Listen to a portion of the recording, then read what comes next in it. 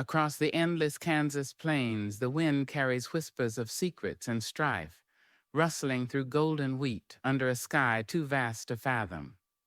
In a lonely farmhouse, a shadow stirs. A stranger arrives, dust trailing behind his creaking wagon. His quiet words and guarded eyes spark a flicker of unrest in a world bound by faith and duty. What he brings, hope, danger, or forbidden choices, threatens to unravel the fragile threads of a life held tight by unseen reins. This is the beginning of a Western audiobook tale of dust, defiance, and destiny. Step into chapter 1 of this story and let the prairie wind draw you in. Listen now. Chapter 1. The salesman arrives on the wind. The wind was the first thing and the last thing on the Kansas plains. It swept across the endless, undulating sea of grass, whispering secrets only the hawks wheeling high above seemed to understand. It carried the scent of dry earth, the distant tang of wood smoke from their own chimney, and sometimes the unsettling metallic smell of rain on the horizon long before the clouds gathered. For Mary Sutter, standing on the worn porch boards of the modest farmhouse her father had built, with his own 2 hands, the wind was both companion and adversary. It tugged at the loose strands of pale brown hair escaping her severe braid, plastered her simple calico dress against her legs, and dried the sweat on her brow before it had a chance to offer relief from the relentless June sun. She leaned against the rough-hewn porch railing, gazing out at the vast expanse that was her world. Acres upon acres of wheat, just beginning to turn from vibrant green to the promise of gold, rippled under the wind's touch like water. Beyond the field lay the prairie, stretching to meet a sky so immense it felt like it could swallow a person whole. It was beautiful, in a stark, demanding way. Beautiful and terribly lonely. At 26, Mary felt the weight of that loneliness settle upon her like the dust that coated everything, inside and out. Her life was measured in seasons, in chores, in the quiet, unwavering rhythm of her father's faith and the demands of the land. Planting, tending, harvesting, prayers at dawn, meals eaten in near silence, scripture readings by the dim lamplight in the evenings. There was a stark solidity to it, a predictability she clung to even as a restless corner of her soul yearned for something else, something unknown. Her hands, calloused from fieldwork and housework, tightened on the railing. She could feel the familiar ache in her lower back, a constant reminder of the day's labor, mending fences since sunup alongside her father, Jedediah. He was inside now, likely hunched over his worn Bible at the kitchen table, seeking guidance or solace in its pages. He rarely spoke of his thoughts, but Mary saw the worry etched deep around his eyes, the grim set of his mouth. Times were hard. The yield last year had been disappointing. The prices low. Creditors in the nearby town of Redemption were patient, but their patience, like the water in the creek during a dry spell, had its limits. A faint plume of dust caught her eye, far down the rutted track that served as a road, and it was unusual. Visitors were rare. Neighbors kept to their own spreads, separated by miles of whispering grass. Preachers came through occasionally, and sometimes men looking for day labor during harvest, but this dust signature was different. Steady, purposeful, moving faster than a farm wagon, she watched, shielding her eyes against the glare, a knot of, not quite fear, but wary curiosity, tightening in her stomach. The wind carried the faint, rhythmic sound, now the creak of wheels, the jingle of harness, the steady trot of a horse. The vehicle that emerged from the shimmering heat haze was not the familiar shape of a neighbor's buckboard. It was a covered salesman's wagon, painted a dark, unassuming green, though faded and chipped by sun and travel. It looked sturdy but well used, coated in the ubiquitous prairie dust. Drawn by a single sweat-darkened bay horse, it rolled closer with an air of quiet determination that seemed almost alien in this landscape of resigned endurance. Mary straightened, smoothing her apron instinctively. She felt a prickle of unease. Salesmen sometimes carried news, but more often they carried goods nobody truly needed. Smooth words designed to part struggling folk from their scarce coin. Her father held them in low regard, viewing them as purveyors of worldly temptation, distractions from honest work and God's path. The wagon pulled up near the gate, the horse blowing gratefully as the driver pulled back gently on the reins. The man who swung down was unexpected. Not the slick, fast-talking type Mary vaguely pictured. He looked to be perhaps in his late 30s, maybe early 40s, with dark hair dusted gray at the temples and lines etched around his eyes that spoke of long miles and perhaps longer thoughts. He wasn't overly tall, but carried himself with a certain weary straightness.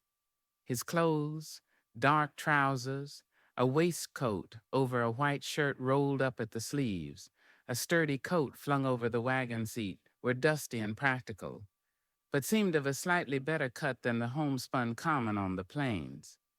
He took off his hat, revealing a forehead beaded with sweat, and ran a hand through his hair. His gaze swept over the farmstead to the house, the barn, the field, stretching away with an assessing, almost tired look. Then his eyes, a surprising shade of clear gray, met hers. For a moment, neither spoke. The wind sighed around them, kicking up little dust devils near the wagon wheels. Mary felt strangely exposed under his direct gaze, aware of her wind-blown hair, the smudges of dirt on her cheeks she hadn't wiped away. There was an intelligence in his eyes, a quiet intensity that was different from the fiery conviction in her father's gaze or the simple blankness of some of the farm hands they occasionally hired. "Afternoon, ma'am," he said finally. His voice was lower than she'd expected, calm with a slight rasp, like dry leaves skittering across hard ground. It held no discernible regional accent she could place, just the neutral tone of someone who spent much time among strangers. "Afternoon," Mary replied, her voice sounding thinner than usual. She cleared her throat. "Can I help you?" He offered a slight, almost hesitant smile. It didn't quite reach his eyes, but it softened the tired lines around his mouth. "Name's Charlie Thorne. Just passing through. Wondered if I might trouble you for some water for my horse, and perhaps refill my canteen, if it's not too much bother. It's a long way between settlements out here." It was a common enough request, one rarely refused on the prairie, where survival often depended on such small kindnesses. Still, Mary hesitated. Her father's disapproval loomed large in her mind. "I suppose," she said slowly, "the wells round back?" "Much obliged," he said, giving a slight nod. He didn't press further, didn't launch into a sales pitch. He simply retrieved a bucket from the side of his wagon and started towards the back of the house, his steps measured and deliberate. Mary watched him go, the unfamiliar set of his shoulders, the way he moved with an economy born of long travel. She felt a tremor of something unidentifiable curiosity, warring with ingrained caution. This man didn't fit the mold. He seemed contained, as if he carried his own world within him, separate from the one he passed through. The screen door creaked open behind her, and her father stepped out onto the porch. Jedediah Sutter was a tall man, made gaunt by hard work and harder beliefs. His face was deeply lined, weathered like the plains themselves, dominated by fierce blue eyes that rarely showed softness. His beard, streaked with gray, was neatly trimmed, a sign of his meticulous nature. He looked from Mary to the salesman's wagon, his expression immediately hardening into suspicion. "Who is that?" His voice was low, rough-edged, carrying the unquestionable authority he wielded in his household. "A traveler, Pa," Mary said, turning to face him. "Mr. Thorne. He asked for water." Jedediah's eyes narrowed, sweeping over the green wagon again. "Salesman," he stated flatly. It wasn't a question. It was a judgment. "What's he selling?" "He didn't say, just asked for water." Just then, Charlie Thorne reappeared from around the side of the house, carrying the refilled bucket. He stopped short when he saw Jedediah standing there, a formidable, unyielding presence, blocking the path to the porch. Charlie set the bucket down carefully near his horse, which had already begun to drink eagerly. He wiped his hands on his trousers and met Jedediah's hostile stare with that same quiet steadiness. "Afternoon," Charlie said, his tone polite but neutral. "Thank your daughter for the water. Appreciate the kindness." Jedediah didn't return the pleasantry. His gaze flicked over Charlie, taking in the dusty clothes, the wagon, the man himself, with an almost physical disdain. "We don't require any goods here," he stated, his voice like flint striking steel. "We make do with what the Lord provides and our own hands earn." Charlie nodded slowly, his expression unreadable. "Understandable. A man provides for his own. Respectable." He paused, then added, "But even the most self-reliant sometimes find need for things not easily fashioned from sod and sweat. Tools, medicines, notions to ease the burden." "Temptations," Jedediah corrected sharply. "Trinkets to distract from honest labor and godly thoughts. We have no need of them." Mary watched the exchange, her stomach twisting. Her father's righteousness could be a physical force, harsh and unforgiving. She saw the subtle tightening around Charlie Thorne's mouth, the way his gaze held Jedediah's without flinching but also without aggression. It was like watching two opposing forces of nature, the immovable rock and the persistent wind.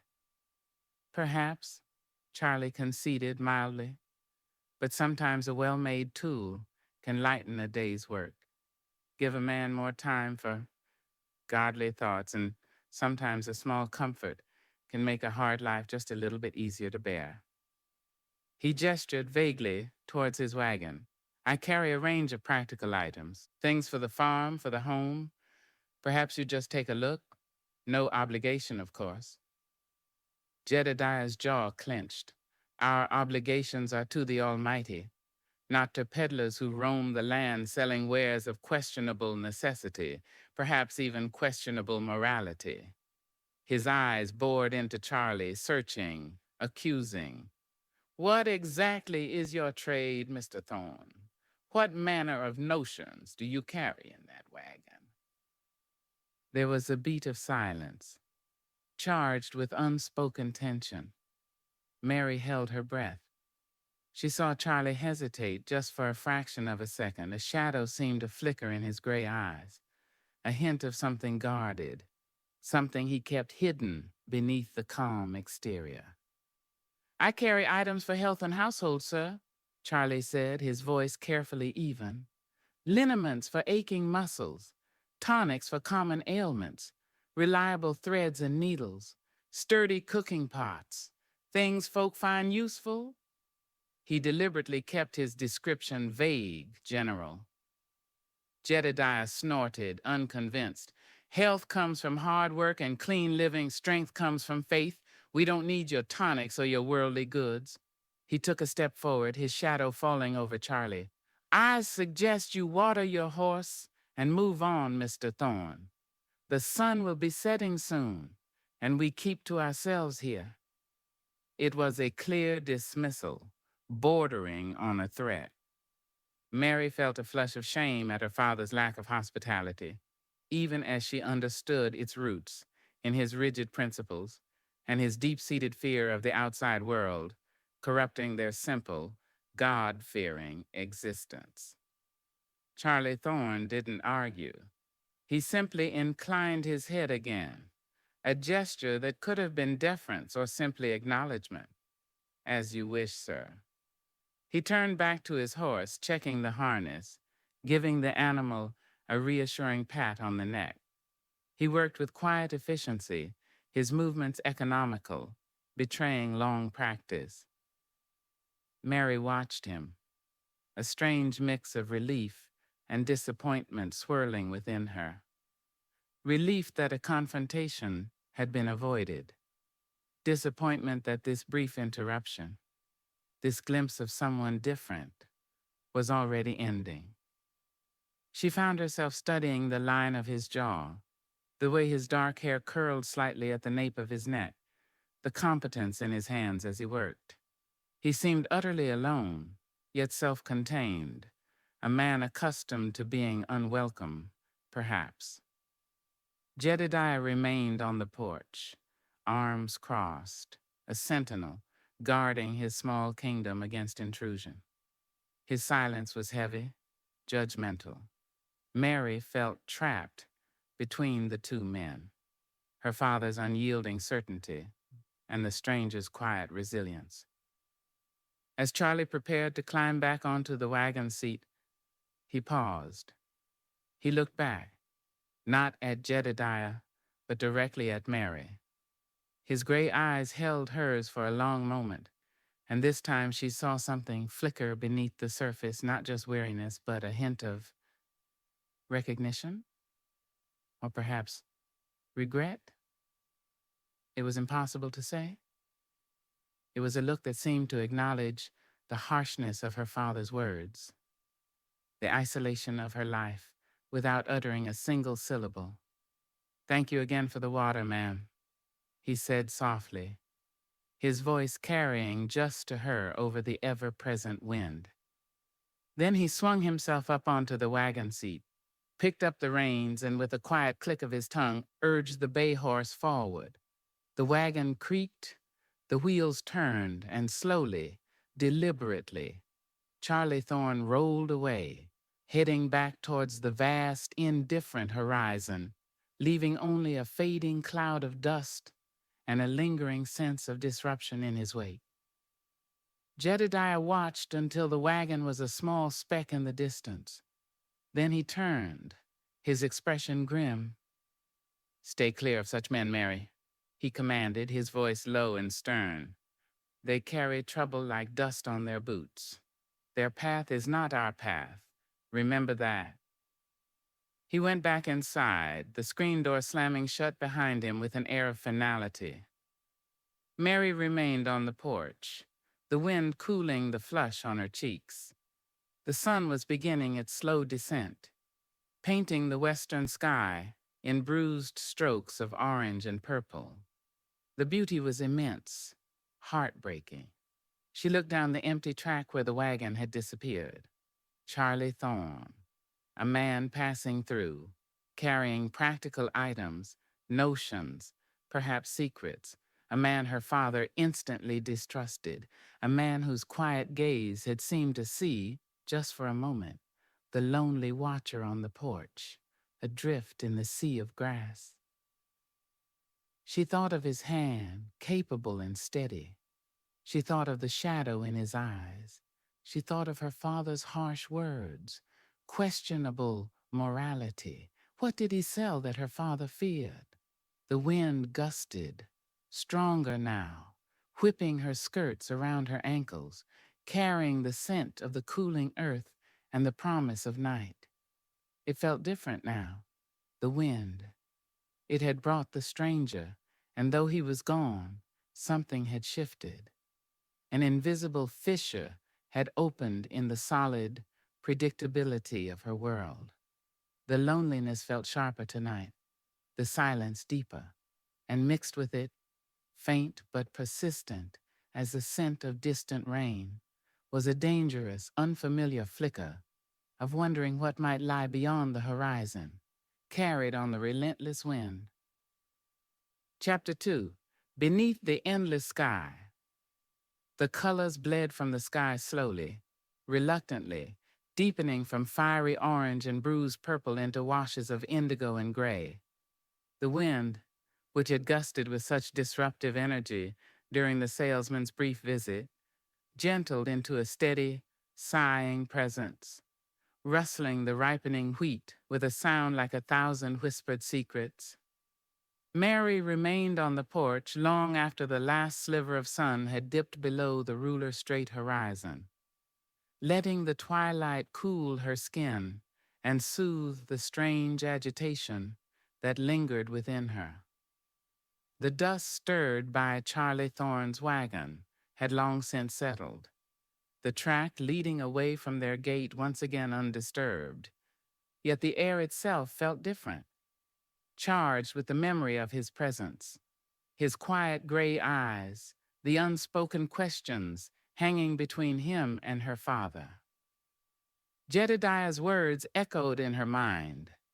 Stay clear of such men. They carry trouble like dust on their boots. Her father saw the world in stark contrasts, good and evil, righteous and fallen, saved and damned. There was little room for nuance in his stern theology, little tolerance for those who strayed from the narrow path he believed God had ordained. Salesmen with their worldly goods and wandering ways represented the temptations of Egypt, the snares of Mammon. To Jedediah, Charlie Thorne wasn't just a man selling wares. He was a potential vector of corruption, a threat to the sanctity of their isolated existence. Mary understood her father's fear, rooted as it was in a fierce desire to protect what little they had, both materially and spiritually. She'd seen the hardship break lesser men, seen farms fail and families scatter like tumbleweeds. Faith and relentless work were the twin pillars that held up their world. Yet standing there alone under the immense darkening sky, another feeling warred with her ingrained obedience. It wasn't defiance, not yet, but a persistent, uncomfortable curiosity. What kind of trouble did a man like Thorne carry? What notions resided in his wagon that prompted such vague descriptions and drew such immediate condemnation? His weariness had seemed genuine. His request for water simple politeness. Was her father's judgment too swift, too absolute? The smell of frying salt pork and simmering beans drifted from the open kitchen window, pulling her back to the immediate demands of the evening. Chores awaited, supper needed to be served. The rhythms of the farm demanded adherence, regardless of unsettling encounters. With a sigh that mingled with the wind, Mary pushed away from the railing and went inside. The kitchen was warm, lit by a single kerosene lamp on the table that cast long, dancing shadows. Jedediah sat hunched over his Bible, his finger tracing the lines of scripture, his lips moving silently. He didn't look up as she entered, but she felt his awareness of her, a silent tension that filled the small space. The air crackled with unspoken disapproval. Mary moved quietly about the room, checking the beans simmering on the cast-iron stove, slicing thick wedges from the loaf of bread she'd baked the day before. The familiar actions were automatic, ingrained through years of repetition, yet tonight they felt mechanical, performed by rote, while her mind wrestled with unfamiliar thoughts. She set the chipped enamel plates on the scrubbed wooden table, the tin cups, the heavy cutlery. The silence stretched, broken only by the hiss of the lamp, the bubbling of the beans, and the murmur of her father's reading. Finally, Jedediah closed the Bible with a decisive snap. He looked up, his gaze sweeping over the table, then settling on her. "The Lord provides," he said, his voice carrying its usual resonant gravity. It was a statement he made often, a reminder of gratitude and dependence. Tonight, it felt like a pointed rebuke aimed at the memory of the salesman and his wares. "Yes, Pa," Mary murmured, ladling beans onto his plate. They bowed their heads for grace, Jedediah's voice filling the room, thanking God for their daily bread, for deliverance from temptation, for the strength to endure hardship. Mary echoed the amen, but her thoughts felt distant, unfocused. The meal proceeded in near silence, as most did. Jedediah ate methodically, his focus seemingly inward. Mary picked at her food, the salt pork suddenly tasting too greasy, the beans heavy. Usually the quiet was a familiar comfort, a shared space of understanding that needed no words. Tonight, it felt like a wall, thick and impenetrable, separating her from her father, highlighting the chasm between his certainty and her burgeoning questions. She risked a glance at him across the table. His face, illuminated by the lamplight, looked carved from granite, the lines of hardship and conviction etched deep. He had always been this way, stern, devout, unyielding. Since her mother's death 10 years ago, claimed by a fever the prairie doctor couldn't cure, his faith had become even more rigid, his distrust of the outside world more pronounced. He saw dangers everywhere, spiritual and physical. He relied on scripture, on prayer, on the sheer force of his will to keep them safe, to keep them pure. But was safety the same as living? The question surfaced unbidden, startling her. She pushed it away guiltily. Her father had given her everything he could, a home, security, a deep, albeit demanding love rooted in his faith. To question him felt like a betrayal. "The book of Proverbs warns us," Jedediah said suddenly, breaking the silence. He hadn't reopened his Bible, but the verses were clearly fresh in his mind. "Keep thy heart with all diligence, for out of it are the issues of life. Put away from thee a froward mouth, and perverse lips put far from thee. Let thine eyes look right on, and let thine eyelids look straight before thee. Ponder the path of thy feet, and let all thy ways be established." His gaze met hers, sharp and meaningful. He didn't mention Charlie Thorne by name, but the implication was unmistakable. The salesman, the traveler, represented the perverse lips, the path not to be pondered. He was urging her to keep her eyes fixed straight ahead on the life he had laid out for her, the life dictated by duty and faith. "Yes, Pa," Mary said again, lowering her gaze to her plate. The beans seemed to swim before her eyes. She felt cornered, her nascent curiosity branded as froward, her unspoken questions deemed perverse. After the simple meal, Mary cleared the table while Jedediah returned to his Bible. The scraping of plates, the slosh of water, and the wash basin ordinary sounds that usually anchored her felt jarring tonight. Each clink seemed too loud in the oppressive silence. She worked efficiently, her hands moving through the familiar tasks of washing, drying, putting away. Her body knew the routine, even if her mind felt adrift. When the kitchen was clean and tidy, the lamp trimmed low, she stepped back outside. The night had fully claimed the plains. A sliver of moon hung in the vast velvet sky, casting a pale, ethereal light over the landscape. Stars glittered with an intensity unknown in settled places, scattered like diamond dust across an infinite canvas. The air was cooler now, carrying the scent of damp earth and the faint, sweet perfume of night-blooming prairie flowers she couldn't name. The sheer scale of the place usually offered a strange kind of comfort, a sense of being small, but part of something immense and enduring. Tonight, it emphasized her isolation.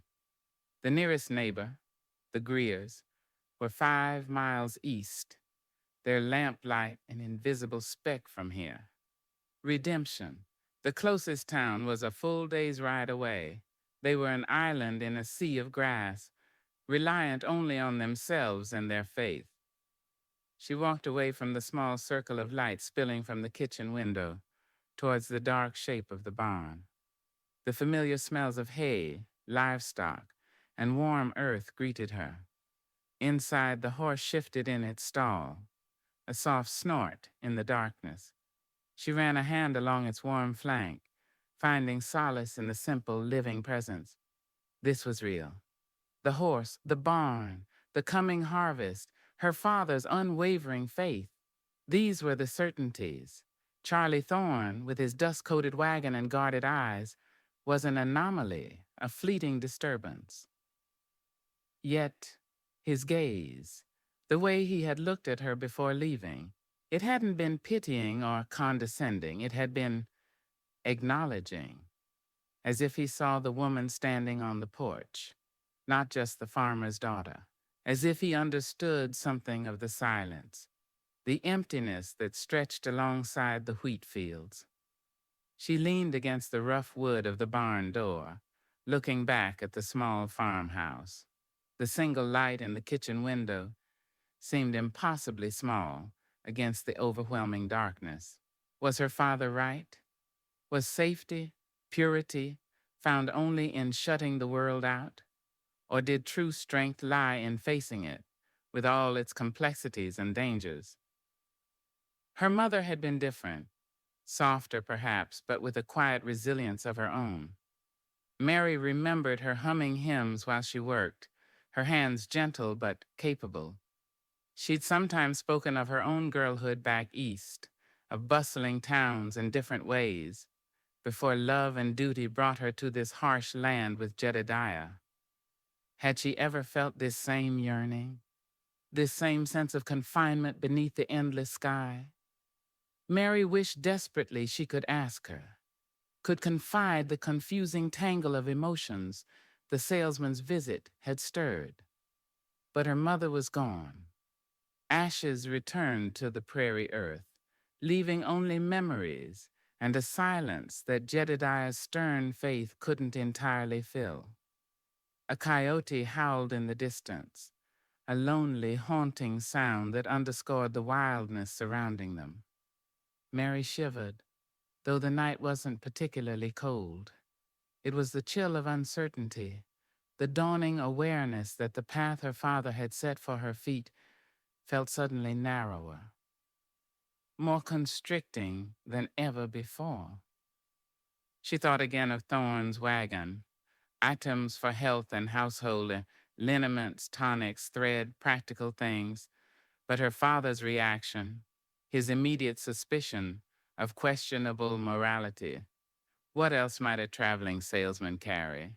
Things whispered about in town, perhaps? Things never mentioned in their God-fearing home? Books, maybe? Medicines her father distrusted, or something more personal? The thought sent an unexpected warmth creeping up her neck. She dismissed it quickly, ashamed. Such thoughts were indeed perverse, as her father had warned. Still, the image of Charlie Thorne persisted, the weary set of his shoulders, the steady gray eyes, the hint of a world beyond the horizon, contained within his dusty wagon. He was gone, vanished back into the vastness from which he came, but he had left something behind, a question mark hanging over the familiar landscape of Mary's life. She finished her evening checks, the chickens secure in their coop. The barn door latched and walked slowly back to the house. The light in the kitchen was out now, Her father would be in his small bedroom, perhaps praying still, or perhaps finding uneasy sleep. In her own small room, under the eaves, Mary undressed slowly, folding her work-worn calico dress. The moonlight streamed through the single window, silvering the simple wooden floorboards. She paused before the small wavy mirror hanging on the wall, looking at her own reflection. The face looking back was young, but already marked by the sun and the seriousness of her life. Her eyes, mirroring the gray of the salesman's but clouded with uncertainty, seemed older than her 26 years. Was this all there was? This endless cycle of seasons and silence? She pulled on her plain cotton nightgown and sat on the edge of her narrow bed. Outside, the wind continued its ceaseless journey across the plains, carrying the scent of dust and distance. It had brought Charlie Thorne, a fleeting glimpse of another existence, and though he was gone, the wind seemed to whisper his name, or perhaps the name of the longing he had inadvertently awakened within her. Beneath the vast, indifferent beauty of the endless Kansas sky, Mary Sutter felt the first, tentative, terrifying stirrings of a desire for something more, a path diverging from the one so rigidly established for her. The salesman might be gone, but the questions he left behind had taken root in the fertile soil of her lonely heart. Chapter 3. Whispers in the Wheat Fields. Days melted, one into the next, under the relentless Kansas sun, each marked by the familiar rhythm of hard labor and spare sustenance. The encounter with the traveling salesman, Charlie Thorne, began to feel like a strange dream, an aberration in the steady, predictable current of Mary's life. Yet, like a stone dropped into still water, the ripples continued to spread outward, disturbing the quiet surface of her thoughts in ways she couldn't entirely ignore. She worked alongside her father in the fields, the silence between them stretching taut and heavy as the humid air before a storm. Jedediah seemed even more watchful than usual, his fierce blue eyes occasionally flicking towards her as they moved down the rows, checking the progress of the wheat. He didn't mention the salesman again, but his pronouncements during evening prayers often centered on the snares of the world, the deceptive allure of fleeting comforts, and the importance of staying true to the path God had laid. Mary listened, head bowed, murmuring the responses, but her mind often wandered, revisiting the image of the dusty green wagon, the tired lines around Charlie Thorne's gray eyes, the way he had simply acknowledged her thanks for the water without pressing his wares. The wheat was growing tall now, thick and lush, the heads beginning to fill out, heavy with the promise of grain. Standing amidst the rippling expanse, the stalks reaching almost to her shoulders, Mary felt enveloped, hidden. The wind, her constant companion, whispered through the ripening head, a sibilant, rushing sound that seemed to carry fragments of forgotten thoughts, half-formed longings. It wasn't just the wind, she realized sometimes, pausing in her work, listening intently. It was the voice of her own restlessness, a murmur beneath the surface of her dutiful exterior. The sun beat down, relentless. Sweat trickled down her temples, stinging her eyes, plastering strands of escaped hair to her neck. Her muscles ached from the repetitive motions, inspecting for blight, pulling persistent weeds that threatened to choke the precious crop. It was honest work, necessary work, the kind her father extolled as righteous, and yet, sometimes lifting her gaze to the vast pale blue canvas of the sky, she felt an almost overwhelming urge to simply walk away, to follow the horizon, to discover what lay beyond the endless fields that defined her world. One sweltering afternoon, while Jedediah worked methodically at the far end of a long row, Mary sought a brief respite in the shade of a solitary cottonwood that marked the boundary of their cultivated land. Its leaves rustled overhead, a counterpoint to the constant whisper of the wheat. She sank onto the dry grass, pulling off her sunbonnet and fanning her flushed face. The heat shimmered above the fields, distorting the familiar landscape into something fluid, unreal. She closed her eyes, leaning her head back against the rough bark of the tree. The image of Charlie Thorne's wagon surfaced again unbidden. Items for health and household. What kind of health? Liniments and tonics, he'd said. But her father's immediate suspicion, questionable morality, gnawed at her. Redemption, the town they visited perhaps twice a year for essential supplies they couldn't produce themselves, was a rough place. Saloons, gambling dens, painted women who lingered near the train depot. Mary had only glimpsed that side of town from the relative safety of the general store or the feed merchant. Her father hurrying her along, shielding her from its perceived wickedness. Did salesmen like Thorne cater to that world as well? Did his wagon hold secrets meant for darker corners than a sun-drenched farmstead? The thought was unsettling, yet it held a strange fascination. It hinted at a life lived outside the strictures her father imposed, a life of movement, perhaps of risk, certainly of knowledge she lacked. What did Thorne know of the world? Where had he been? What had he seen? He carried himself with a quiet weariness that suggested he'd seen enough to shed any illusions. Yet he hadn't seemed cynical, merely resigned, perhaps. A hawk circled lazily overhead, riding the thermal currents. Mary watched its effortless flight, its utter freedom against the boundless sky. A pang of envy, sharp and unexpected, pierced through her. To soar like that, unbound, seeing the world laid out below, it was a foolish thought, impractical, bordering on the sinful desire for escape her father warned against. She pushed it down, focusing instead on the solid reality of the earth beneath her, the rough bark at her back, the familiar scent of ripening grain and dry soil. Her gaze fell upon a cluster of wildflowers growing near the base of the cottonwood, small, stubborn blossoms of pale lavender pushing up through the parched grass. They were unassuming, easily overlooked, yet they possessed a delicate beauty, a resilience that spoke of survival in a harsh land. On impulse, she reached out and plucked one, rolling its slender stem between her fingers. It felt fragile, ephemeral, yet it had bloomed here, against the odds.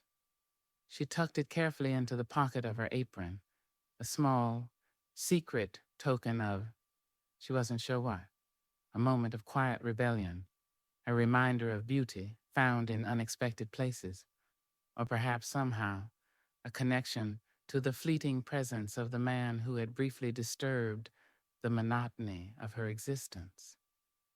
The sound of her father's heavy boots approaching on the path pulled her sharply back to the present. She quickly straightened, pulling her sunbonnet back on, hoping the wildflower remained hidden. Jedediah stopped beside the tree, wiping his brow with a large worn handkerchief. He looked down at her, his expression unreadable but stern. Daydreaming won't bring the harvest in, Mary.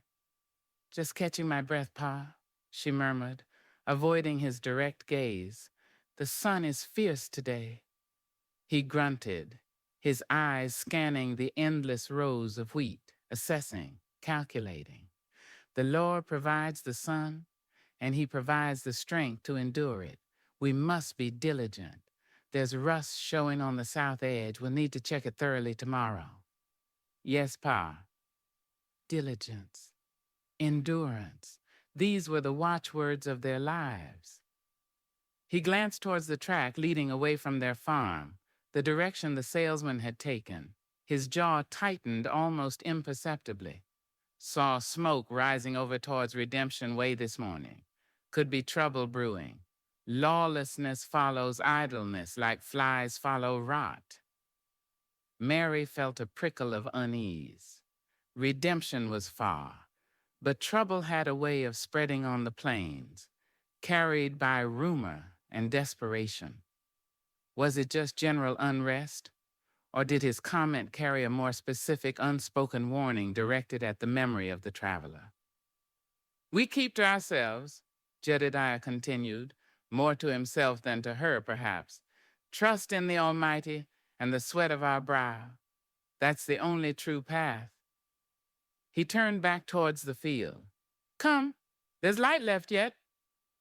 Mary rose, dusting off her skirt, the hidden wildflower pressing faintly against her leg.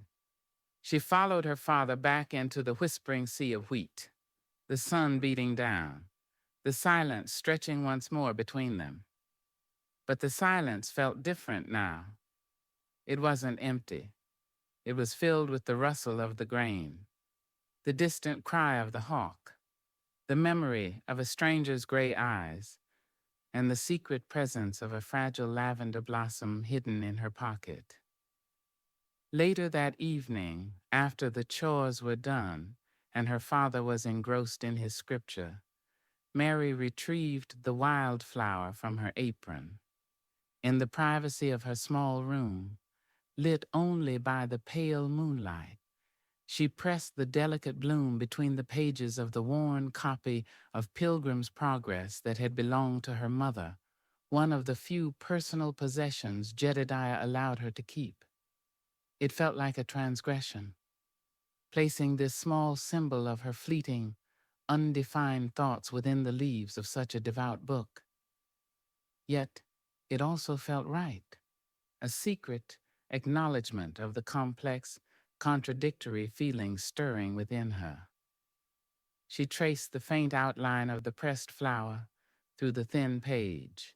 It was a connection, however tenuous, to the world beyond the farm, a world represented by the hawk's flight, the distant smoke over Redemption, and the traveling salesman who carried notions and perhaps trouble in his dusty green wagon.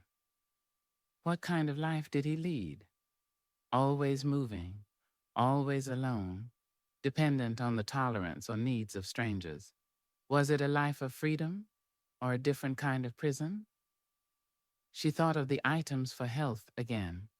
Medicines, tonics. What if they weren't just for aches and pains? What if they were for women? Whispers sometimes reached even their isolated farm, carried by the wind or gleaned from hushed conversations overheard during rare trips to town. Whispers about ways to prevent burdens, ways for women to have some measure of control over their own bodies, their own futures, in a world where they had so little.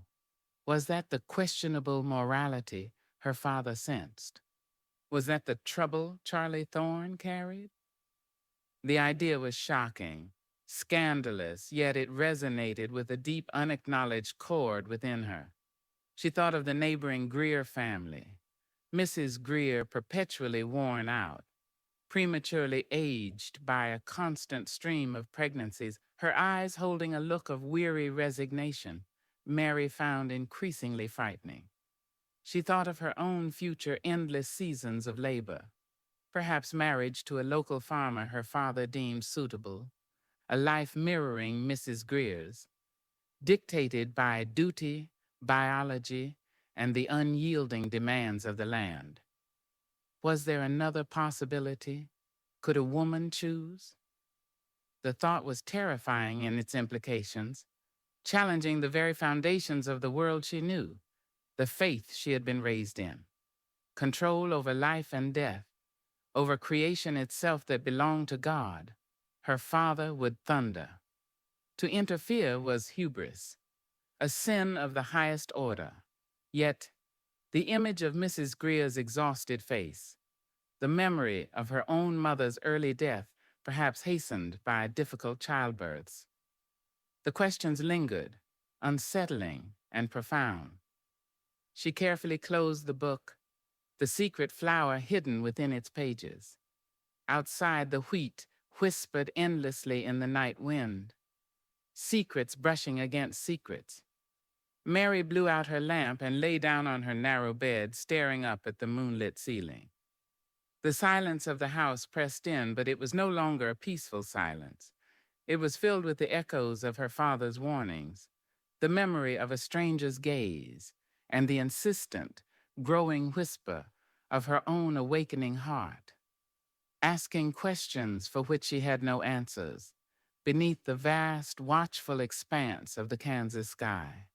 The world felt suddenly larger, more complicated, and infinitely more dangerous than she had ever imagined. And somewhere, out on the plains, a man named Charlie Thorne traveled on, carrying his wares, his weariness, and the possibility of choices she hadn't known existed. Chapter 4, A Father's Shadow. The days settled back into their familiar cadence, but the rhythm felt altered, subtly discordant, like a hymn sung slightly off-key. Mary worked, ate, slept, prayed, the outward motions unchanged, yet inwardly she felt the constant heavy presence of her father's scrutiny. Jedediah's shadow seemed to stretch longer in the lengthening summer days, falling not just across the sun-baked earth of the fields, but across her thoughts, her nascent questions, the very air she breathed. They were mending the section of fence near the creek bed, a chore necessitated by a few stray head of cattle that had wandered onto their property from the Bar M Ranch miles to the west, a recurring annoyance Jedediah bore with simmering resentment towards what he considered careless neighbors. The air was thick and still, the sky a bleached-out blue, the sun a relentless hammer pounding down on the plains. Sweat glued Mary's cotton work dress to her back, and the rough wire scraped against her already calloused hands as she helped her father stretch it taut between the posts he'd reset with grim determination.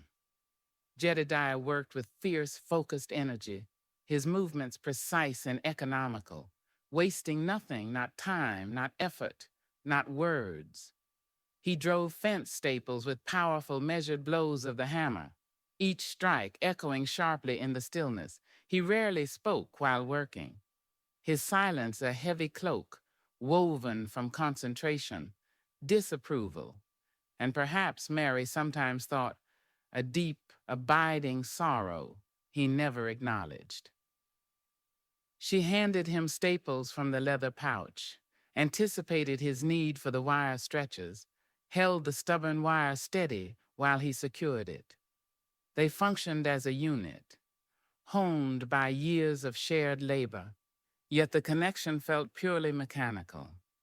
The easy camaraderie she vaguely remembered sharing with him before her mother's death, the occasional shared joke or quiet observation about the land, had long since evaporated, leaving only this strained efficiency. His presence beside her was immense, solid, unyielding as the prairie earth itself. He was not a cruel man, not intentionally.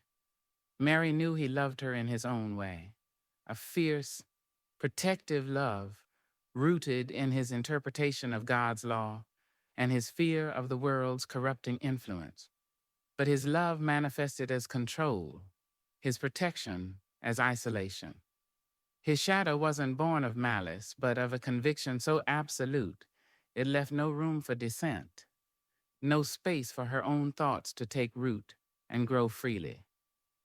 "Hold it steady, girl," he commanded, his voice rough as he wrestled with a particularly stubborn section of wire.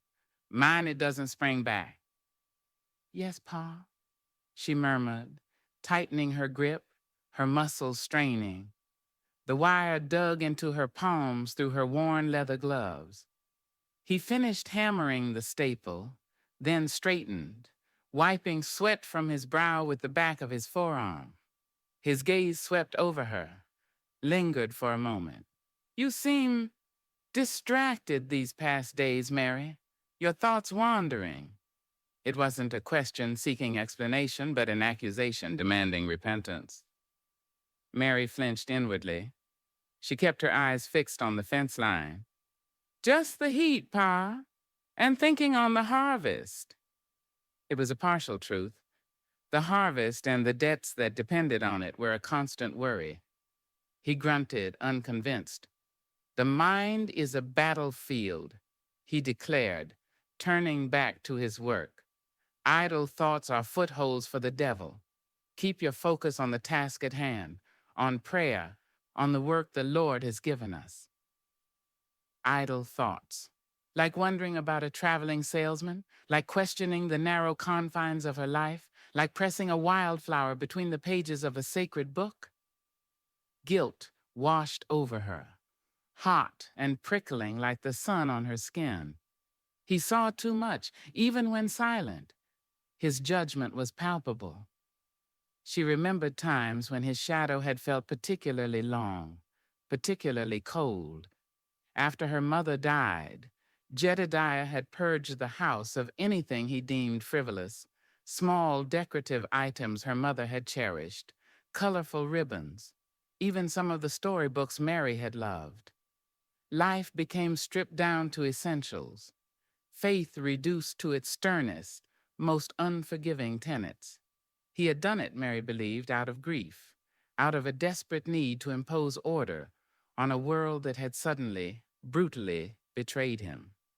But the result was a life lived in monochrome, under the constant weight of his rigid piety. Once, a couple of years ago, she had tried to plant a small patch of colorful zinnias near the porch, a faint echo of her mother's love for flowers.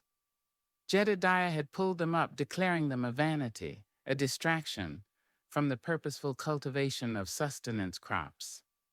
Beauty is found in usefulness, Mary, he had told her, his voice devoid of anger but heavy with conviction. In the bounty God provides for our needs, not in fleeting, worldly decoration.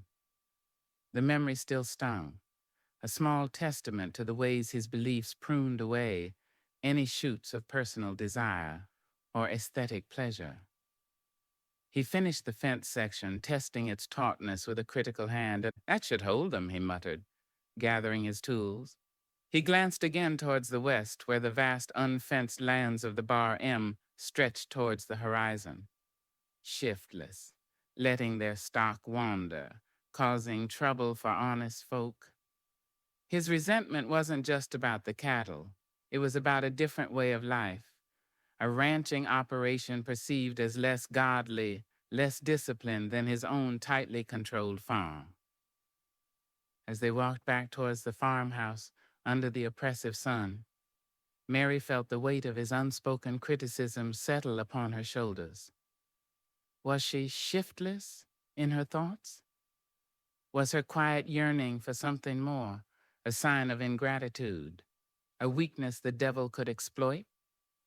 She pushed the questions down, focusing on the familiar path, the sight of the farmhouse and barn shimmering in the heat haze.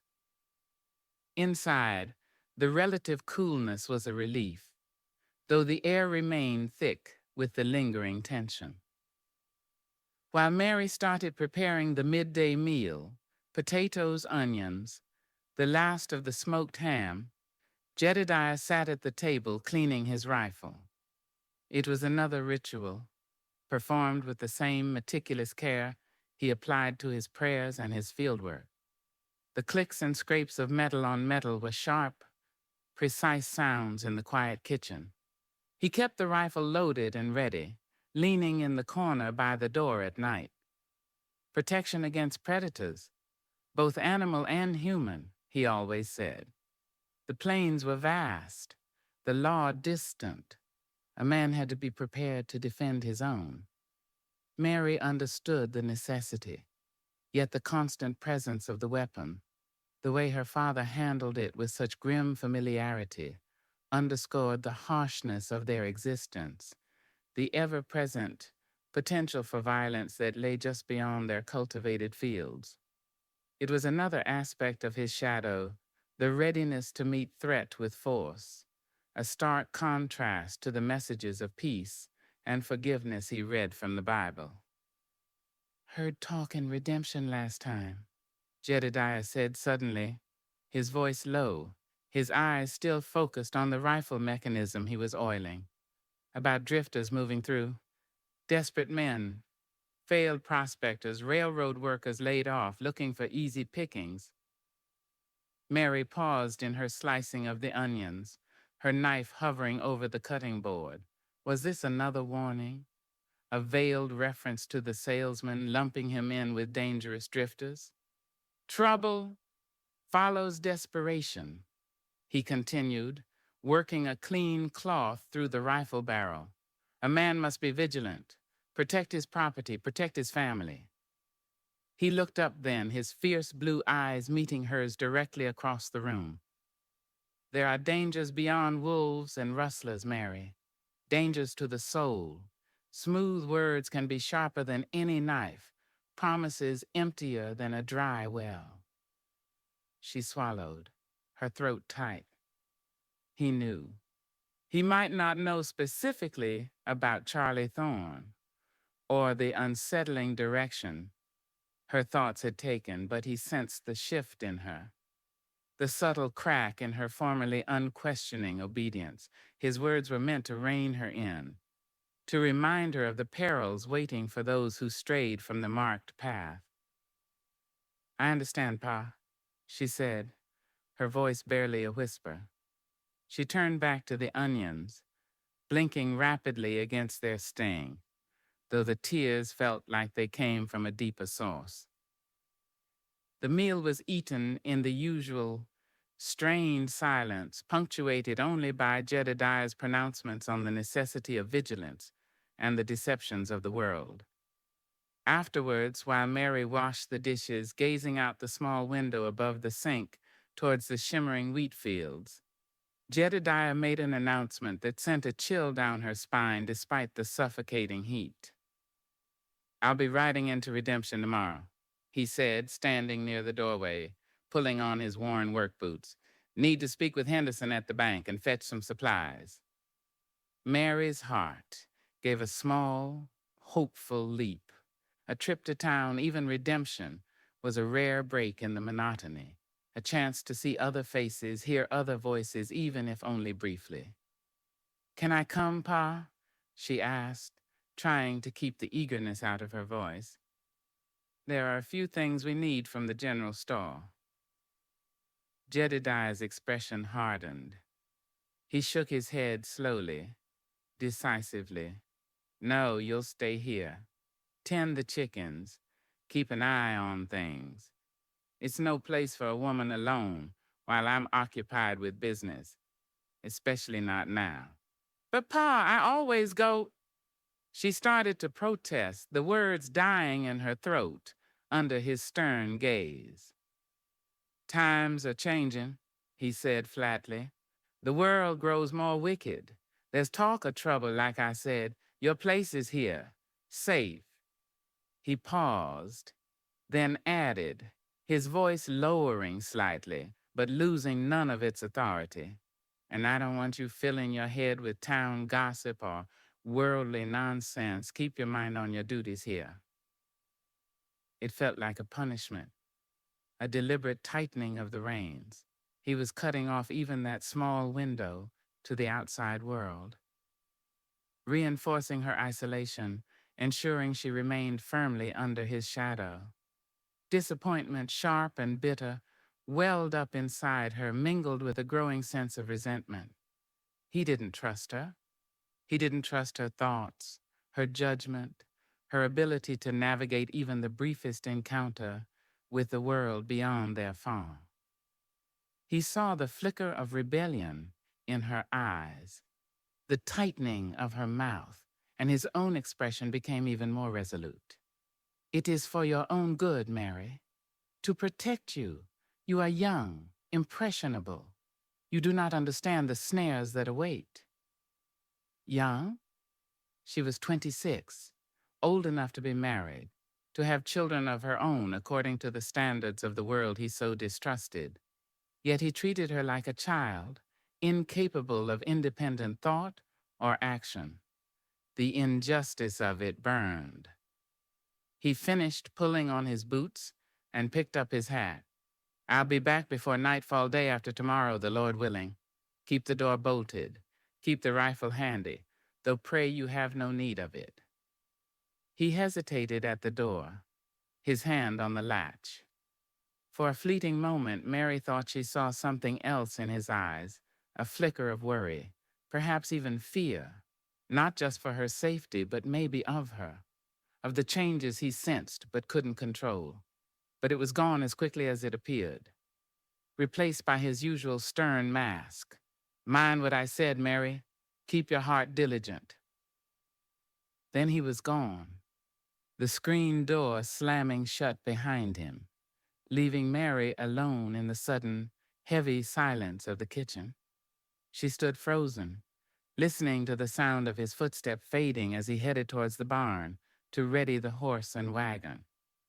Safe. Her place was here. Safe. The word echoed hollowly in the quiet room. Safe, yes, but suffocating. Safe, but stagnant. Safe under the immense, unyielding weight of her father's shadow. She looked down at her hands, resting on the edge of the wash basin. Strong hands, capable hands, calloused from work. Were they capable of more than mending fences and kneading dough? Could they reach for something beyond the confines of this farm, this life? The decision to forbid her trip to town felt like a physical blow, a tangible manifestation of his control. It wasn't just about safety. It was about keeping her tethered, keeping her mind free from worldly nonsense, keeping her firmly within the boundaries he had set. A wave of defiance, stronger than any she had felt before, surged through her. It wasn't loud or explosive, but a quiet, steely resolve hardening within her heart. He could cast his shadow. He could issue his warnings. He could try to lock the world out, but he couldn't control the whispers in the wheat fields, the beating of her own heart, or the questions that had taken root there. She finished wiping the last plate, her movements precise, deliberate. Her father's shadow was long, yes, and deeply ingrained in the landscape of her life. But even the deepest shadows shifted with the changing light. And as the sun began its slow descent towards the horizon, casting long, distorted shapes across the prairie, Mary felt a flicker of something new ignite within the darkness, not just yearning, but the first dangerous spark of determination. He was leaving her alone for 2 days, alone with her thoughts, her questions, and the vast whispering silence of the plains. The shadow might linger, but for a brief time she would be outside its immediate reach. And in that space, perhaps, something might change. Chapter 5. The Unspoken Burden. The dust raised by Jedediah's departing wagon settled slowly, particle by shimmering particle, back onto the parched earth. Mary stood on the porch, watching until the wagon was merely a dark speck, swallowed by the immense, indifferent landscape, until even the dust cloud dispersed into the vast Kansas sky. Then there was only silence, a silence profound and unsettling, different from the usual quiet companionship of shared labor or evening prayers.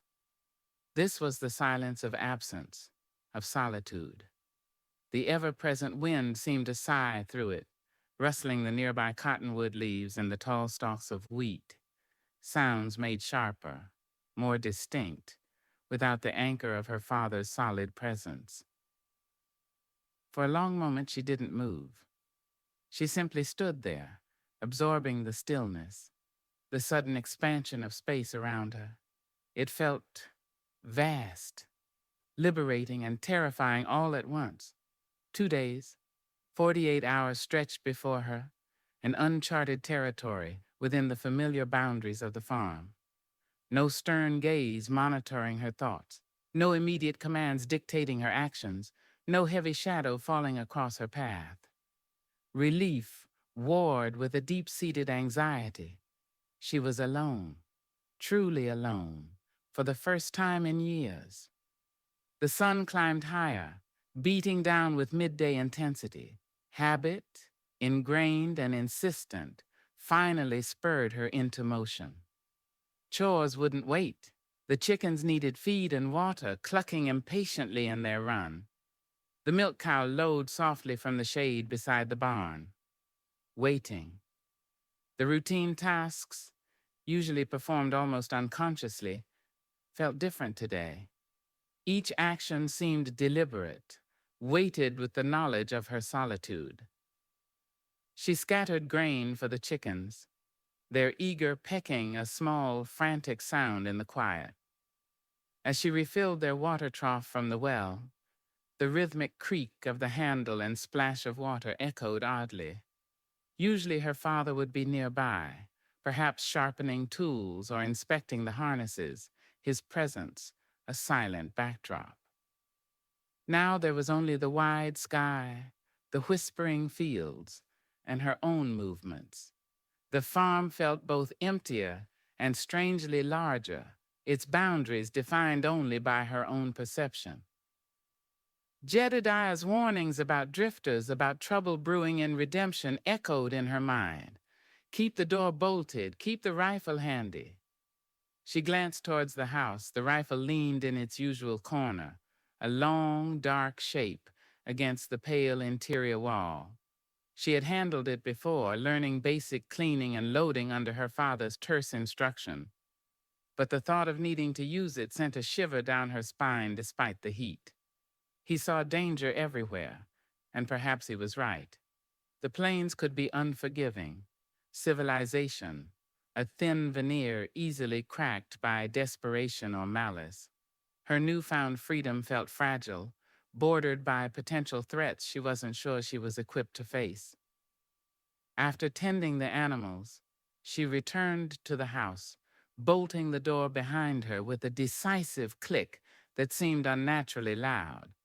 Inside, the air was still and warm, thick with the familiar scents of wood smoke, dried herbs, and the faint, lingering aroma of the midday meal.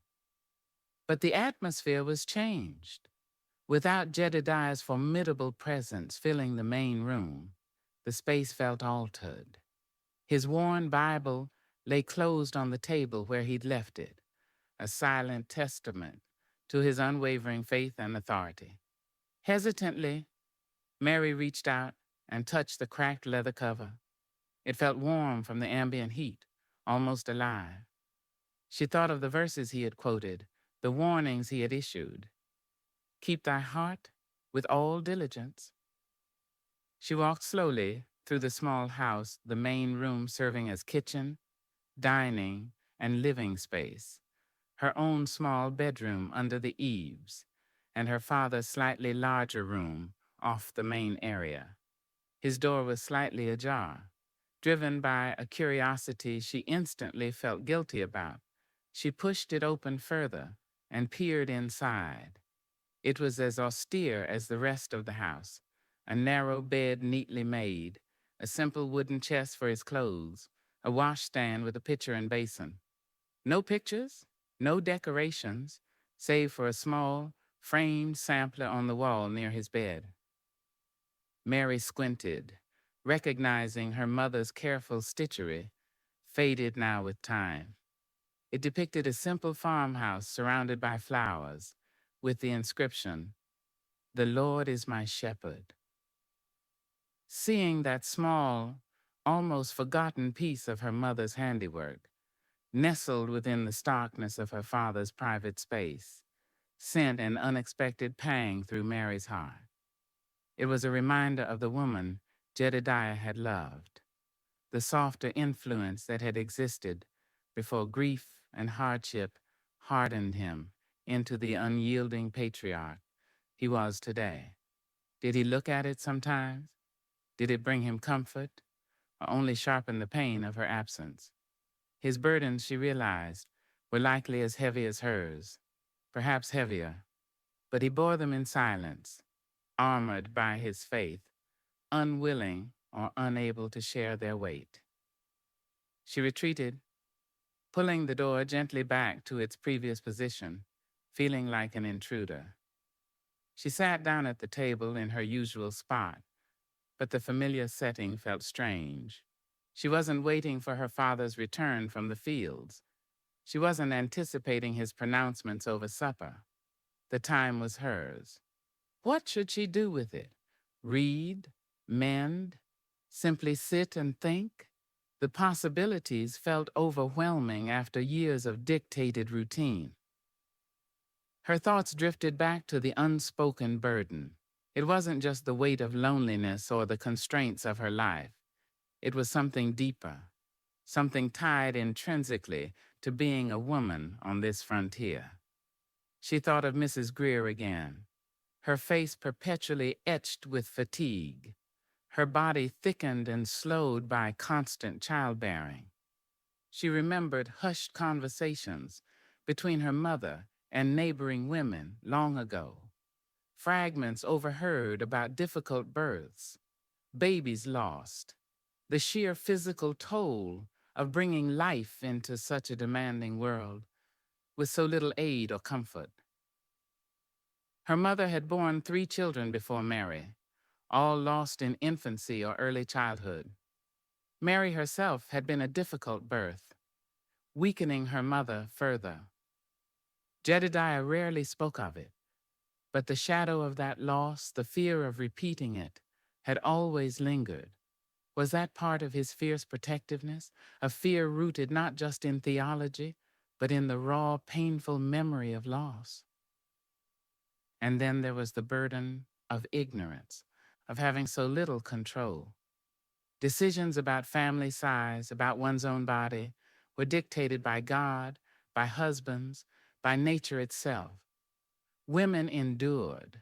That was their lot. They prayed for healthy children, mourned the ones they lost, and carried on, their bodies often paying a heavy price.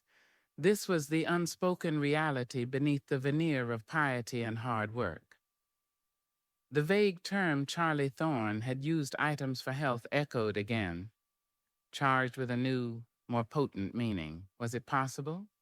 Could there be ways, however controversial or hidden, for women to gain some measure of control? Ways to lessen the relentless burden of constant childbearing, to protect their own health, to make choices about their own futures. The thought was revolutionary, dangerous, flying in the face of everything she had been taught. It felt like standing on the edge of a precipice, the ground crumbling beneath her feet. Yet the idea, once planted, refused to be dislodged. It resonated with a deep, visceral part of her being that yearned for agency, for a life not entirely dictated by biology and duty. She rose from the table, restless, needing air, needing space.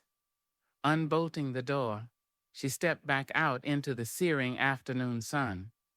The wheat field stretched before her, an ocean of green turning gold, whispering secrets on the wind. Driven by an impulse she didn't fully understand, she started walking, not along the familiar paths near the house and barn, but straight out into the field, following one of the narrow tracks between the rows. The wheat stalks brushed against her arms, taller than she realized, enclosing her in a rustling, fragrant world. The sun beat down, but here, amidst the grain, the light was filtered, dappled.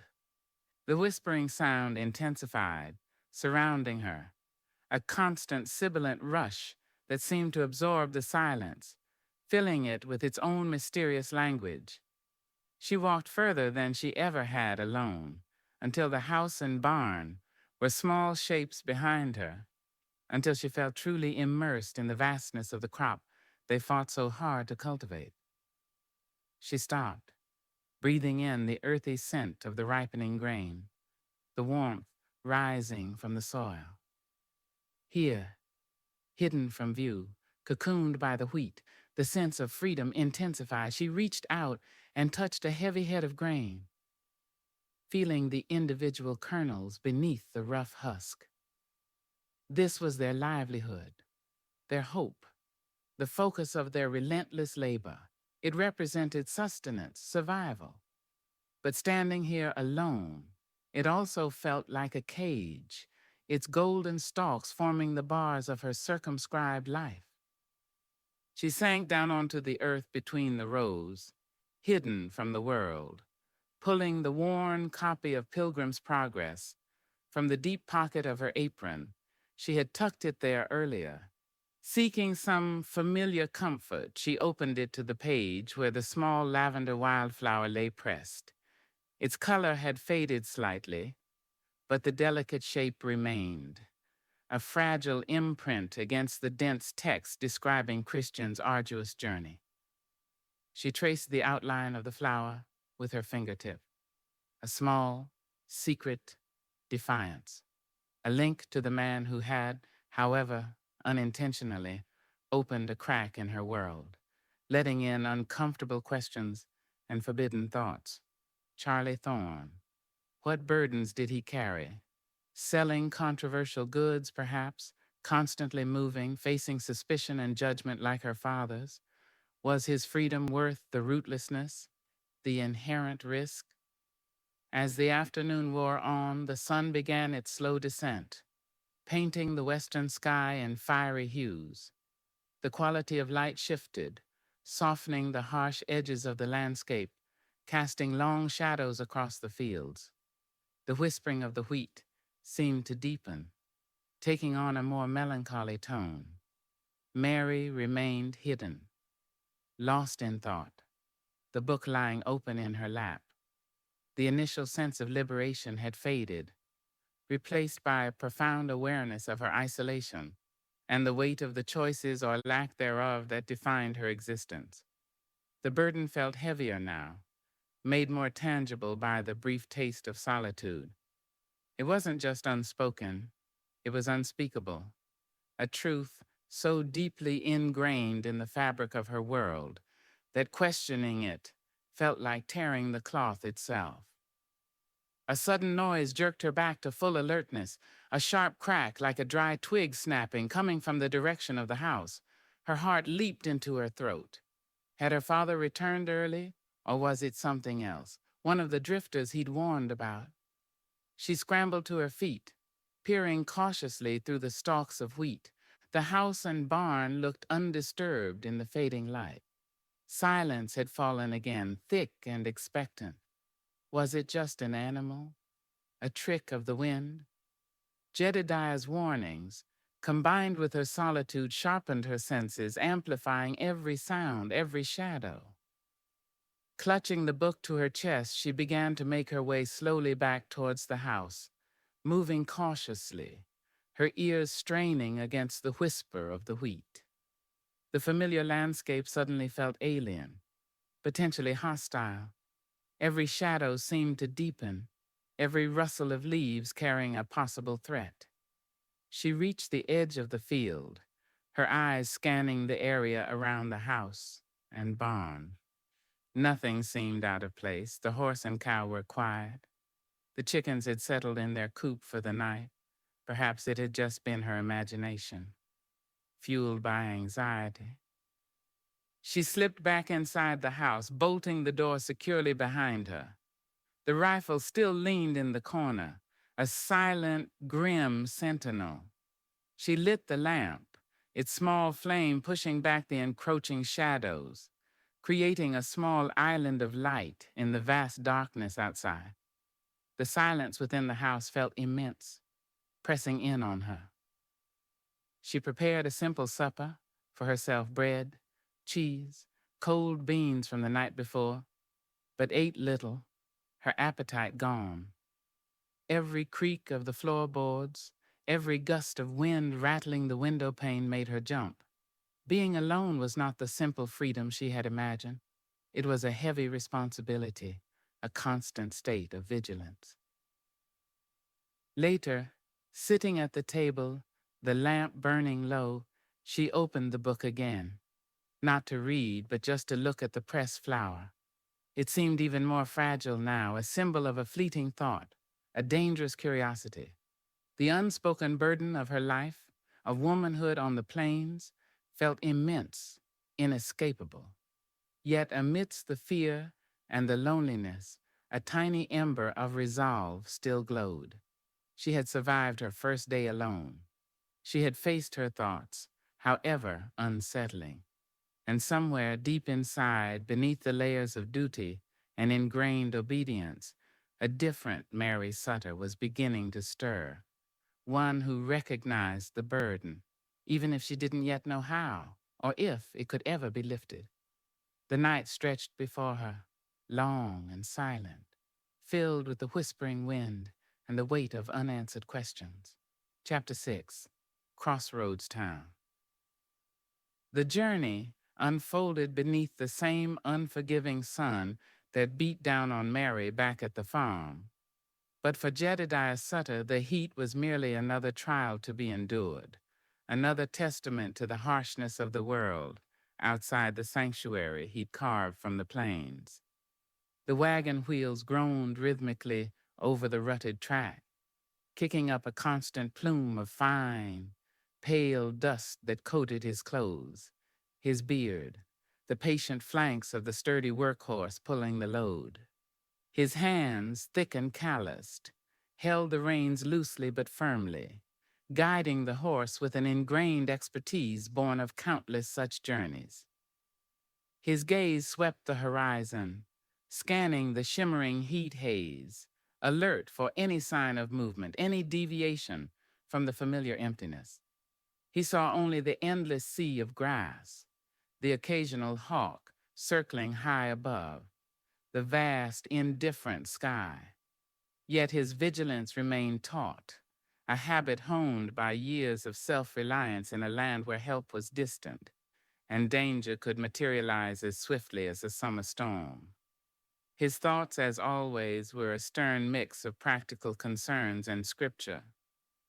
The meeting with Henderson at the bank weighed heavily. The harvest had to be good this year. The prices fair, or their precarious hold on the land, on the life he'd built, could slip. The wicked borroweth, and payeth not again, but the righteous showeth mercy, and giveth. He clung to the righteousness, prayed for the mercy, but knew the world, especially the world of commerce represented by redemption, operated on colder principles. And beneath the worries about debt and harvest, another concern gnawed, persistent and sharp, Mary. Leaving her alone felt like leaving a part of himself exposed, vulnerable. He trusted her obedience, her inherent goodness, but the world was full of snares, temptations he believed she was ill-equipped to recognize, let alone resist. The encounter with that salesman, Thorne, had unsettled him more than he'd let on. There was something too smooth beneath the man's weary exterior, something guarded in his eyes. Smooth words can be sharper than any knife. He'd seen men like that before, men who peddled fleeting comforts and worldly notions, chipping away at the foundations of faith and duty. Forbidding Mary the trip to town had been necessary, a regrettable but essential measure to keep her shielded, pure. Her flicker of defiance hadn't escaped him, and it only strengthened his resolve. She needed his guidance, his protection more than ever. As the morning wore on, the character of the landscape began subtly to change. The track widened slightly, showing signs of more frequent travel. Distant shapes resolved themselves into the scattered outbuildings of marginal homesteads, clinging precariously to the edges of the vast emptiness. Then finally, rising from the plains like a collection of weathered wooden boxes dropped carelessly under the immense sky, redemption came into view. Jedediah's mouth tightened into a thin line. Even from a distance, the town radiated an energy he found inherently distasteful, a restless, striving, discordant hum compared to the solemn peace of his farm. As he drew closer, the sounds resolved themselves: the clang of a blacksmith's hammer, the rattle of wagon wheels on the hard-packed dirt street, loud voices raised in argument or greeting, the tinny, insistent rhythm of a piano drifting from the swinging doors of the largest saloon. The air grew thick with smells he associated with worldly corruption: stale whiskey, manure from the livery stable, frying grease from the eating house, cheap perfume, and the ever-present dust, now mingled with the acrid tang of coal smoke from the nearby train depot. He guided the horse down the main street, his eyes missing nothing, his expression fixed in stern disapproval.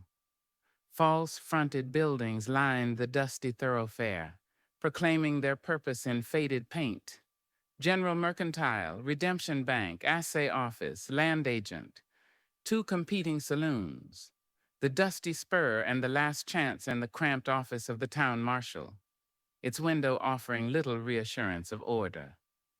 Horses stood hitched to railings, flicking their tails listlessly at flies. Men lounged on wooden sidewalks, spitting tobacco juice into the dust, their eyes watching newcomers with casual suspicion. A few women hurried past, heads down, avoiding eye contact, their drab dresses a stark contrast to the flashier, worn finery of a woman leaning in the doorway of the hotel, her painted smile looking brittle in the harsh sunlight. Jedediah felt a familiar tightening in his gut.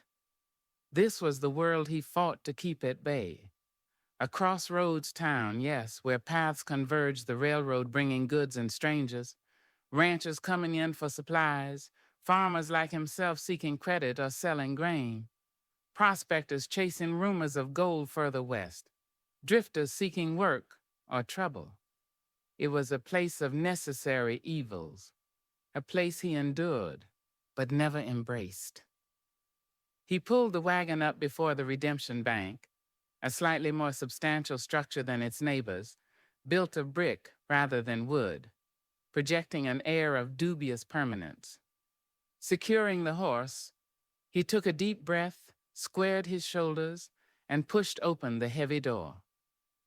Inside, the air was cooler, smelling faintly of ledgers, ink, and stale cigar smoke.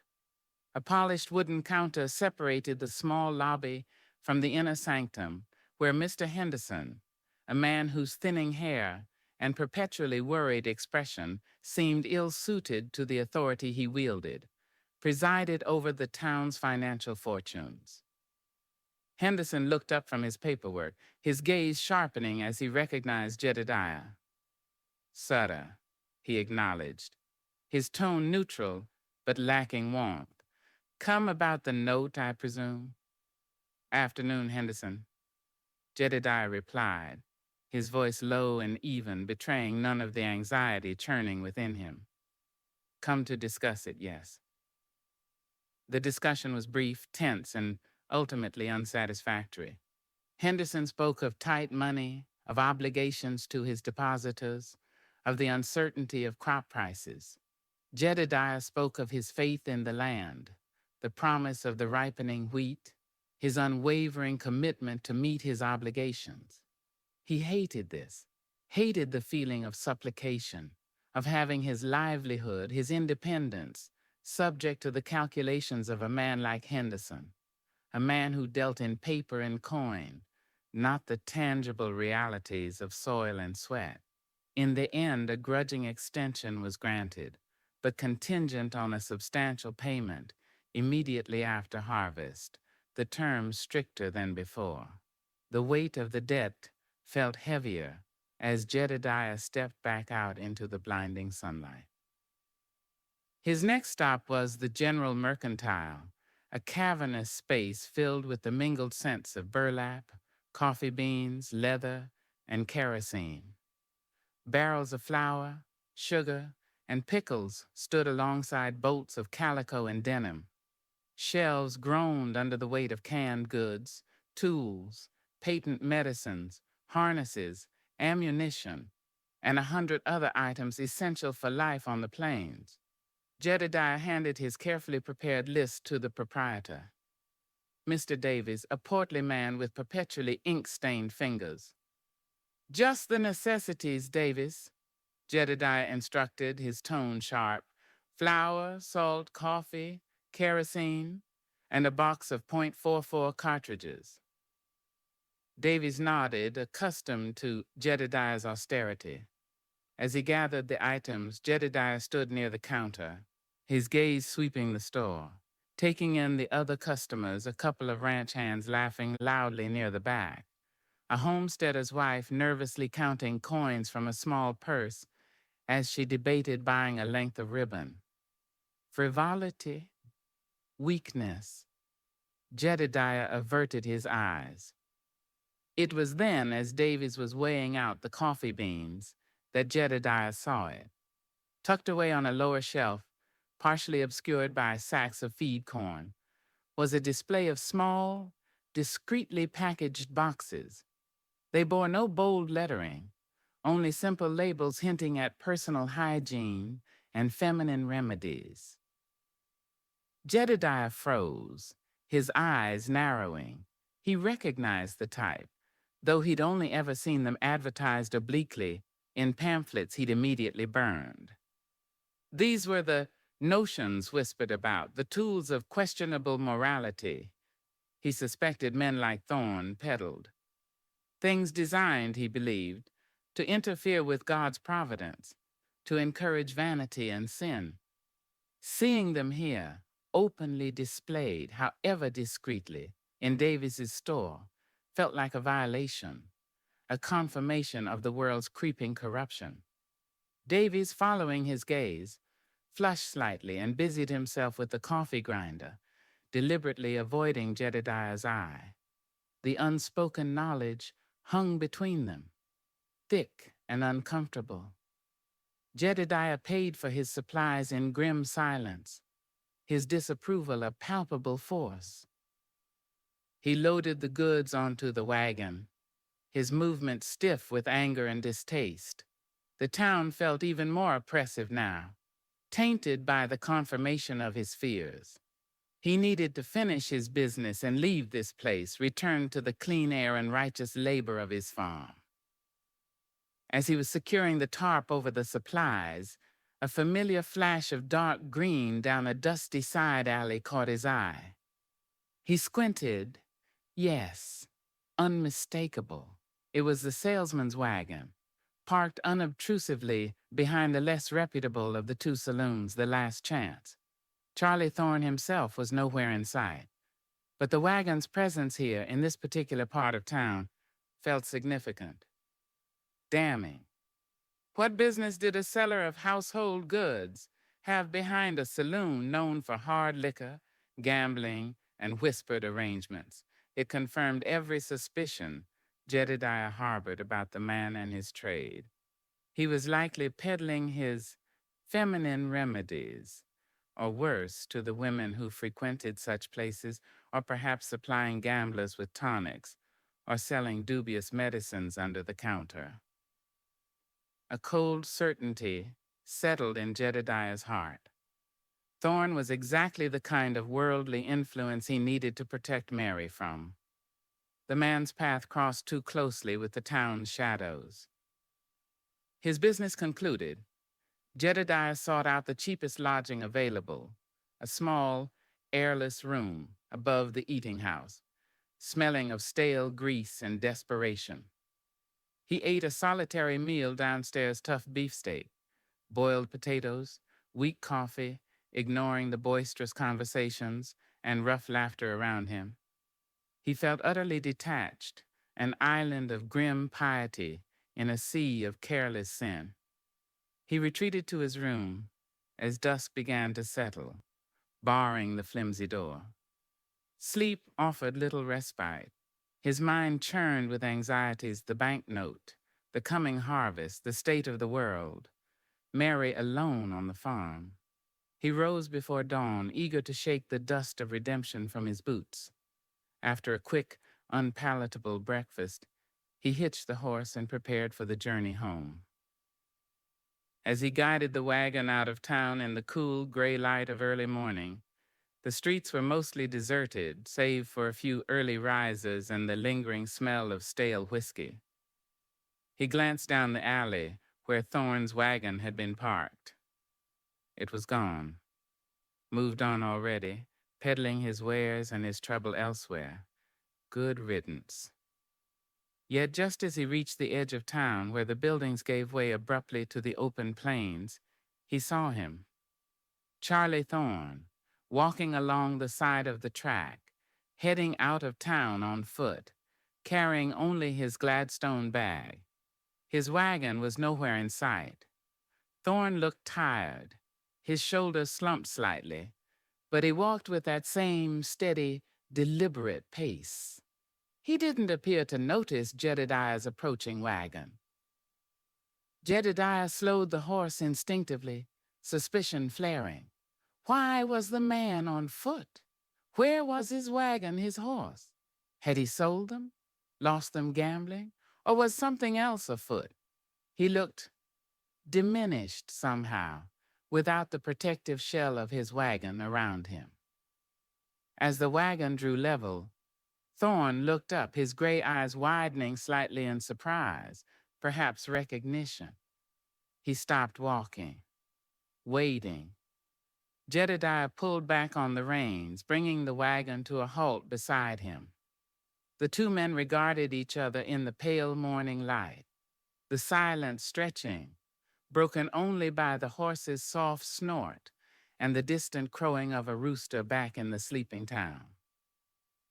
Jedediah's gaze swept over Thorne, the dusty clothes, the weary lines on his face, the sturdy leather bag clutched in his hand. This was the man who represented the world's temptations, the potential corruption he feared for his daughter.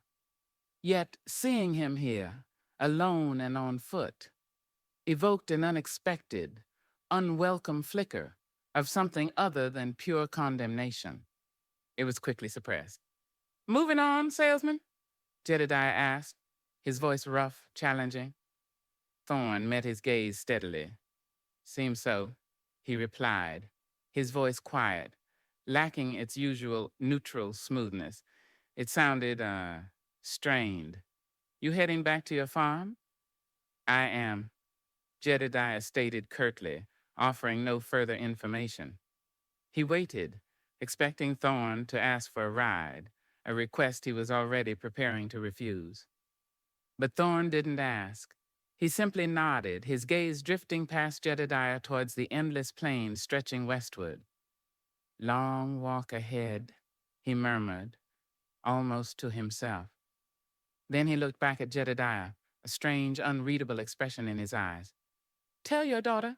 Tell her to be careful." Jedediah stiffened. "My daughter's welfare is my concern, Thorne, not yours." A faint, humorless smile touched Thorne's lips. "Perhaps, but the wind carries whispers out here. Not all of them are friendly." He adjusted his grip on the bag. "Safe journey, Sutter." Without waiting for a reply, Charlie Thorne turned and continued walking westward, his solitary figure soon swallowed by the vastness, leaving Jedediah sitting there on the wagon seat, clutching the reins, a cold knot of unease tightening in his chest. Be careful. Why would Thorne say that? What whispers had the wind carried to him? The encounter, brief and ambiguous, felt like a warning, darker and more personal than the generalized dangers he usually guarded against. It left a residue of fear that mingled with his anger, solidifying his resolve to protect his daughter, to keep the shadows of the world and men like Thorne far from their door. The journey home suddenly felt much longer, fraught with an unspoken urgency. Chapter 7. Seeds of Contention. Mary woke on the second morning of her solitude to the pale gray light that precedes dawn on the plains. The profound silence of the house pressed in, but the sharp edge of fear that had accompanied her first night alone had dulled slightly, replaced by a quiet exhaustion and a budding sense of resilience. She had faced the darkness, the isolation, the creaks and whispers of the empty house, and she had endured. The rifle remained untouched in the corner. No drifters had materialized from the shadows. The world outside the bolted door had kept its distance. She rose and dressed quickly in the pre-dawn chill, the routine movements familiar, yet imbued with a new awareness. Today her father would return. The small, fragile bubble of autonomy she had inhabited for just over 24 hours was shrinking, soon to dissipate entirely under the weight of his presence, his expectations, his shadow. A part of her felt relief, the burden of constant vigilance, the responsibility for their safety would shift back to his broader shoulders. But another, stronger part felt a pang of regret, a reluctance to relinquish the quiet space she had found, however fraught with anxiety it had been. She moved through the morning chores with a deliberate slowness, her senses heightened.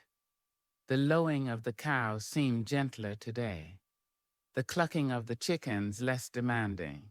The air tasted cleaner, fresher, before the sun climbed high enough to bake the land. She worked methodically, her hands moving through the tasks of milking, feeding, gathering eggs, but her mind was busy, sifting through the thoughts and feelings stirred by her solitude. The image of Charlie Thorne, walking away from her father's stern dismissal, remained vivid. His quiet steadiness, the weariness in his eyes, the ambiguity of his trade, items for health and household. The phrase echoed, intertwined now with the memory of Mrs. Greer's perpetually exhausted face and the hushed, fearful conversations she'd overheard between women about the dangers and burdens of childbirth.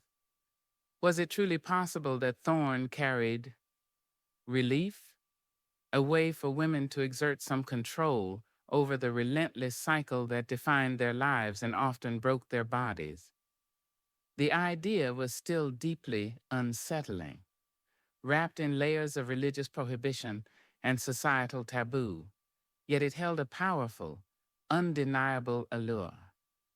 It spoke to the unspoken burden she had felt so keenly, the sense of being trapped not just by the physical boundaries of the farm, but by the biological destiny of her sex.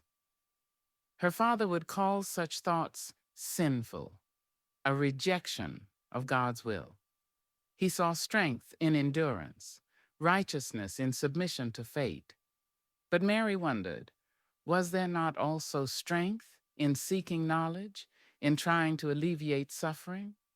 Her mother, though devout, had possessed a practical gentleness, an empathy that sometimes seemed at odds with Jedediah's rigid pronouncements. What would she have thought? Would she have understood this burgeoning curiosity, this yearning for something beyond mere endurance?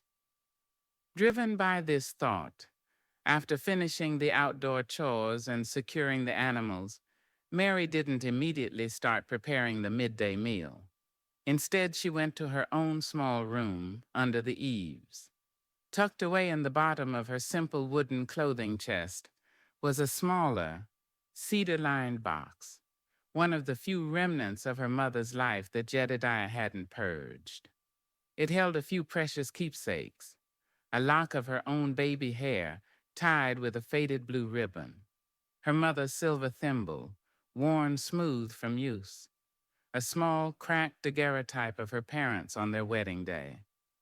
Jedediah looking impossibly young and stiff, her mother smiling shyly beside him in a small bundle of letters tied with twine. Mary rarely looked inside the box. The memories it stirred were often too painful, highlighting the stark contrast between the past, tinged with her mother's warmth, and the austere present. But today she felt compelled.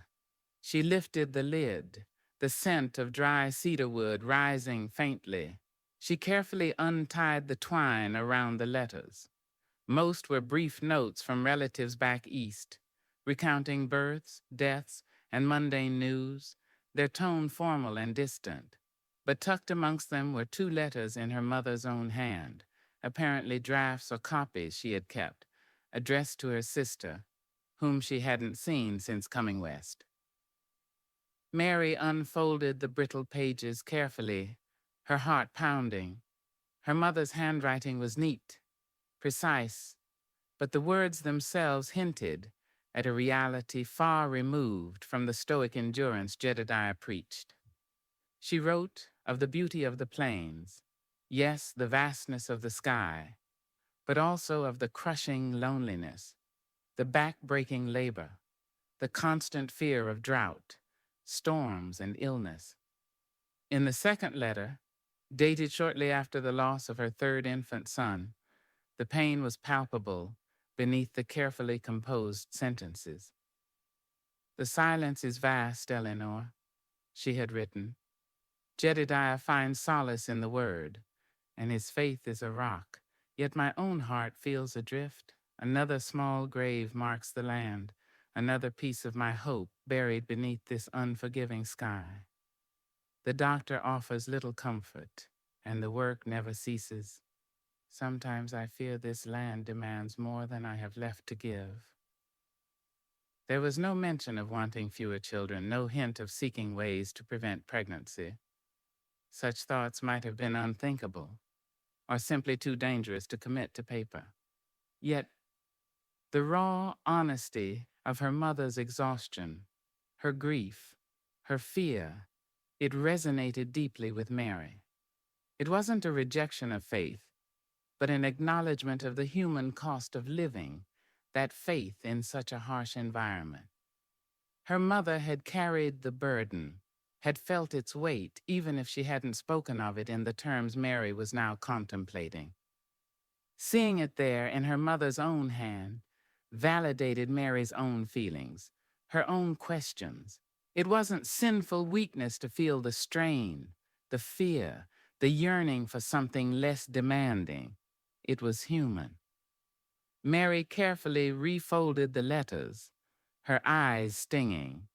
She tied the bundle with the twine and placed it back in the cedar box, feeling as though she had uncovered a hidden vein of understanding, a fragile connection to the woman whose absence shaped so much of her life. This small discovery felt like another seed planted in the fertile ground of her solitude, a seed of empathy, of shared female experience that subtly shifted her perspective on her own burdens and her father's unwavering doctrines. As the afternoon shadows began to lengthen, the familiar anxiety returned, knotting itself in Mary's stomach. Jedediah was due back soon. She busied herself preparing supper, needing the distraction of familiar tasks. She swept the floor meticulously, ensuring no speck of dust marred the scrubbed boards. She kneaded dough for fresh bread, the rhythmic push and fold a comforting cadence. She set the table with extra care, the tin cups polished, the chipped plates arranged just so. She needed everything to be perfect, orderly, beyond reproach. It was a subconscious attempt to build a small defense against the judgment she anticipated, the scrutiny she knew would resume the moment he stepped through the door. The sound, when it came, was unmistakable. The distant rumble of wagon wheels, the jingle of harness. Mary's breath caught. She smoothed her apron, tucked stray hairs back into her braid, and went to the door, unbolting it. She stepped onto the porch, shading her eyes against the lowering sun, watching the wagon approach. Jedediah looked diminished. Coated in dust, his face deeply lined with fatigue, he seemed smaller than usual. The fierce certainty in his posture somehow lessened. He pulled the horse to a halt. his movements slow, weary. He climbed down stiffly, his gaze immediately sweeping over the house, the barn, the fields, checking, assessing. Only then did his eyes meet Mary's. "Everything all right here?" he asked, his voice rough with dust and tiredness. "Yes, Pa," Mary replied, keeping her voice even. "All quiet?" He grunted, seeming to accept her answer, though his eyes lingered on her face for a moment, searching. He began unhitching the horse, his movements economical, but lacking their usual vigor. Mary moved to help him, taking the reins, leading the grateful animal towards the barn and the waiting trough of water. Jedediah followed, carrying the sacks of flour and salt. They worked together in silence, unloading the supplies, tending to the horse. The easy rhythm of shared tasks returned, but the underlying tension remained, thicker now, charged with unspoken questions on both sides. Mary wondered what had happened in redemption, what business he had conducted beyond securing supplies. Had he seen Mr. Henderson? Had the news been bad? Jedediah, for his part, seemed preoccupied, his usual stern pronouncements replaced by a heavy quietude. Inside, the aroma of baking bread filled the warm kitchen. Mary finished setting out the simple meal: salt pork, boiled potatoes, fresh bread. Jedediah washed the dust from his face and hands at the basin, the splashing water loud in the stillness. He sat down heavily at the table, his shoulders slumped. They ate in silence for several long minutes. Jedediah chewed slowly, his gaze distant. Finally, he spoke, his voice flat. "Town's full of discontent. Henderson presses hard.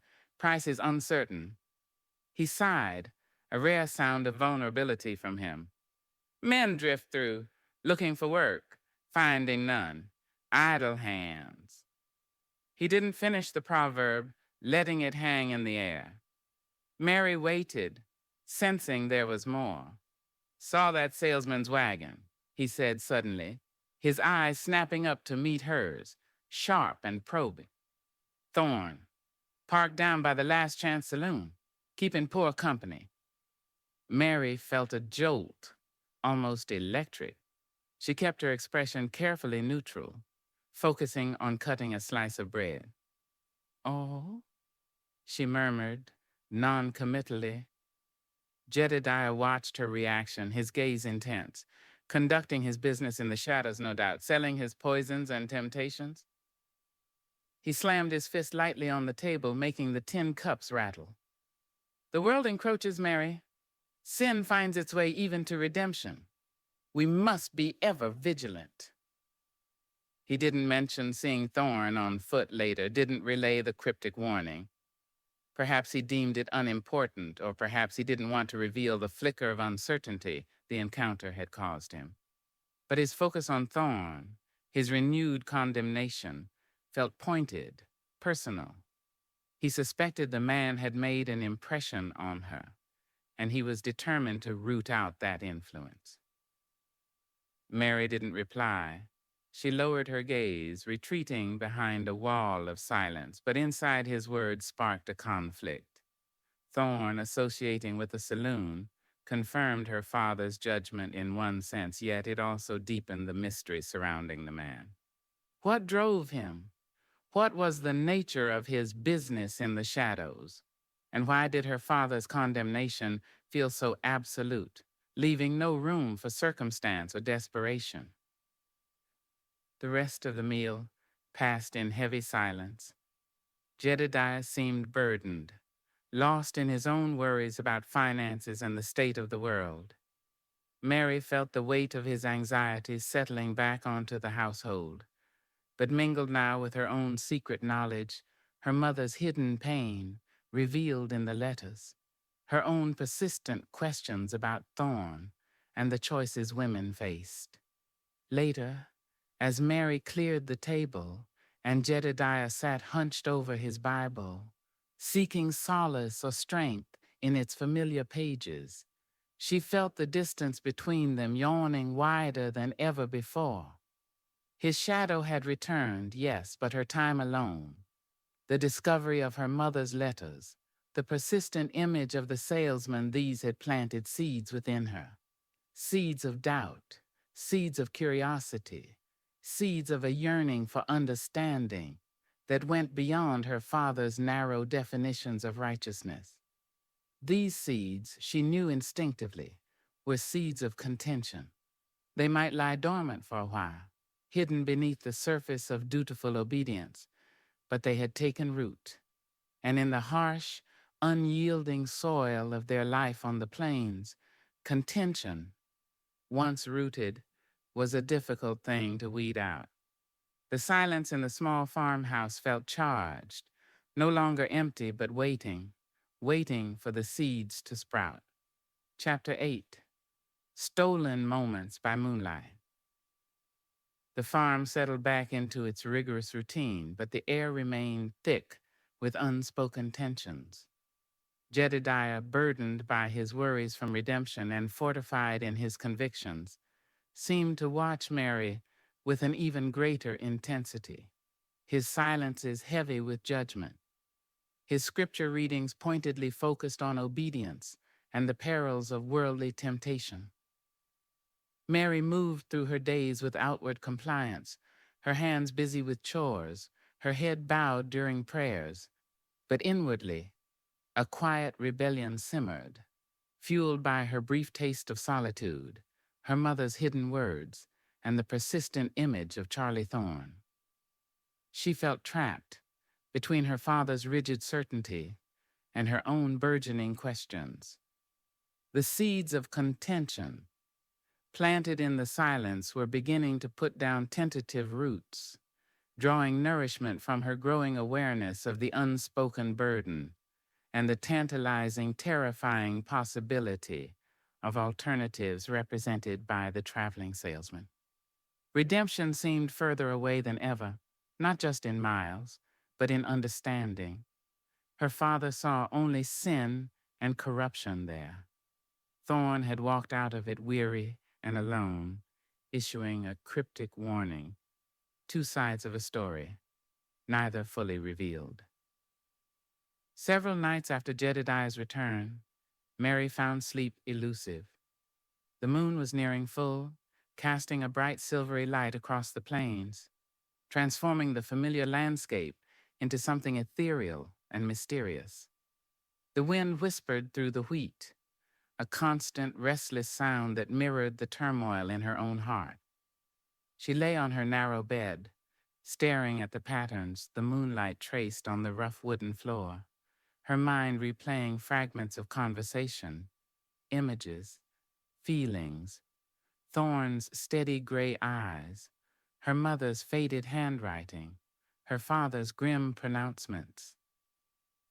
A faint scratching sound from outside near her window startled her. Her heart leaped into her throat. She sat bolt upright, listening intently, straining against the pounding in her ears. Silence. Only the wind and the distant cry of a coyote. Perhaps it was just a branch brushing against the house or a field mouse skittering under the eaves. Her father's warnings about vigilance made every night sound suspect. She forced herself to lie back down, pulling the thin blanket tighter around her shoulder while trying to dismiss it. But then it came again, soft but distinct, not a random sound of nature, but something deliberate. A faint, rhythmic tapping on the wooden shutters outside her window, barely audible above the wind. Fear warred with a sudden, inexplicable surge of adrenaline-fueled curiosity. It couldn't be her father. He slept heavily after long days of labor, his room on the other side of the house. Drifters, unlikely to approach so stealthily, so specifically to her window. Hardly daring to breathe, Mary slipped out of bed. The floorboards felt cool beneath her bare feet. She crept towards the window, her body tense, every nerve on high alert. The rifle was downstairs. leaning by the main door, a distance that felt impossibly far. She peered through a tiny crack between the shutter slats. The moonlight bathed the area outside her window in stark relief. At first she saw nothing but the familiar shapes of the yard, the dark mass of the barn beyond. Then a movement in the deep shadows near the base of the old cottonwood tree caught her eye. A figure detached itself from the darkness, stepping hesitantly into the silvery light. It was him, Charlie Thorne. Her breath hitched. He looked different in the moonlight, paler, his face etched with deeper shadows, his usual weary composure replaced by an air of strained alertness. He wasn't looking directly at her window, but scanning the area around the house, his gaze flicking towards the barn, the silent fields.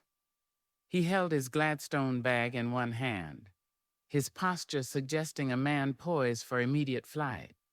He lifted a hand, almost making the tapping gesture again, then seemed to think better of it, letting it drop back to his side. Why was he here?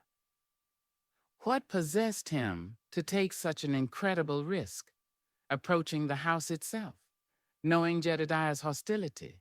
Had something happened? Was this related to his warning?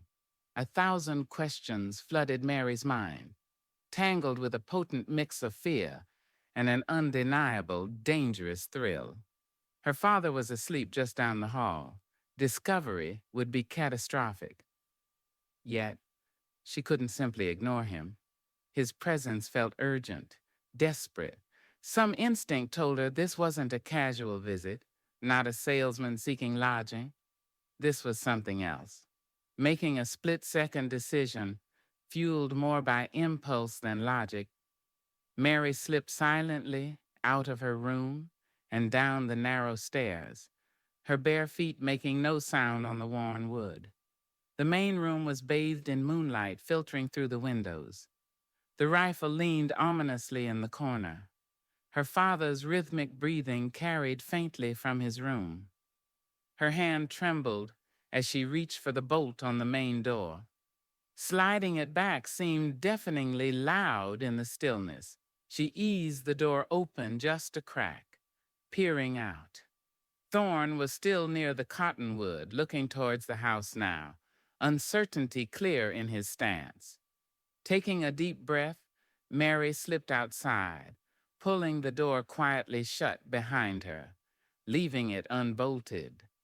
The cool night air raised goose flesh on her arms beneath her thin cotton nightgown. She stayed in the deep shadow, clinging to the wall of the house, her heart pounding against her ribs. "Mr. Thorne," she whispered, her voice barely carrying over the wind. He started violently, spinning towards the sound, his hand instinctively tightening on his bag. Seeing her huddled in the shadows, his expression shifted from alarm to relief, mingled with something else concern, perhaps. "Miss Sutter," he breathed, moving quickly, silently across the moonlit yard towards her, staying low, melting into the shadows beside her. He stopped a few feet away, close enough for her to see the exhaustion in his eyes, the faint tremor in his hands. "Forgive me, I shouldn't have come here. It's too dangerous."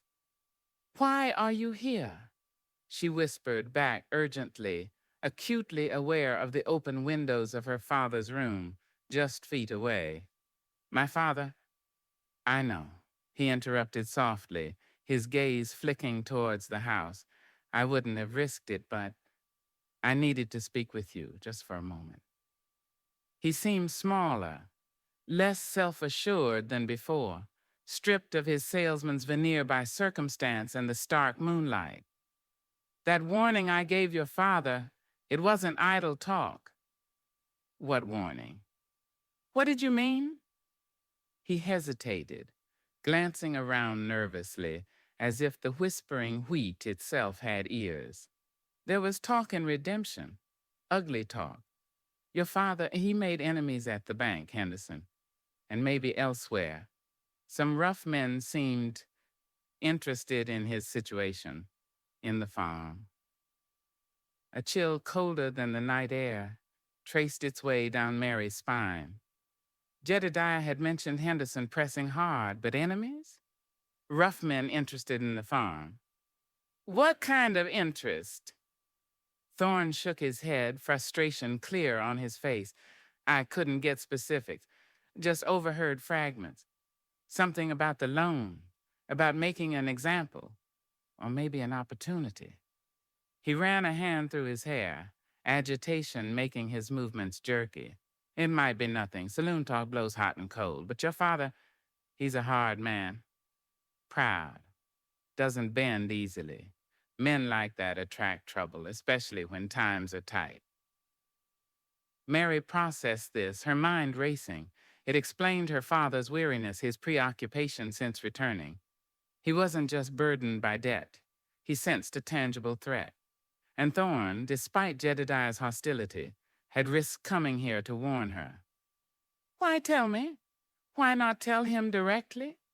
She asked, suspicion mingling with gratitude. Thorne gave a short, humorless laugh. He'd sooner put a bullet in me than listen to a word I say. You saw how he looks at me. Besides, he paused, looking down at his dusty boots. My own situation is complicated right now. Best I keep a low profile. Your wagon? Mary ventured, remembering her father's report. What happened? A shadow crossed Thorne's face. Lost it. A bad turn of luck and redemption. Cards. Misunderstanding. Best not to dwell on it. He waved a dismissive hand, but his eyes held a flicker of bitterness, perhaps shame. Point is, I'm moving on, heading west on foot for now, but I couldn't leave without making sure you understood the risk. Your father's pride might blind him. They stood in silence for a moment, wrapped in the shadows, the moonlight painting the world beyond in silver and black. The intimacy of the secret, the shared danger, created a strange, fragile connection between them. Mary found herself looking at his face, really looking the lines of fatigue, the underlying intelligence in his eyes, the way his mouth tightened when he spoke of his bad luck. He wasn't just the mysterious salesman anymore. He was a man facing his own hardships, yet he'd taken a significant risk for her sake. Thank you, she whispered, the words feeling inadequate, for warning me. He met her gaze, his expression softening slightly. In the moonlight, his gray eyes seemed luminous, holding a depth she hadn't seen before. Just be careful, Miss Sutter. Watch your back, and maybe try to talk some sense into him. Convince him to be cautious. Mary almost laughed, a choked, despairing sound. Talk sense into my father? You don't know him. Perhaps not, Thorne conceded, but you do. He shifted his weight, adjusting the Gladstone bag. I should go. Lingering here is madness.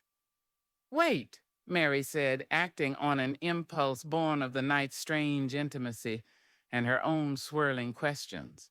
The things you sell, my father called them poisons and temptations. She hesitated, the words catching in her throat. He mentioned feminine remedies. Thorne went very still. His gaze became guarded again, wary. He looked away from her towards the dark fields. I sell what people need, Miss Sutter, or what they think they need. Sometimes it's liniment for an aching back, sometimes... He trailed off, then sighed, a sound barely audible above the wind. Sometimes it's a measure of discretion. For difficult situations, things not easily spoken of. It wasn't an explicit confirmation, but Mary understood. Discretion. Difficult situations. He carried the knowledge, the means, that she had only dared to whisper about in the privacy of her own thoughts. The reality of it, standing here, embodied in this weary man under the moonlight, was staggering. "Is it wrong?" she asked, the question torn from the heart of her conflict. Thorn looked back at her, his expression complex, weary, strangely gentle. "Wrong?" He considered the word. "Depends who you ask, I suppose. Your father would say yes, unequivocally, interfering with God's will." He paused, his gaze searching hers. "Others might say, preventing suffering isn't wrong. Giving a woman a chance to breathe, to survive, to make a choice when choices are few. Perhaps that holds its own morality." He shrugged slightly. "I don't carry easy answers in this bag, Miss Sutter. Just options. And options always come with a cost." His words resonated deeply, echoing her own tentative conclusions drawn from her mother's letters. Preventing suffering, making a choice. It was a perspective so alien to her upbringing, yet it felt profoundly true. Mary started, unsure what she wanted to say, what she dared to ask. But Thorne held up a hand, his head cocked, listening intently. "Quiet," he hissed. From inside the house came a distinct sound, the creak of floorboards, a low cough. Jedediah was stirring. Panic seized Mary. "You have to go," she whispered frantically, pushing him lightly towards the deeper shadows of the cottonwood. "Now!" Thorne needed no urging. He gave her one last intense look, a look that held warning, empathy, and perhaps something more, something fleeting and unnamed, then turned and melted back into the darkness, moving swiftly and silently towards the concealing edge of the wheat field. Mary pressed herself flat against the cold wooden wall of the house, her heart hammering against her ribs like a trapped bird. She watched him disappear into the tall grain, a shadow swallowed by shadows.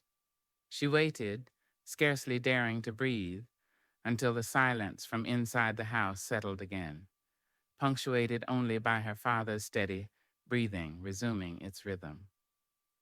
Only then did she allow herself to move. Trembling, she slipped back inside, bolting the door with shaking hands. She leaned against it for a moment, dizzy with adrenaline, the lingering scent of the night air, and perhaps Thorne's own dusty proximity clinging to her. She crept back up the stairs to her room, her mind reeling. The encounter felt dreamlike, unreal, yet the danger had been palpable, the implications profound. Thorne's warning about her father, the confirmation of his controversial wares, his quiet defense of offering options, it had irrevocably shifted the ground beneath her feet. He had given her knowledge, and knowledge was a dangerous thing. It created choices where none had seemed to exist before. She stood by her window, looking out at the moonlit landscape. The plains stretched vast and silent, holding secrets under the indifferent sky. Charlie Thorne was out there somewhere now, a solitary figure walking towards an uncertain future, carrying his Gladstone bag full of remedies and troubles. And she was here, back in her narrow room, her heart pounding with the residue of fear and the echo of forbidden possibilities. The stolen moments by moonlight had cost nothing tangible, yet she felt irrevocably changed, bound to the salesman by a shared secret, a shared risk, and the dawning, dangerous awareness of choices yet to be made. The seeds of contention had been watered, and the quiet farm felt like it was sleeping on the edge of a storm. Chapter 9. The Weight of Duty. Dawn broke gray and uncertain, the promise of another scorching day held momentarily at bay by a thin veil of cloud clinging to the eastern horizon. Mary rose before the first true light touched the plains. the habit of early rising ingrained too deep to be disrupted, even by a night of fractured sleep and lingering adrenaline. The secret encounter with Charlie Thorne felt both intensely real and dreamlike in the quiet solitude of her small room. His urgent whispers, the stark moonlight on his weary face, the weight of his Gladstone bag. These images were seared into her memory, overlaying the familiar contours of her life with a layer of fear and forbidden knowledge. She dressed quickly, her movements stiff, her muscles aching not just from labor but from the tension that had held her captive since slipping back through the bolted door. Downstairs, the house was still, wrapped in the pre-dawn hush. Her father's door remained closed. His steady breathing was the only sound besides the ticking of the mantel clock her mother had brought west. The rifle leaned in its corner, catching a faint gleam from the nascent light filtering through the window. It looked different this morning, less a tool of protection, more a symbol of the potential violence Thorne's warning had evoked. Her first duty was the fire. She moved quietly, laying kindling in the cast-iron stove, adding wood, coaxing the flames to life. The familiar actions felt automatic, yet performed under a new kind of scrutiny, her own. Every gesture seemed weighted. Was she acting normally? Did her face betray the turmoil within? The simple duty of starting the morning fire felt like part of an elaborate performance, designed to conceal the truth churning inside her. As the kitchen slowly warmed, casting flickering shadows on the walls, she heard movement from her father's room, the creak of bed ropes, the thud of feet hitting the floor. Mary braced herself, smoothing her apron, composing her features into a mask of dutiful calm. Jedediah emerged, his face set in its usual stern lines, but his eyes, when they briefly met hers, held a raw weariness, a deeper shadow than mere lack of sleep could explain. He offered a curt nod, a sound more than a word, and went directly to the wash basin, splashing cold water onto his face with harsh, abrupt movements. "Morning, Pa," Mary murmured, pouring water into the coffee pot. "Morning," he replied, his voice gravelly. He dried his face on the rough towel, his gaze already drifting towards the window, scanning the awakening landscape. "Sky looks heavy. Hope it holds off." Rain now, before the wheat was fully ripe and ready for harvest, could bring ruin as surely as drought. Duty. It dictated every thought, every action. Duty to the land, to the crop, to the rhythms of the seasons, and duty to God, which for Jedediah meant constant vigilance against the world's encroaching threats, both physical and spiritual. Mary felt the familiar weight of it settle upon her, heavier now because of the secret she carried. Breakfast was the usual spare affair: coffee, leftover bread, a little salt pork fried crisp. The silence between them felt different today, charged not just with unspoken disapproval, but with unspoken fear. Mary watched her father covertly over the rim of her tin cup. He ate methodically, but his eyes kept darting towards the window, his hand resting near the knife at his belt. He seemed coiled, alert, like a man listening for a sound only he could hear. Was this just his usual vigilance, amplified by the pressures from redemption? Or did he sense the specific threat Thorne had warned of? Thorne's words echoed. Rough men seemed interested in his situation. Henderson at the bank, enemies, making an example, an opportunity. The vague phrases painted a menacing picture. Should she tell him? The question pounded relentlessly against the inside of her skull.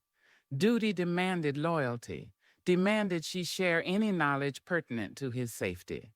But revealing Thorn's warning meant revealing her secret meeting, her transgression.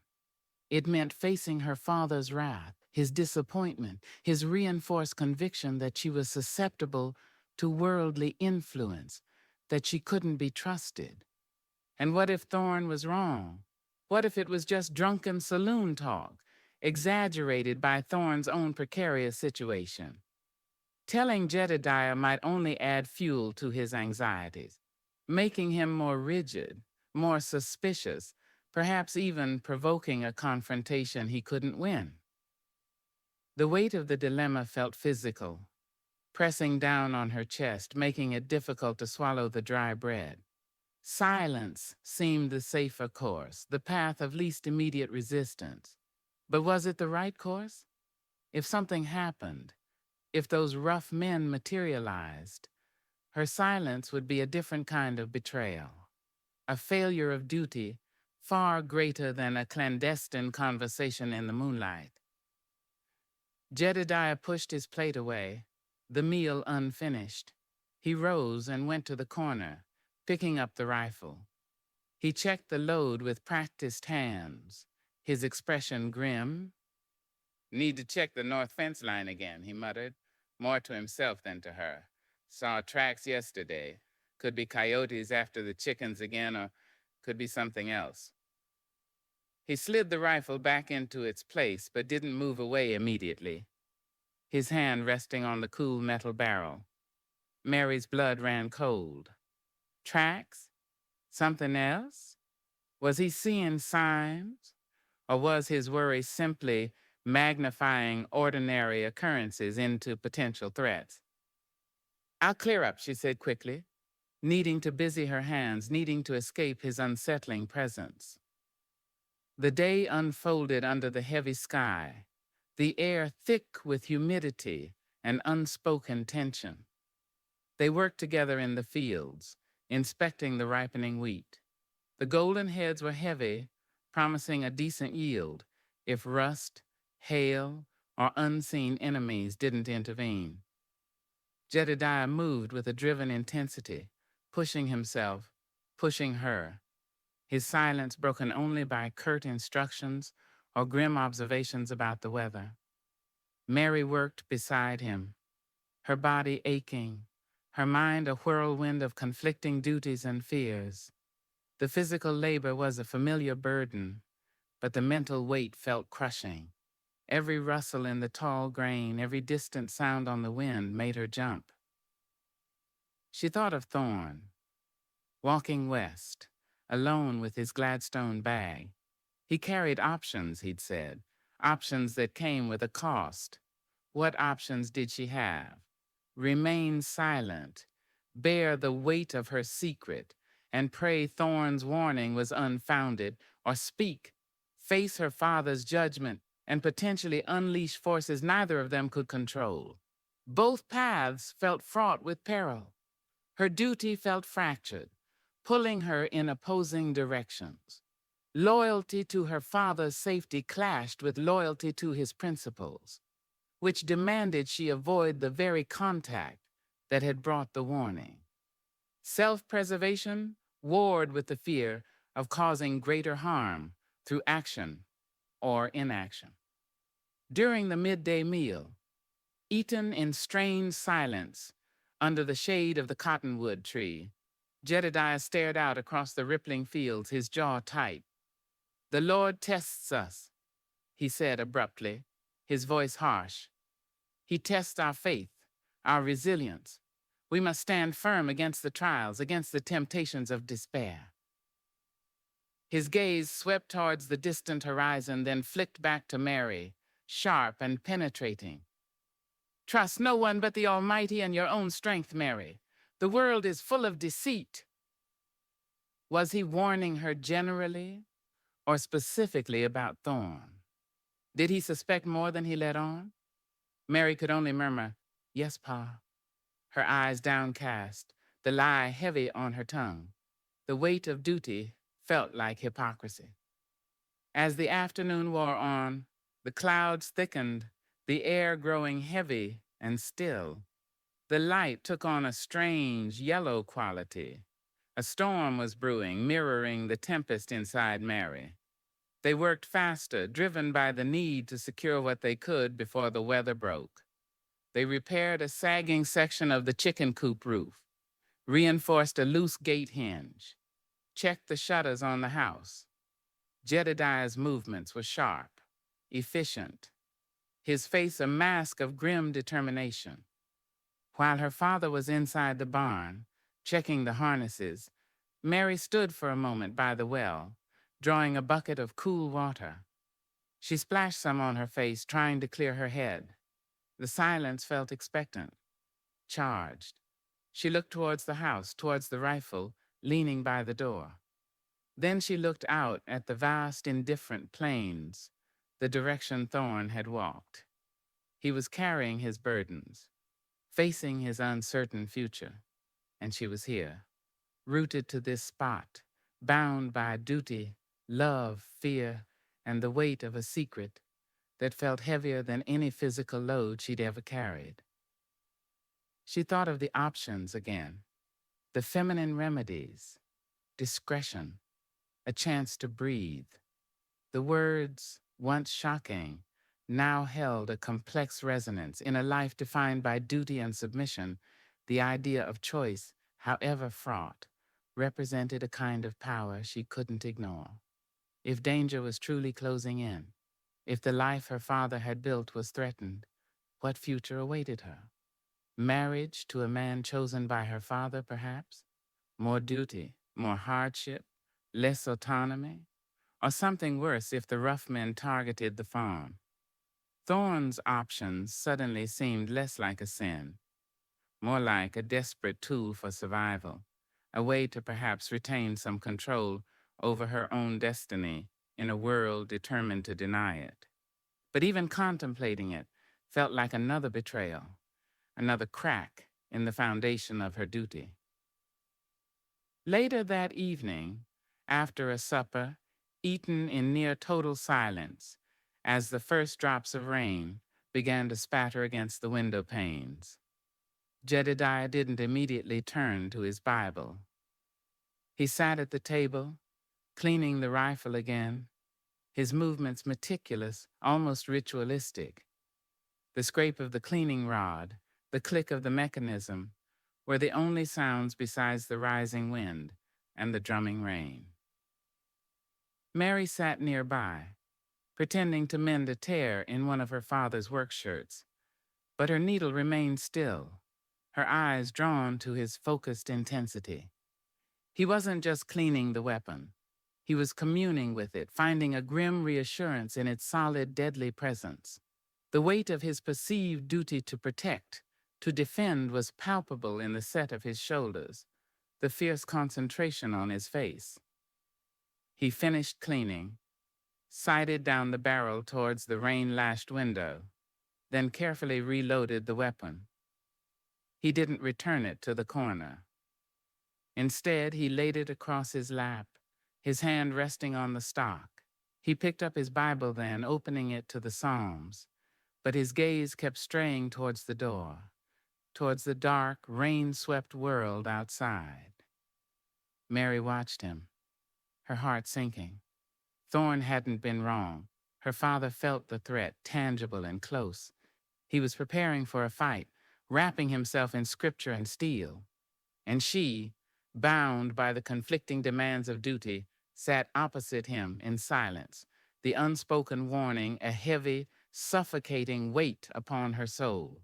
The storm outside raged, mirroring the storm within, and the path forward remained shrouded in darkness and uncertainty. The duty to protect, the duty to obey, the duty to survive, they tangled together, forming a knot she couldn't seem to loosen, a burden that threatened to crush her. Chapter 10. Storm clouds gathering. The rain came not gradually, but as a sudden, violent assault. The spattering drops that had begun during supper escalated into a torrential downpour, hurled against the small farmhouse by a wind that rose from a restless moan to a furious howl. Darkness fell swiftly, unnaturally deep beneath the thick mantle of storm clouds that choked the sky, blotting out the moon and stars, leaving only the black roiling chaos outside the lamp-lit kitchen. Inside, the air felt thick, charged with static electricity and the palpable tension emanating from Jedediah. He sat rigidly at the table, the cleaned rifle still across his lap, his Bible open before him, but his eyes constantly flicking towards the windows, which rattled violently in their frames as if shaken by an angry fist. The wind shrieked around the eaves, finding every crack and crevice, making the sturdy little house groan like a ship laboring in heavy seas. Rain lashed against the glass in solid sheets, blurring the outside world into indistinct, menacing shapes. Mary finished cleaning the supper dishes, her movements deliberately slow, careful not to let the clatter of tin plates betray the trembling in her hands. Each gust of wind, each crack of thunder that followed the livid flashes of lightning seemed to vibrate through the very floorboards, echoing the turmoil within her. The storm felt personal, malevolent, mirroring the unseen storm gathering around their isolated lives. Jedediah began to read aloud from the Psalms, his voice low but resonant, striving for calm authority against the storm's fury. The Lord is my light and my salvation. Whom shall I fear? The Lord is the strength of my life. Of whom shall I be afraid? His gaze remained fixed on the page, but his knuckles were white where they gripped the edge of the book. He wasn't just reading for solace. He was arming himself, building a fortress of faith against the encroaching darkness, both literal and figurative. Mary listened, the familiar words offering little comfort tonight. Whom shall I fear? The question hung heavy in the charged air. Henderson? The rough men Thorne had spoken of? Or perhaps the fear was closer, residing in the secrets she kept, in the potential consequences of silence or speech. Her father feared the world outside. She feared the world inside, the choices and betrayals simmering beneath the surface of their fragile existence. She finished her work at the sink and moved towards the fireplace, needing the small comfort of its warmth, needing distance from her father's coiled intensity. She sat on the low hearth rug, pulling her shawl tighter around her shoulders, watching the flames dance and writhe. Outside, the thunder cracked again, closer this time, a deafening explosion that seemed to shake the house to its foundations. The lamp flame flickered wildly, casting grotesque, leaping shadows. Jedediah flinched, his head snapping up, his hand tightening on the rifle. His eyes darted towards the door, then the windows. Suspicion etched deep in his features. He saw threats in every shadow, malice in every gust of wind. Thorne's warning, combined with his own anxieties, had pushed his vigilance towards the edge of paranoia. Just the storm, Pa, Mary said softly, though her own heart was pounding. He shot her a sharp glance, his eyes narrowed. The devil walks in storms, Mary. Finds shelter in chaos. We must be watchful. He returned to his reading, his voice louder now, more forceful, a challenge hurled against the elements. When the wicked, even mine enemies and my foes, came upon me to eat up my flesh, they stumbled and fell. Mary shivered, hugging her knees. Enemies, foes, eating up flesh. The violent imagery felt terrifyingly relevant. Who were these potential enemies? Faceless men from redemption? Or someone closer, someone who knew their routines, their vulnerability? The isolation of the farm, usually a source of grim pride for Jedediah, now felt like a terrible liability.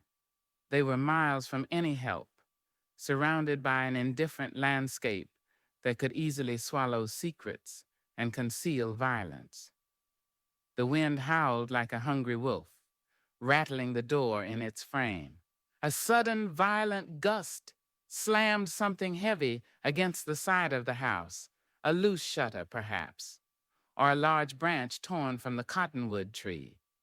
Jedediah was on his feet in an instant, the Bible falling unheeded to the floor, the rifle raised, pointing towards the door.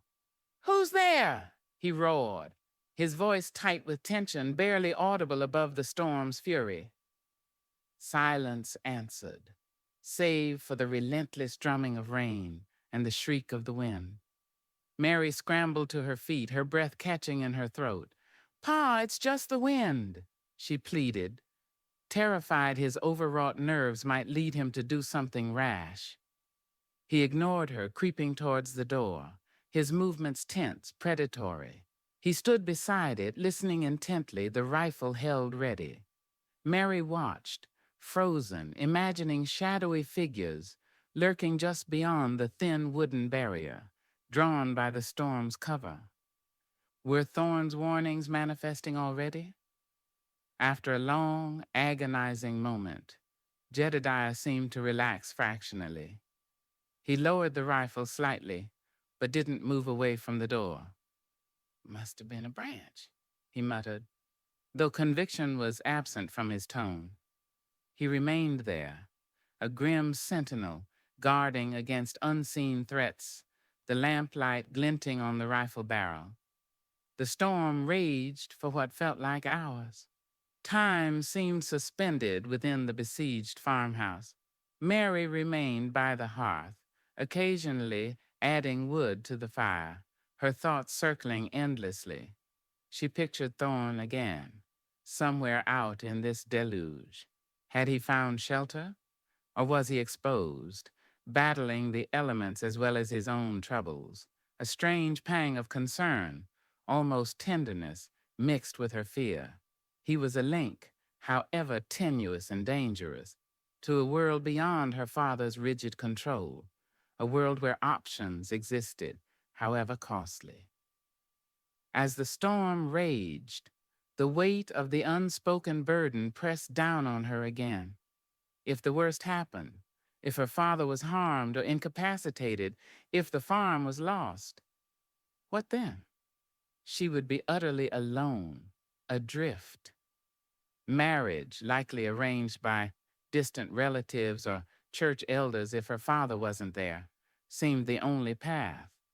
A life like Mrs. Greer's, or perhaps worse, depending on the man. The thought was suffocating, and in that context, Thorne's feminine remedies took on a starkly practical significance. Not a sin, perhaps, but a shield, a desperate measure of self-preservation in a world offering few others. Would possessing such a thing, even if never used, offer some sliver of control, some defense against utter helplessness? The internal debate raged as fiercely as the storm outside, tearing her between ingrained fear of sin and the dawning instinct for survival. Slowly, almost imperceptibly, the storm began to abate. The torrential rain lessened to a steady drumming. The wind's howls subsided into mournful gusts. The thunder retreated, rumbling further and further away. A heavy, dripping silence began to reclaim the night. Jedediah finally moved away from the door, though his vigilance hadn't lessened. He placed the rifle back on the table, within easy reach, and retrieved his fallen Bible. He sat down again, but didn't open it immediately. He stared into the lamp flame, his face haggard in the flickering light. "Storms pass," he said quietly, his voice raspy with fatigue. "But the wickedness of men endures." He looked at Mary, his gaze heavy with exhaustion and suspicion. "You seem quiet tonight, girl. Distracted." Mary stiffened. Here it comes, she thought, the questioning. "Just the storm, Pa," she repeated, the excuse sounding thin even to her own ears. "It was fierce." "Aye, fierce," he agreed, but his eyes didn't leave her face. "Fear is a test, Mary. Shows what's truly in the heart, whether it's faith or something else. He paused, letting the implication hang in the air. That salesman, Thorne, he filled your head with nonsense when I was gone? The direct question hit her like a physical blow. She felt the blood rush to her cheeks, then drain away, leaving her cold. She kept her gaze fixed on the mending in her lap, her fingers tightening on the needle. He only asked for water, Pa, like I told you. The lie felt clumsy, inadequate. Jedediah made a low sound in his throat, a noise of disbelief. Men like that, they sow seeds of doubt, dissatisfaction, whisper worldly promises, turn daughters against their fathers, lead souls astray. He leaned forward slightly, his voice dropping to an intense whisper. Did he speak ill of me, of our life here? No, Pa, Mary managed, her voice trembling slightly, despite her efforts to control it. He hardly spoke at all. Another lie, piled upon the first. The weight felt unbearable. Her father stared at her for a long moment, his fierce blue eyes searching hers, trying to peel back the layers of her composure. Mary met his gaze, praying her fear didn't look like guilt. She saw the doubt warring with his desire to believe her, his need for her unwavering loyalty. Finally, with a sigh that seemed torn from the depths of his weary soul, he leaned back, rubbing his temples. Perhaps, he murmured, sounding unconvinced. Perhaps, but stay clear of such influences. Keep your thoughts pure. He picked up the Bible again, finding his place, but the connection between them felt frayed, damaged by suspicion and deceit. The storm outside might be passing, but the one inside the small farmhouse was intensifying, the clouds gathering thicker than ever. As the first watery gray light of dawn began to seep through the wet window panes, Jedediah finally rose stiffly. Need to check the damage, he said, picking up the rifle again. See what the storm has wrought. He unbolted the door and stepped outside into the damp, cool air. Mary watched him from the window. The world outside looked battered, washed clean but bruised. Leaves and small branches littered the yard. A large limb had indeed torn from the cottonwood, landing perilously close to the barn roof. Puddles stood everywhere, reflecting the pale, bruised sky. Jedediah walked slowly around the house, his gaze scanning the ground, the buildings, the nearby fields. He stopped near the area below Mary's window. Frowning, he bent down, examining something on the muddy ground. Mary's heart leaped into her throat. Had Thorne left tracks? Had the rain not washed them all away? Jedediah remained crouched for a long moment, then slowly straightened, his face unreadable.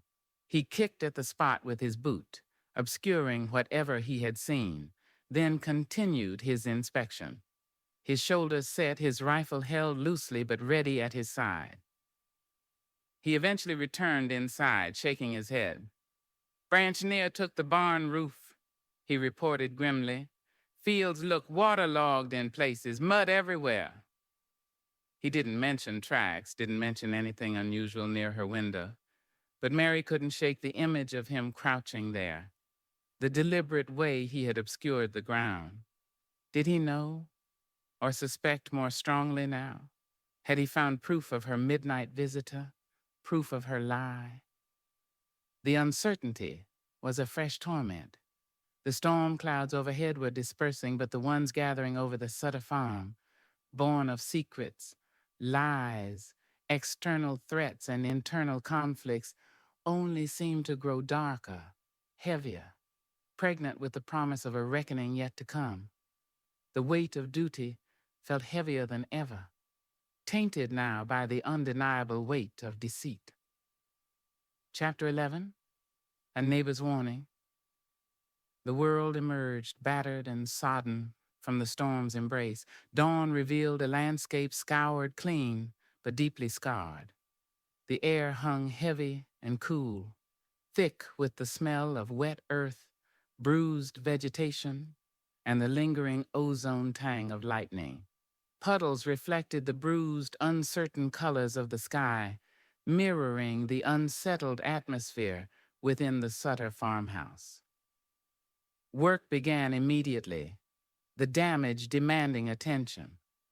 Jedediah, grim-faced and moving with a stiff, wearied determination, assessed the near miss on the barn roof, where the large cottonwood limb had fallen. It had glanced off the eaves, tearing away shingles, leaving a gaping wound that needed patching before the next rain. Mary helped him clear the smaller debris littering the yard, her hands scratched by broken twigs, her simple dress soon stained with mud and damp.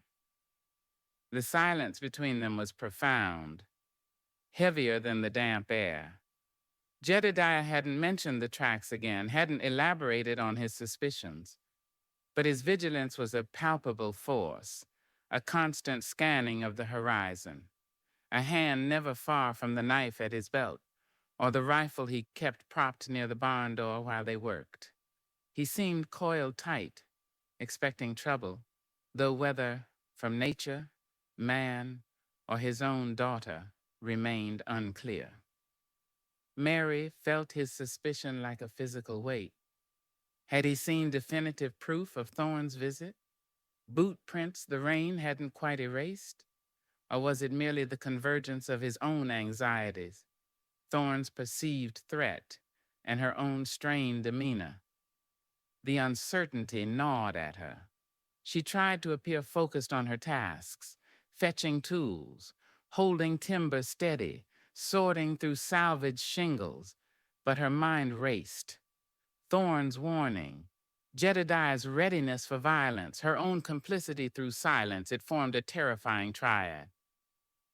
Around mid-morning, while Jedediah was precariously perched on the barn roof, hammering replacement shingles into place, Mary paused in her task of clearing mud from the drainage ditch near the house. She straightened, stretching her aching back, and her gaze swept the vast, empty horizon, a habitual check born of years living in isolation. At first she saw nothing but the endless, undulating green of the plain, still dark and damp from the rain, stretching to meet the low-hanging gray clouds. Then a small speck of movement far to the east caught her eye. It was too slow for a deer, too deliberate for a tumbleweed caught on the breeze.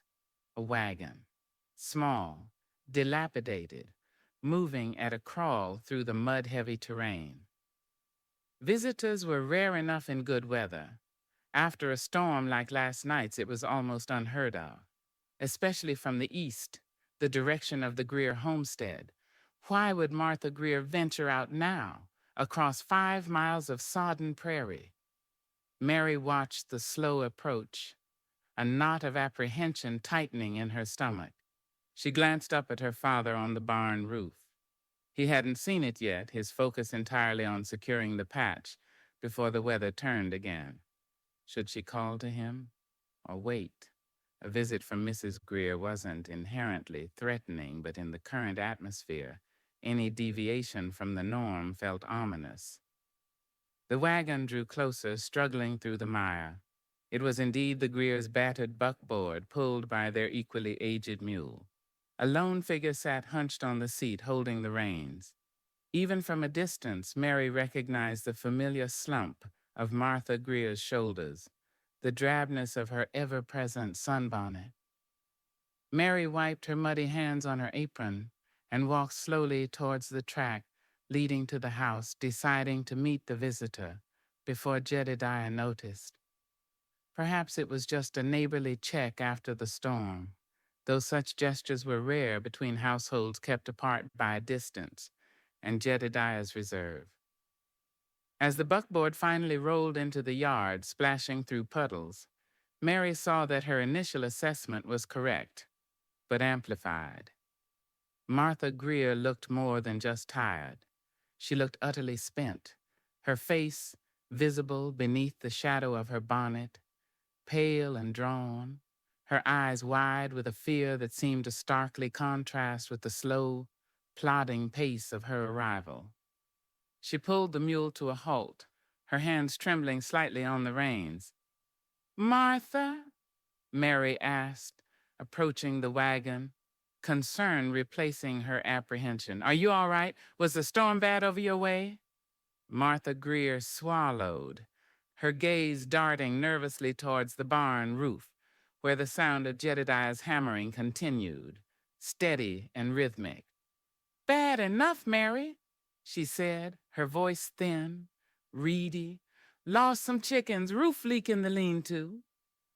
She clutched the worn shawl tighter around her thin shoulders, though the air was warming.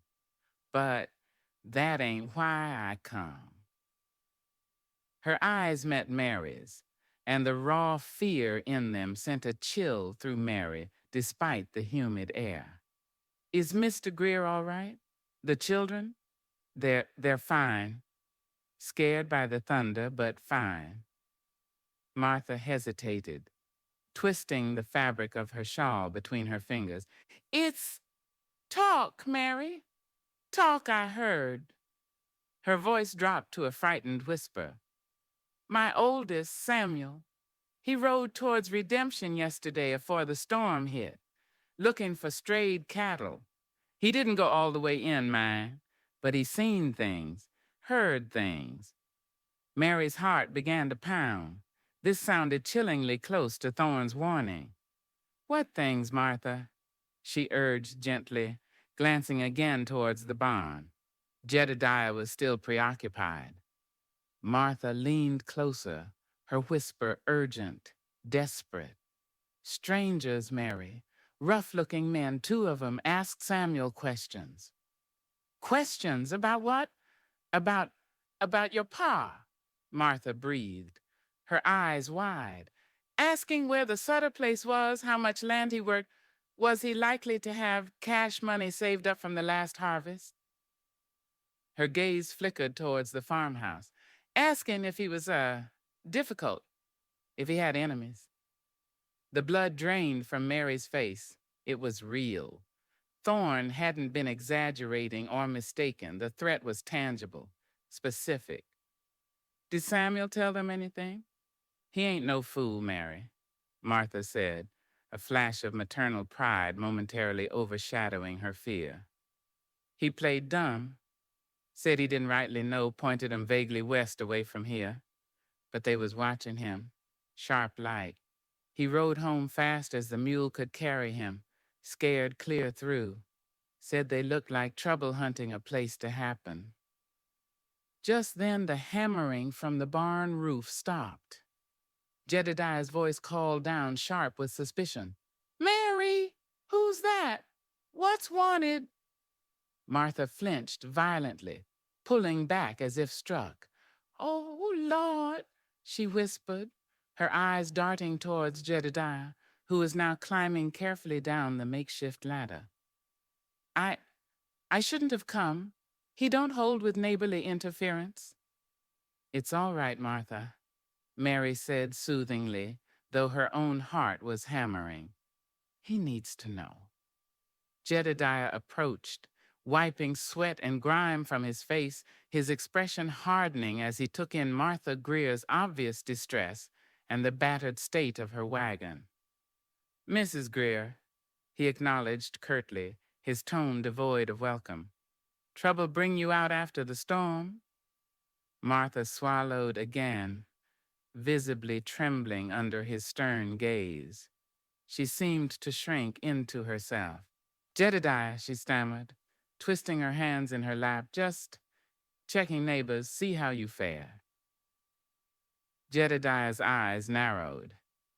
He knew Martha Greer. She wasn't one for casual visits, especially not across 5 miles of mud. His gaze flicked to Mary, then back to Martha, suspicion deepening in his eyes. "We fared well enough. The Lord protects his own." He waited, his silence demanding more. Mary stepped forward slightly. "Pa, Martha has news. Her Samuel. He saw some men yesterday. asking questions about us, about the farm. Jedediah went very still. His gaze locked onto Martha's face, sharp and intense.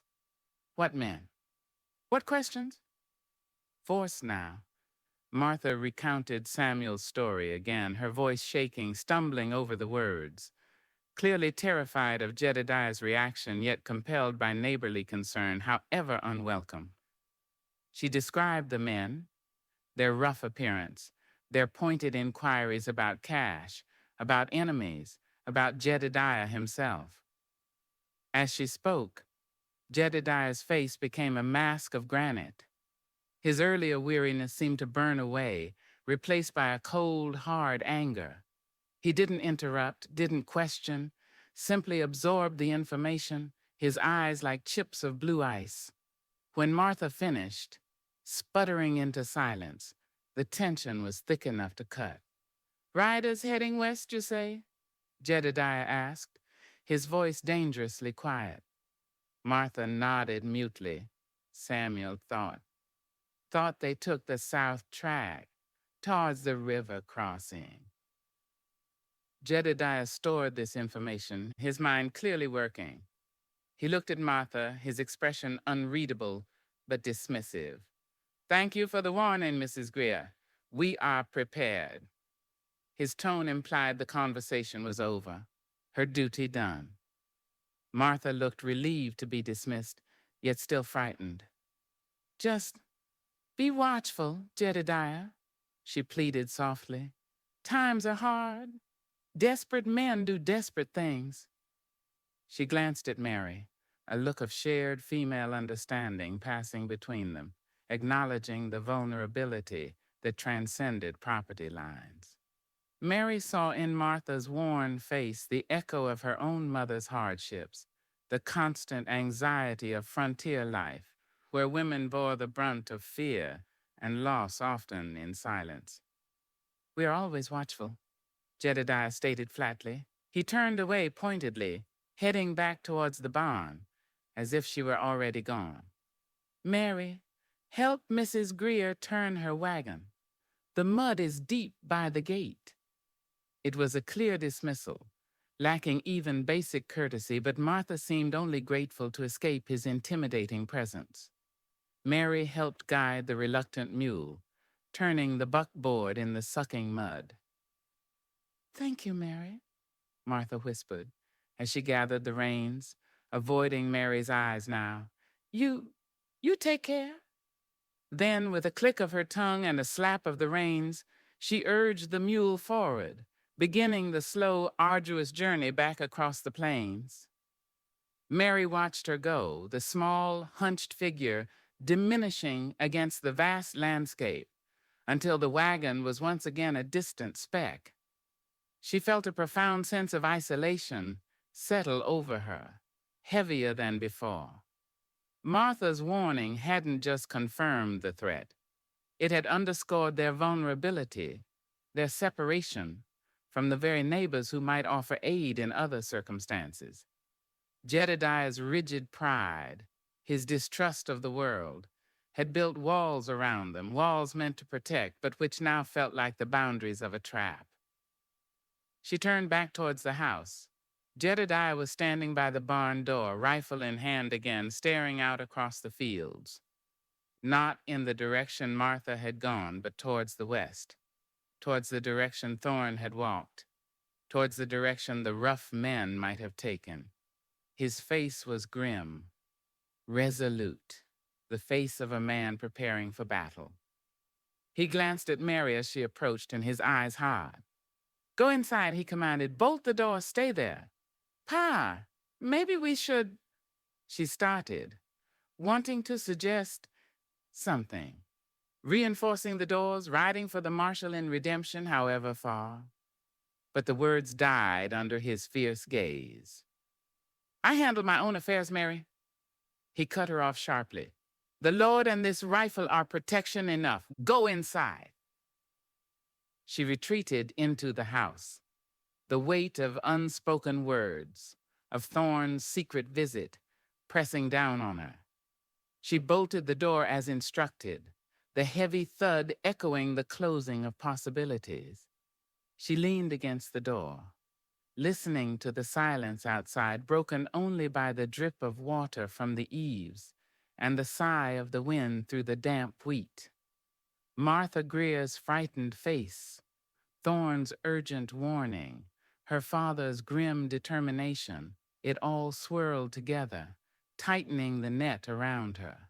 The neighbor's warning had solidified the danger, making it immediate, palpable, and Mary was trapped inside the walls her father had built, armed with a secret she dared not reveal, facing a future more uncertain and terrifying than ever before. The storm clouds hadn't dispersed.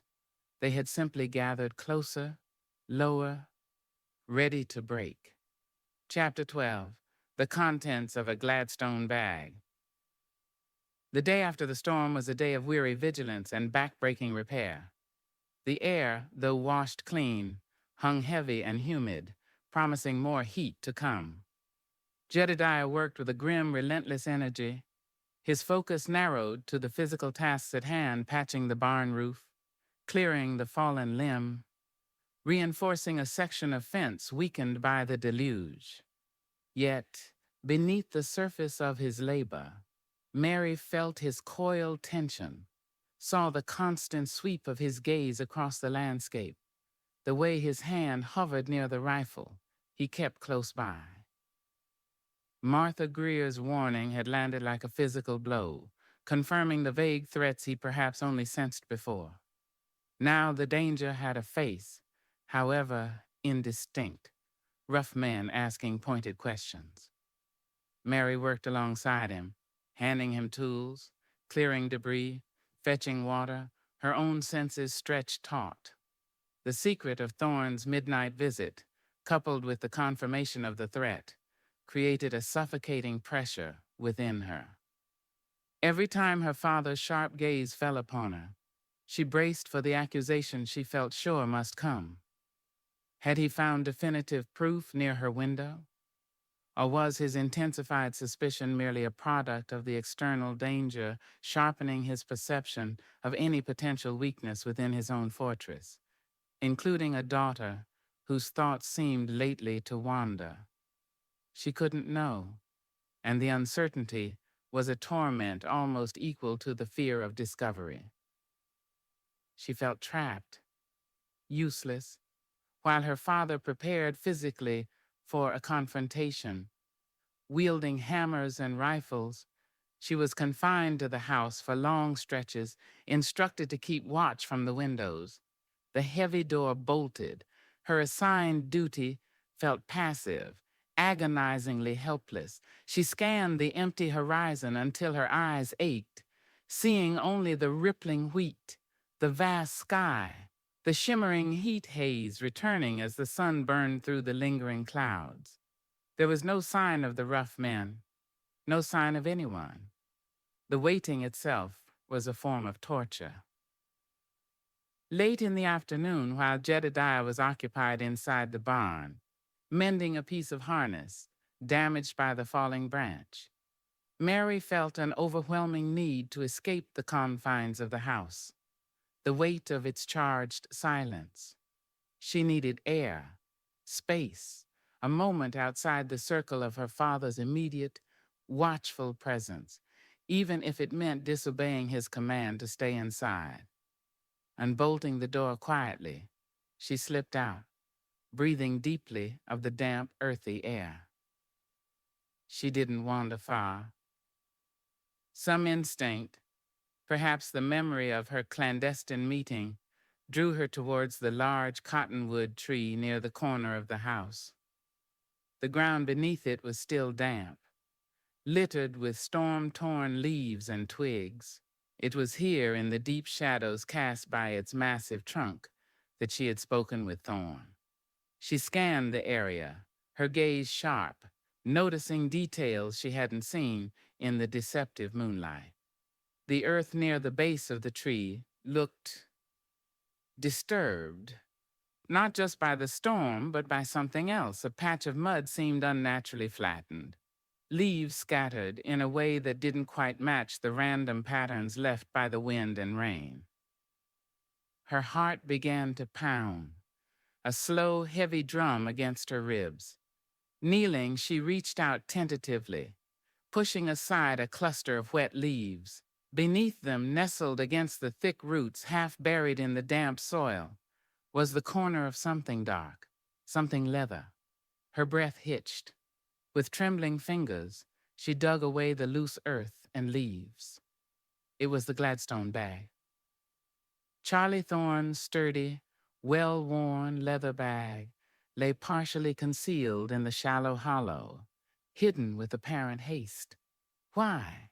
Had he dropped it in his flight? Or had he deliberately left it here, hoping she might find it? Perhaps he needed to travel faster, lighter, unburdened. Or maybe it was meant for her, a desperate gamble, a parting gift of dubious value. Fear warred instantly with a powerful, undeniable curiosity. Her first impulse was to leave it, cover it back up, pretend she hadn't seen it.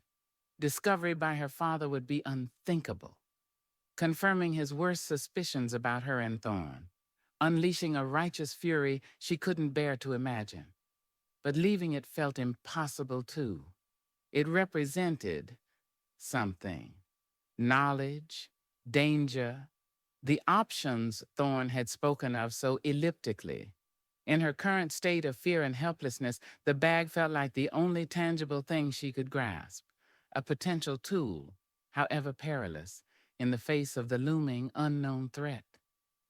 Glancing nervously towards the barn, hearing the rhythmic tap of her father's hammer inside, she made a decision. Working quickly, her hands shaking, she unearthed the bag. It was heavier than she expected, solid, its leather cool and damp to the touch. She looked around frantically. She couldn't carry it openly back to the house. Her apron had deep pockets, but not deep enough for this. Thinking fast, she gathered a large armful of the smaller branches and storm debris she'd been tasked with clearing, tucking the Gladstone bag amongst them, hoping it would be concealed from a casual glance. Her heart hammered against her ribs as she walked back towards the house, trying to appear calm, natural. She deposited the wood in the kindling box near the stove, managing to slide the bag out from the pile and onto the floor behind the box without making a sound. Jedediah was still in the barn. Now how to get it to her room unseen? Waiting until she was sure he remained occupied, she retrieved the bag, holding it tight against her body. She crept up the narrow stairs, each step a potential betrayal, praying the floorboards wouldn't creak. In her small room, the air felt momentarily safe, a pocket of privacy in the besieged house. But where to hide it? Her eyes fell on the cedar chest containing her mother's few keepsakes. It felt like a sacrilege, placing this object of dubious morality, this symbol of worldly secrets, alongside her mother's letters and thimble. Yet it was the only place her father would likely never look. With trembling hands, she lifted the lid, the scent of cedarwood rising like a ghostly memory.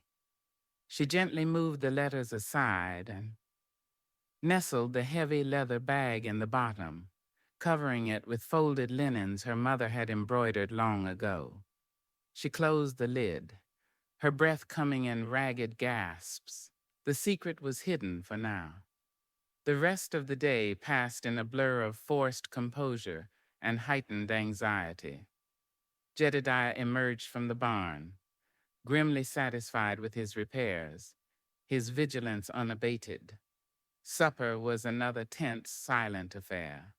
Afterwards, Jedediah took up his usual post-storm ritual, pacing the perimeter of the house and barn in the deepening twilight, rifle in hand, checking locks, peering into shadows. Mary knew this was her chance. While he was outside, she hurried back to her room. Kneeling before the cedar chest, she lifted the lid again. The faint scent of cedar mingled now with the damp leather smell of the bag. She lifted it out, placing it carefully on her narrow bed. The cheap metal clasps clicked loudly in the quiet room as she opened them. Her hands trembled as she folded back the stiff leather flaps, revealing the contents within. The interior was surprisingly organized, lined with worn fabric, compartments holding various items securely. It smelled faintly of pipe tobacco, dust, and a medley of unidentifiable chemical or herbal scents. The first things she saw were mundane, confirming Thorne's initial claims. Neatly rolled bandages, small tins of salve, promising relief for burns or cracked skin, bottles of horse liniment, spools of sturdy thread, packets of needles, a whetstone. Practical items for a life on the road, for easing the aches and pains of humans and animals alike. Beneath these lay stranger items. Small, dark glass bottles with handwritten labels, Dr. Thorne's patented nerve tonic, a sovereign remedy for nervous prostration.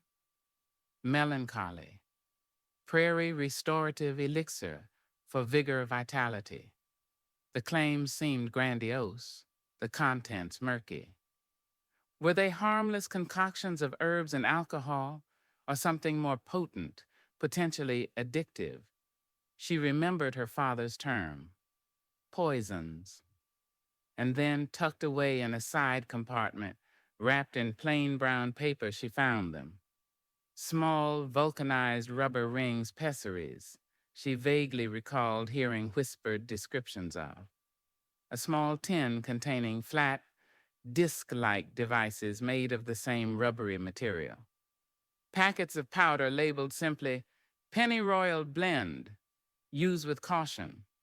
And folded neatly, a few thin pamphlets, printed with dense text and crude diagrams, offering oblique advice on feminine hygiene and regulating the cycles of nature. Mary stared, her face flushing hotly, her breath catching in her throat. This was it, the questionable morality, the options. Seeing them laid out, tangible and real, was profoundly shocking. This was the knowledge her father feared, the interference with God's will he condemned. These small, illicit objects represented a direct challenge to the natural order, to the accepted burdens of womanhood. She picked up one of the rubber rings, turning it over in her trembling fingers. It felt alien, clinical. She thought of Mrs. Greer's perpetual exhaustion, her own mother's struggles, the endless cycle of pregnancy and childbirth that defined women's lives on the frontier. Could this simple object truly offer respite? Could it grant a woman some measure of control over her own body, her own fate? The pamphlet spoke vaguely of preventing family burdens and ensuring maternal health, using coded language that barely concealed their true purpose. The Pennyroyal Blend packet carried a starker handwritten warning beneath the label, not to be used if condition suspected. An abortifacient? Mary's stomach churned. This went far beyond simply preventing conception. This touched upon ending a potential life. The weight of that possibility felt immense, terrifying. Was Thorne a cynical purveyor of dangerous goods, profiting from desperation? Or was he, as he'd hinted, offering a last resort, a difficult choice in a world that offered women so few? Looking at the meager collection of items in the bag, the practical alongside the controversial, she couldn't easily condemn him. The nerve tonics and elixirs seemed dubious, yes, perhaps preying on hope. But the bandages, the liniments, they spoke of genuine needs. And the feminine remedies, they spoke of desperation, of suffering, of a desire for agency that defied easy moral judgment. Tucked beneath the pamphlets, she found something else, a small, worn, leather-bound volume of poetry Keats. An inscription inside, faded but legible. To Charles, may you always find beauty, even on the loneliest roads. E. And slipped inside the pages, a photograph slightly creased and blurry. It showed a younger Thorne, perhaps in his 20s, standing beside a smiling dark-haired woman. He wasn't smiling, but the guarded weariness wasn't yet etched so deeply into his features. Who was E? Who was the woman? This glimpse into his past, into a life beyond the dusty roads and questionable wares, complicated her image of him further. He wasn't just a peddler of secrets. He was a man with his own history, his own losses, perhaps. She carefully placed the book and photograph back. The contents of the Gladstone bag laid bare not just the controversial nature of Thorne's trade, but the complexities of survival, desire, and desperation on the frontier. These weren't just objects, they were choices, burdens, potential lifelines, and potential sins all jumbled together in a worn leather case. Possessing this knowledge, these objects felt like holding fire. It was power, of a sort the power of awareness, the potential for a choice her mother and women like Mrs. Greer likely never had. But it was also an immense burden. The secret felt heavier now, tangible, sitting there on her bed. Using these items felt unthinkable, steeped in sin and danger. Yet the thought of facing the future utterly defenseless, subject entirely to fate and the decisions of men, felt equally terrifying. She heard the sound of the back door opening and closing downstairs. Her father was back inside.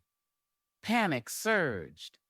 Quickly, frantically, she repacked the bag, trying to put everything back as she had found it, her hands clumsy with haste. She secured the clasps, her heart pounding. She lifted the heavy bag and returned it to the cedar chest, burying it beneath the linens, praying the faint, alien sense wouldn't betray its presence.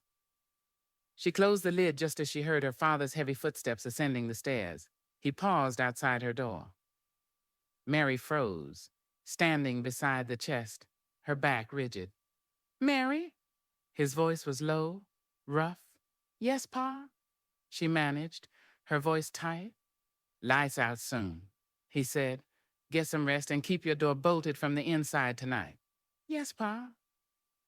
His footsteps retreated towards his own room. Mary sank onto her bed, weak with relief and residual fear. She bolted her door as instructed, the small piece of metal feeling like scant protection against the dangers both outside and within. The Gladstone bag lay hidden, but its contents were imprinted on her mind.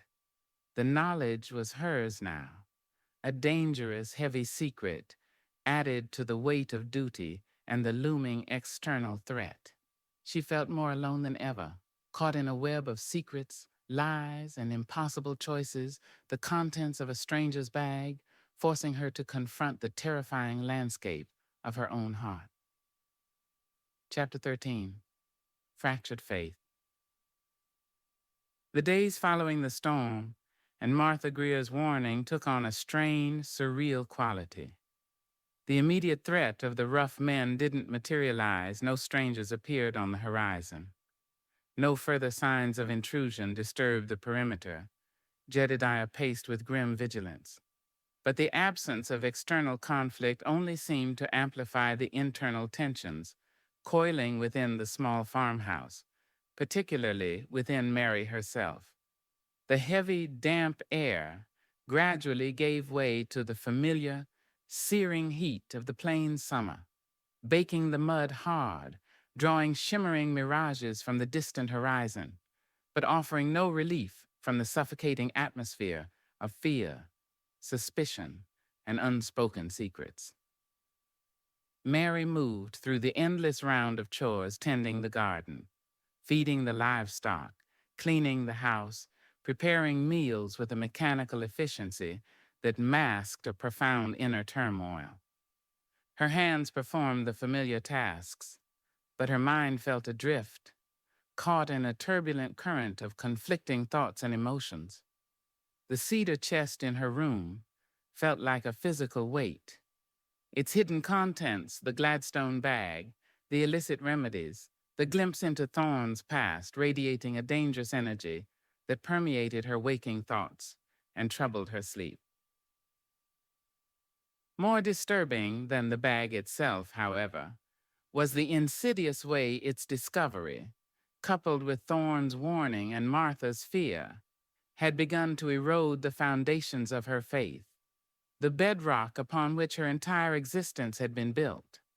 Her father's God, the God presented to her since childhood, was a stern, righteous patriarch, demanding, judging, quick to punish transgression.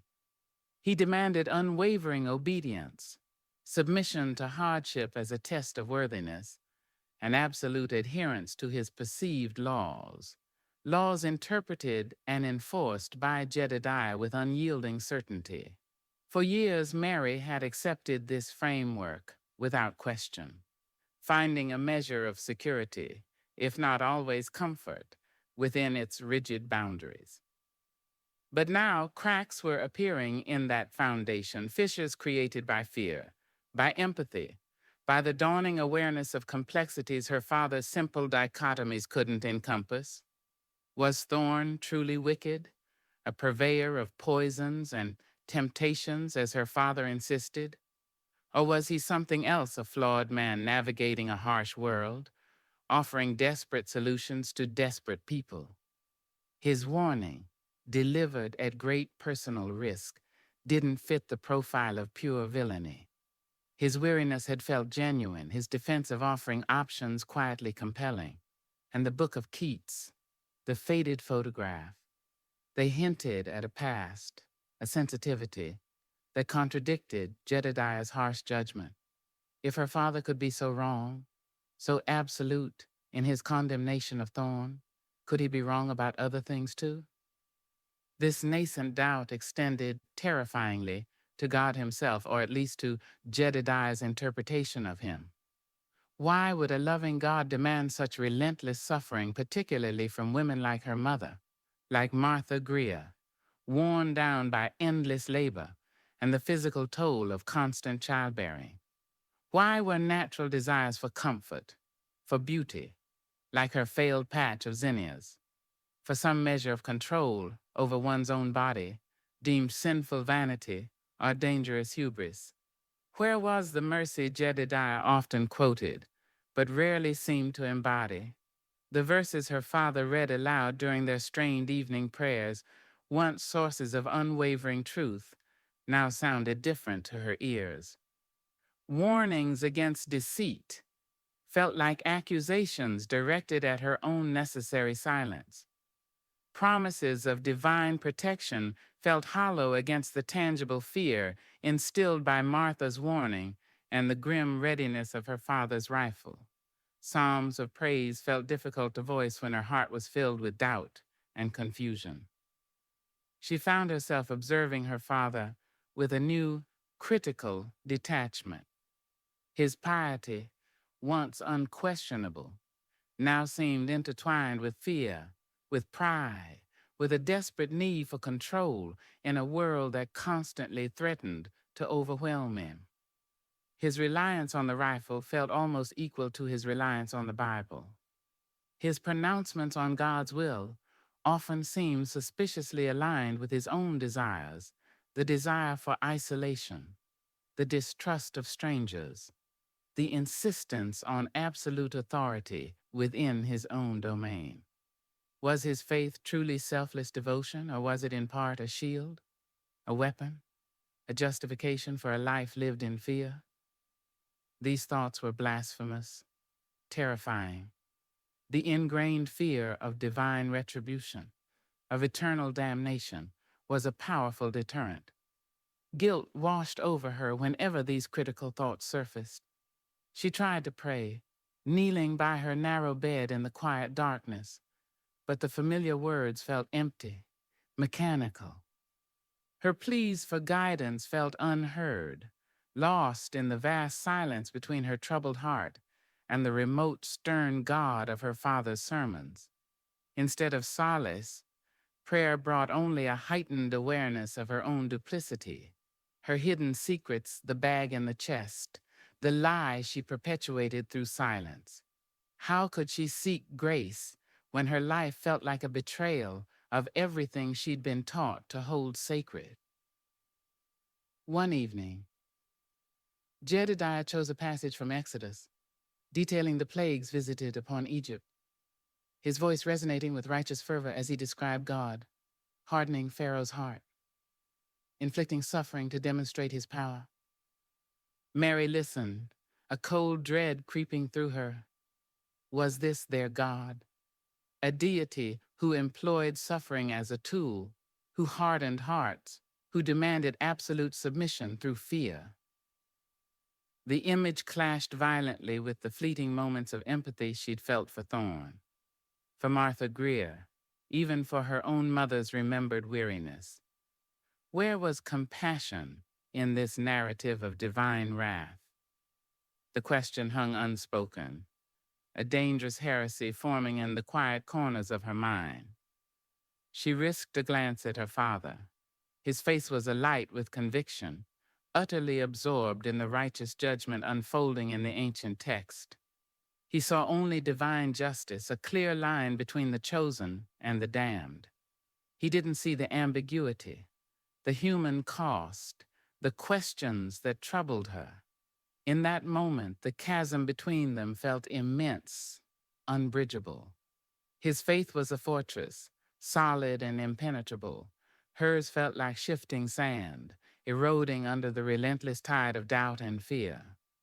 The weight of her fractured faith manifested physically. Her appetite waned. Sleep remained elusive, punctuated by anxious dreams where storm clouds morphed into menacing faces and the contents of the Gladstone bag spilled out, exposing her secrets to her father's condemning gaze. She grew paler, thinner, the shadows under her eyes deepening. Jedediah noticed, of course. His scrutiny intensified, though his approach was oblique, filtered through his religious framework. The body is often afflicted by the state of the soul, Mary, he remarked one evening, watching her push food listlessly around her plate. A heart troubled by unconfessed sin or doubt cannot thrive. Seek solace in the word. Pray for clarity and strength.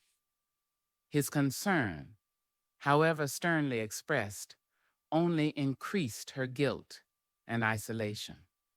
How could she confess her doubts when they felt like a betrayal of him, of everything he stood for?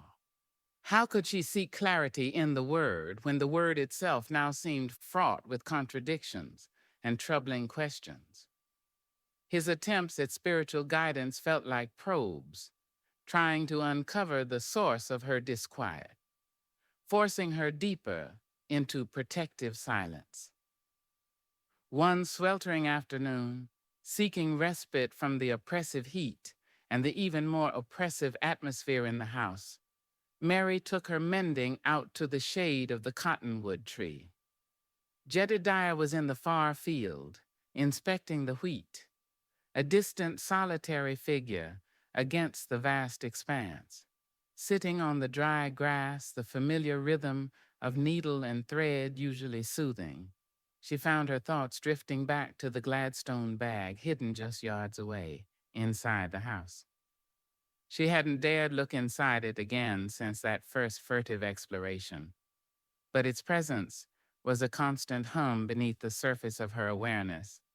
The options it contained represented a terrifying, seductive counterpoint to the life of submission and endurance laid out for her.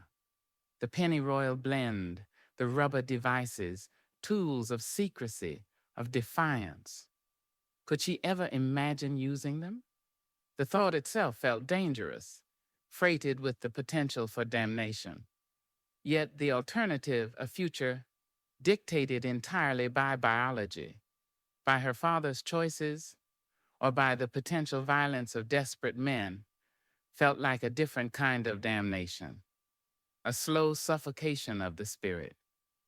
Her faith taught that suffering had purpose, that endurance built character, that God's plan was inscrutable but ultimately just. But Thorne's weary pragmatism offered a different perspective. Perhaps suffering could simply be prevented. Perhaps a woman's health and well-being held their own moral weight. Perhaps choosing survival, choosing agency, wasn't automatically a sin. It was a radical, shattering thought, directly challenging the core tenets of her upbringing. She looked down at the worn patch she was mending on her father's shirt. Duty. It was woven into the very fabric of her existence. Duty to God, duty to her father, duty to the demanding land. But what duty did she owe herself? Did her own nascent desires, her fears, her yearning for something more, hold any validity in the stern calculus of her father's faith? A passage her mother had underlined in her worn Bible came unexpectedly to mind. For I desired mercy and not sacrifice, and the knowledge of God more than burnt offerings. Her mother had focused on the mercy, the knowledge. Jedediah seemed fixated on the sacrifice, the burnt offerings, the demands. Had her mother, too, wrestled with these questions? Had her quiet endurance masked a deeper, more nuanced understanding of faith, one that allowed for compassion alongside conviction? The letters hinted at it, at the human cost beneath the pious surface. Mary realized, with a jolt that was both frightening and liberating, that her faith wasn't just fractured, it was transforming. It was moving away from the rigid, fear-based dogma of her father toward something uncertain, questioning, perhaps more aligned with the empathetic spirit she remembered in her mother. It was a faith that acknowledged ambiguity, that wrestled with difficult choices, that sought mercy alongside righteousness. It was a faith deeply uncomfortable, lacking the solid certainty Jedediah clung to, but it felt truer, more human. This internal shift brought no peace, only a sharper awareness of her precarious position.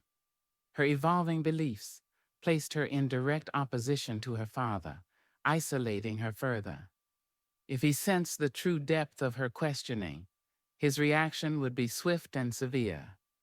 He wouldn't see it as growth, but as corruption, a falling away, proof of the world's insidious influence, perhaps proof of Thorne's corrupting effect. She finished her mending, the stitches neat, precise, betraying none of the turmoil behind their creation. As the sun began its descent, casting long shadows across the plains, she gathered her things and headed back towards the house. Jedediah was returning from the fields, his stride long and purposeful, his rifle slung over his shoulder.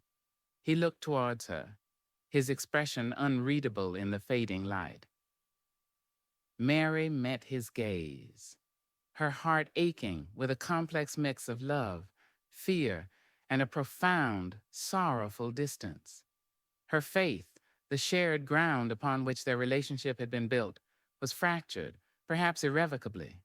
She still loved him, still felt the pull of duty, but she could no longer inhabit his world of absolute certainty without reservation. The Gladstone bag remained hidden, a symbol of the forbidden knowledge she now possessed. The external threat might still loom, but the internal landscape had been irrevocably altered.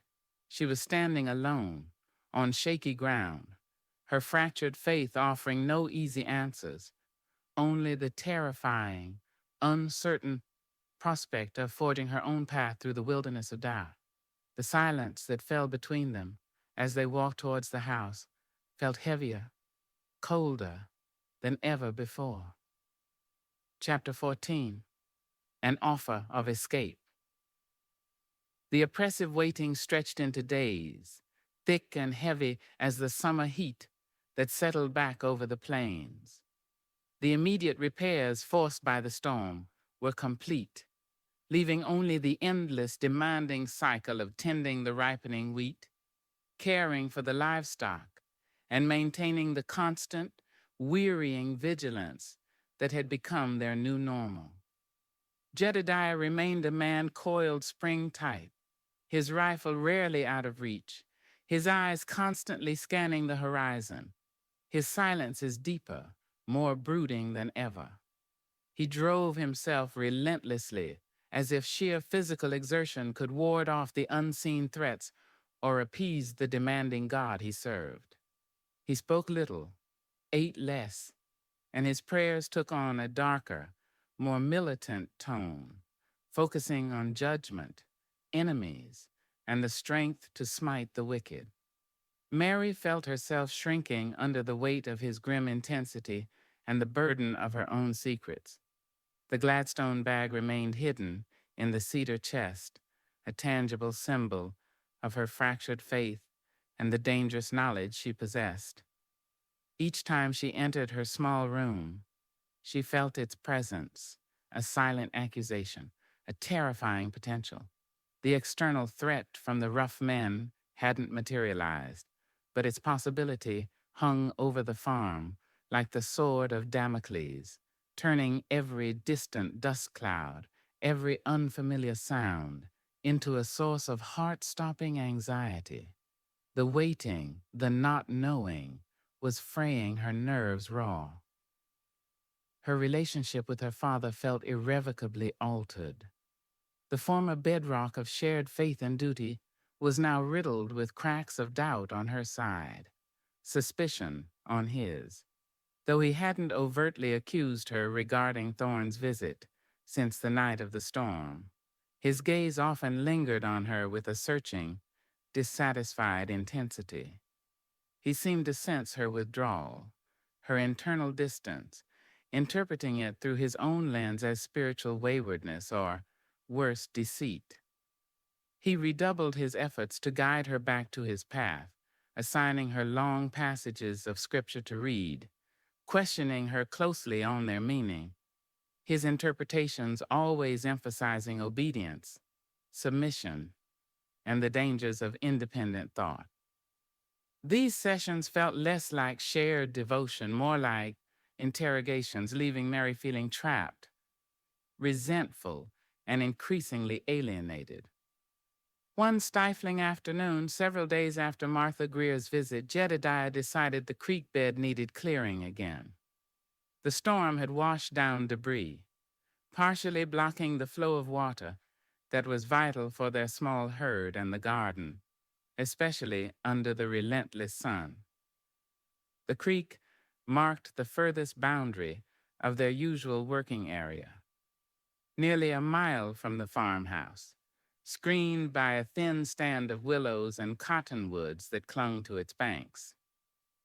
"Water's low," Jedediah stated gruffly over the midday meal. "That blockage needs clearing before it silts up completely. I'll start this afternoon." "You," he fixed Mary with his stern gaze, "will finish weeding the bean patch, then check the south fence line again. Walk the whole length. Look sharp for any breaks or tracks." Assigning her the distant fence line was unusual. Typically, they worked closer together, especially given the heightened state of alert. Was he testing her? Or did he genuinely need the creek cleared and the fence checked simultaneously, his anxiety pushing him to cover all potential vulnerabilities at once? Either way, it meant she would be alone, far from the house, far from his immediate supervision, for a significant portion of the afternoon. A small flicker of relief mingled with the ever-present anxiety. After the meal, Jedediah set off towards the creek with a shovel and axe, his rifle slung across his back. Mary watched him go, a solitary figure receding into the shimmering heat haze. Then, pulling on her sunbonnet, she headed towards the bean patch near the house. The weeding was tedious work, bending low under the punishing sun, pulling stubborn weeds from the dry, cracked earth. Her thoughts, as always, churned. The Gladstone bag, Thorn, the rough men, her father's hardening certainty, her own eroding faith. When the bean patch was finally cleared, she fetched a canteen of water and set off towards the south fence line, deliberately walking through the tall wheat fields rather than taking the more exposed track. The whispering grain surrounded her, offering a fragile sense of concealment. The heat was intense, the air thick and still, broken only by the buzz of insects and the rustle of the wheat stalks brushing against her dress. The farm buildings dwindled behind her, becoming small shapes in the vast landscape. Her father was out of sight.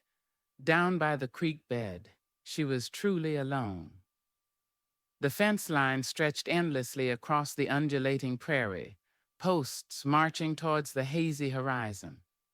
She began her inspection, walking slowly, checking the tautness of the wire, scanning the ground for any unusual tracks. The sun beat down mercilessly. Sweat trickled into her eyes, blurring the landscape. The silence felt immense, profound, amplifying the thumping of her own heart. She had walked perhaps half the length of the fence, the farmhouse now a distant speck, when a flicker of movement in the tall grass beyond the fence line caught her eye. She froze, her hand flying to her throat, her heart leaping with fear. Was it an animal? A coyote? Or? A figure rose slowly from the concealing grass, hands held up, palms out in a gesture of peace or perhaps surrender. Mary's breath caught. Even in the distorting heat haze, even with the changes wrought by hardship, she recognized him instantly. Charlie Thorne. He looked drastically altered from their last encounter under the moonlight. His clothes were torn, dusty, clinging to a frame that seemed thinner, gaunter. His face was unshaven, smudged with dirt, his hair matted. The weariness in his eyes had deepened into a raw exhaustion, bordering on desperation. He held no bag, only a small, battered canteen slung over his shoulder. He looked like a man who had been hunted, harried, stripped down to the bare essentials of survival. He didn't move closer, keeping a respectful distance, his gaze fixed on her, wary but intense. "Miss Sutter?" he said, his voice raspy, cracked from thirst or disuse. "Didn't mean to startle you." Mary stared, momentarily speechless, fear warring with a jolt of adrenaline and a confusing surge of pity. He looked wretched, vulnerable. "Mr. Thorne," she finally managed, her voice barely a whisper. What are you doing here, my father?" "Is down by the creek," Thorne finished for her, nodding slightly. "I watched him head that way, figured this might be my only chance." He took a step closer, then stopped, clearly hesitant to crowd her. I needed to see you again." "Why?" The question was sharp, laced with the fear his presence inevitably invoked. "Is it the men? Have you seen them?" He shook his head, running a trembling hand over his rough beard. "No, haven't seen them. But I haven't stopped looking over my shoulder either. This country." He gestured vaguely at the vast empty plain surrounding them. "It feels watchful, dangerous, more than usual." He met her gaze directly, his gray eyes holding a stark honesty. "Leaving you here after that warning, it didn't sit right. Knowing what your father's like, knowing the trouble that might be brewing." He paused, gathering himself, the words seeming to cost him an effort. "Miss Sutter, Mary, I'm truly leaving, trying to get clear of this whole territory, heading further west, Oregon maybe, somewhere a man can start over, disappear if he needs to." Mary listened, her heart pounding. "Leaving, going west." "I know it's madness," he continued, his voice low, urgent. I know who I am, what I am. A peddler, down on his luck, likely with trouble snapping at his heels. I got nothing to offer. No guarantees, no safety. He took a deep breath, the words rushing out now. But nah, I can offer a way out, an escape from him. He nodded vaguely back towards the distant farm. From whatever's coming. If you want it, come with me. The offer hung in the hot, still air between them, stunning Mary into silence. Come with him. Leave her father, her home, the only life she had ever known. Throw her lot in with this desperate, near destitute stranger? It was insane, preposterous, dangerous beyond imagining. Yet, escape. The word resonated with a powerful, terrifying force deep within her soul. Escape from the suffocating weight of duty, from her father's rigid control, from the chilling fear instilled by Martha Greer's warning. Escape from the trap her life seemed to be closing into. Escape to what? An unknown future filled with hardship, uncertainty, traveling beside a man shrouded in secrets and trouble? Come with you? She repeated, the words feeling foreign on her tongue. Mr. Thorne, that's impossible. Is it? He challenged gently, his gaze searching hers. More impossible than staying here, waiting for trouble to find you, waiting for your father's pride or piety to get you both killed, or waiting for him to marry you off to the first suitable neighbor who'll take you?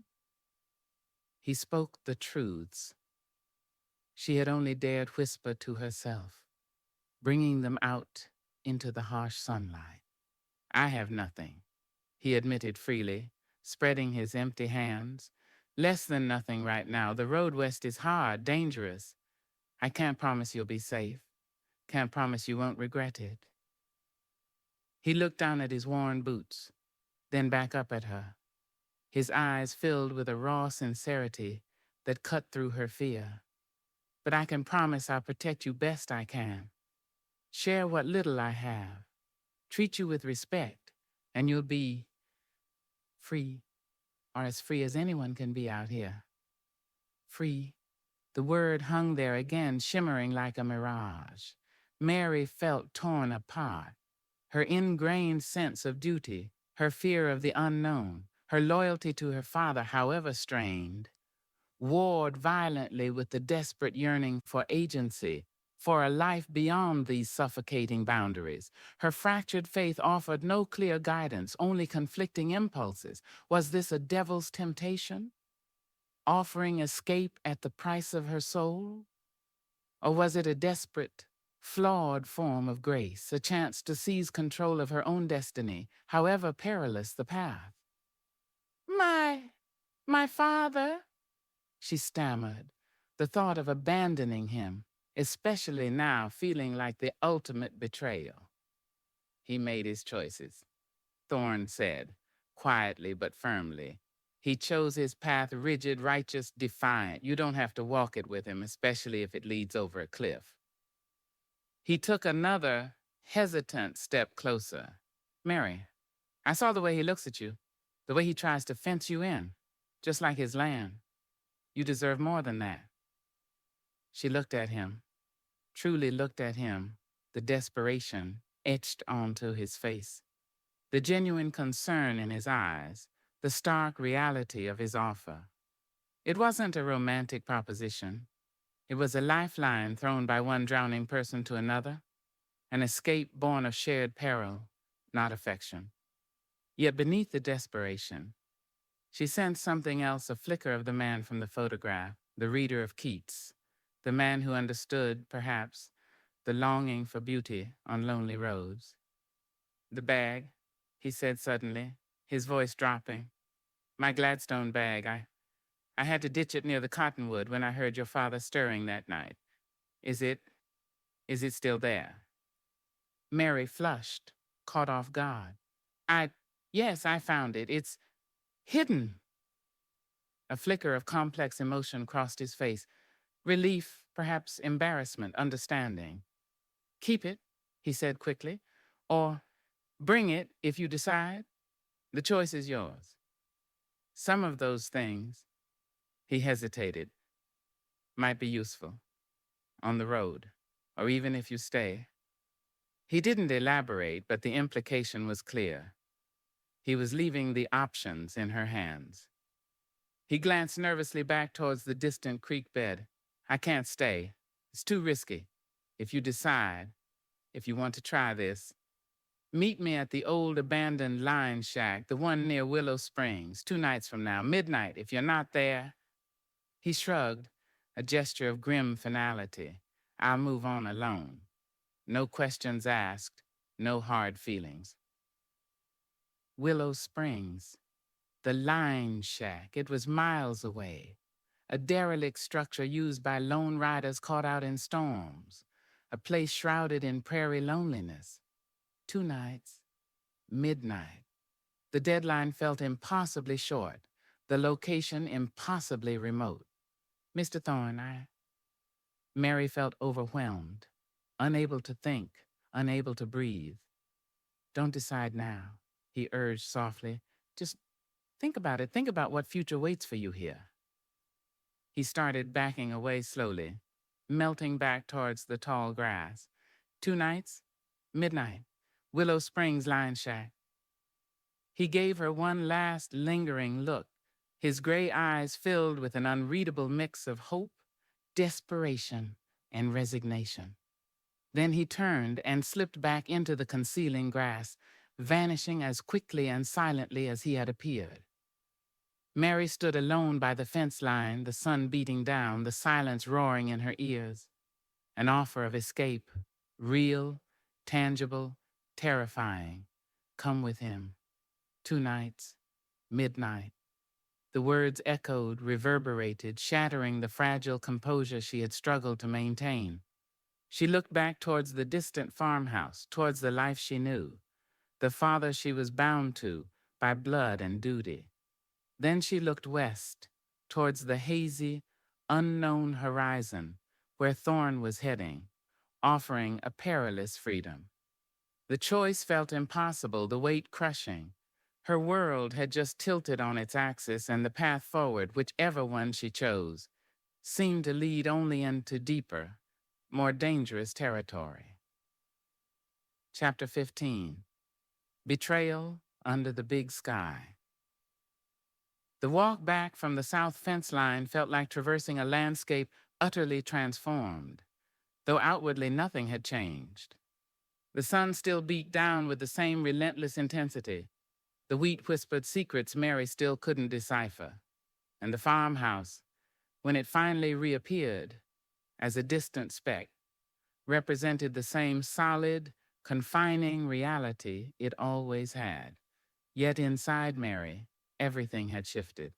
Thorne's desperate offer, come with me, echoed with the rhythm of her own pounding heart, a chaotic counterpoint to the steady, demanding drumbeat of duty that had governed her entire life. Escape, freedom. The words were intoxicating, terrifying. They painted visions of vast, unknown horizons, but also of hardship, uncertainty, and the undeniable companionship of a man shrouded in trouble. To even contemplate it felt like a profound betrayal, a betrayal of her father, of the life he had painstakingly built for them, of the faith he clung to so fiercely, perhaps even a betrayal of her mother's memory, whose endurance seemed suddenly like a reproach to Mary's yearning for flight. She reached the farmhouse, her legs unsteady, her mind reeling. Jedediah was still down by the creek, the rhythmic clang of his shovel against rock, carried faintly on the still air. Mary slipped inside the blessedly cool, quiet house and bolting the door behind her more out of ingrained habit than any real sense of security. The silence pressed in, amplifying the storm raging within her. Willow Springs line shack, 2 nights, midnight. The deadline felt impossibly close, the decision impossibly large. She leaned against the door, closing her eyes, trying to force clarity, into her chaotic thoughts. Stay, face the looming undefined threat from the rough men, endure her father's ever-deepening suspicion and rigid control, resign herself to a future likely mirroring Martha Greer's weary existence, perhaps dictated by a marriage arranged out of necessity or duty. The prospect felt like a slow, inexorable suffocation beneath the weight of obligation and fear. Leave? Cast her lot with Thorn, a man she barely knew, a man admittedly down on his luck, perhaps fleeing dangers of his own making. Face the perils of the westward trail with no resources, no protection beyond his uncertain promise. Risk starvation, violence from strangers, or abandonment if Thorn's own desperation overwhelmed his integrity. It was a leap into an abyss, trading known hardship for unknown terrors. And the betrayal. Leaving her father, especially now, when danger seemed imminent, felt monstrous. And he was hard, yes, rigid, controlling. But he was still her father. He had provided for her, protected her in his own fierce way. To abandon him felt like severing a limb, violating a sacred trust. Yet, hadn't he, in his own way, betrayed her? By refusing to see her as anything more than a child, by building walls of faith and fear so high they became a prison, by dismissing her nascent desires, her fears, her very individuality. The thought felt disloyal, wicked, yet it held a kernel of undeniable truth. Her gaze fell upon the cedar chest in her room upstairs. The Gladstone bag rested within, a hidden repository of secrets and choices. She thought of its contents, the practical items alongside the controversial ones, bandages and nerve tonic, pessaries and poetry. Thorn hadn't just offered escape. He had left her tools, however ambiguous. Tools for the journey, or tools for survival, even if she stayed. The bag represented a different kind of knowledge, a pragmatic, worldly wisdom, starkly contrasting with her father's scripture-bound worldview. Possessing it felt like another layer of betrayal, an alignment, however tentative, with the very forces her father condemned. That evening's supper was almost unbearable. Jedediah returned from the creek, exhausted, coated in mud and sweat and his face grim. He spoke only to comment on the stubbornness of the blockage and the falling water level. He ate little, his eyes constantly scanning Mary's face, as if searching for confirmation of some unspoken suspicion. Mary picked at her food, unable to meet his gaze for long. Terrified, her inner turmoil was written plainly on her features. Every mouthful felt like ash. Every moment stretched thin with unspoken tension. The weight of her secret, of Thorn's offer, felt like a physical presence at the table between them. Later, Jedediah sat with his rifle across his lap, staring into the darkness beyond the windows, occasionally reading aloud passages about betrayal, Judas, Delilah, the Israelites turning from God in the wilderness. Each word felt like a blow directed at Mary, whether intentionally or not. She retreated into herself, feigning weariness, seeking refuge in her small room early. Bolting the door behind her, she leaned against it, trembling. One night gone. Only one more day, one more night until the deadline at Willow Springs. The choice pressed down, demanding resolution. She paced the small room like a caged animal, the moonlight striping the floorboards, mocking her confinement. She tried to pray, kneeling by the bed, but the words wouldn't come. Her faith felt like a distant shore she couldn't reach, obscured by the fog of her fear and doubt. Was escape a sin? Was staying, submitting to a life that felt increasingly like a slow death, a virtue? Sleep, when it finally came, was fragmented, haunted by images of Thorn's desperate face, her father's condemning eyes, vast, empty landscapes and rough, menacing figures emerging from shadow. She woke before dawn, unrested, the decision no clearer, the weight heavier than ever. The second day unfolded under the same oppressive tension. Jedediah seemed quieter, more withdrawn, but his vigilance was sharper, his movements jerky with contained energy. He assigned Mary tasks close to the house, mending harnesses in the barn doorway where he could see her, churning butter in the kitchen, tasks that kept her tethered, observable. His proximity felt suffocating. She imagined unseen eyes watching from the fields, felt the seconds ticking away towards midnight. Mid-afternoon, Jedediah announced he needed to ride out to check a section of the north pasture, where a spring sometimes surfaced, to see if it held any water for the livestock. It was unusual for him to leave her alone again, even for a short time, after the warnings.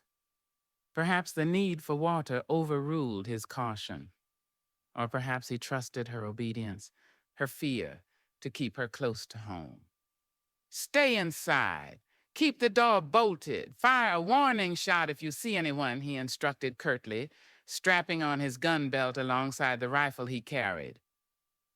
Watching him ride away, Mary felt a surge of panic, quickly followed by a desperate sense of opportunity. This was it, her chance. If she was going to leave, it had to be now while he was gone. She could gather a few things, slip away, be miles towards Willow Springs before he even returned. She flew up the stairs to her room, her heart pounding, her mind racing. Escape. Now! She threw open the cedar chest, her hands shaking. The Gladstone bag lay there, dark, solid, potent. Take it? Leave it? Taking it felt like fully embracing Thorne's world, severing ties completely. Leaving it felt like abandoning a potential shield, however flawed.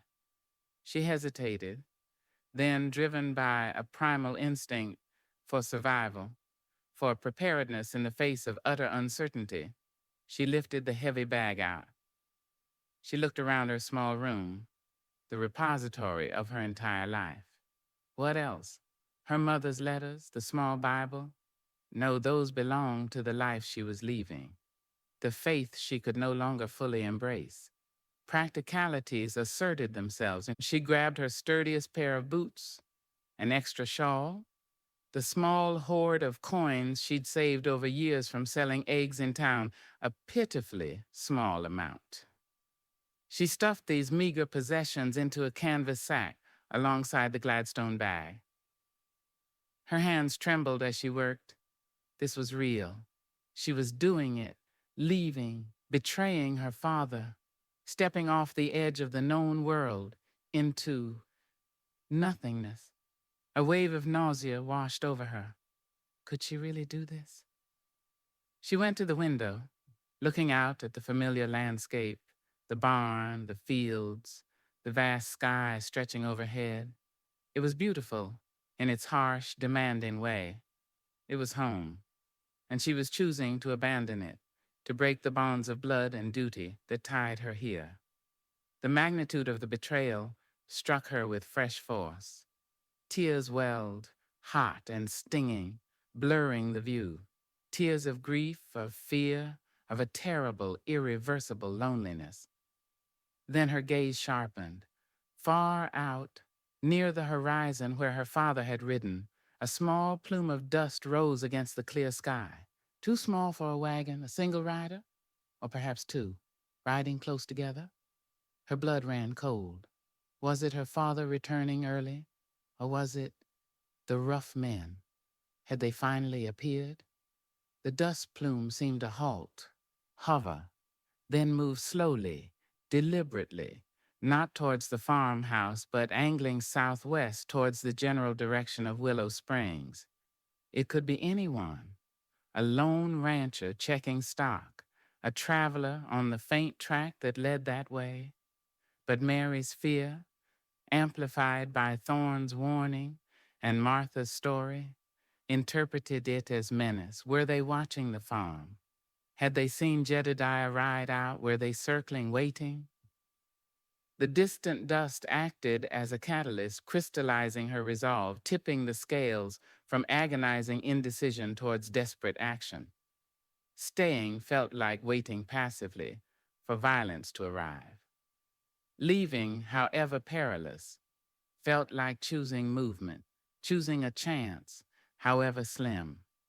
The betrayal of leaving her father felt suddenly less significant than the potential betrayal of herself, of her own instinct for survival. She wiped her eyes fiercely.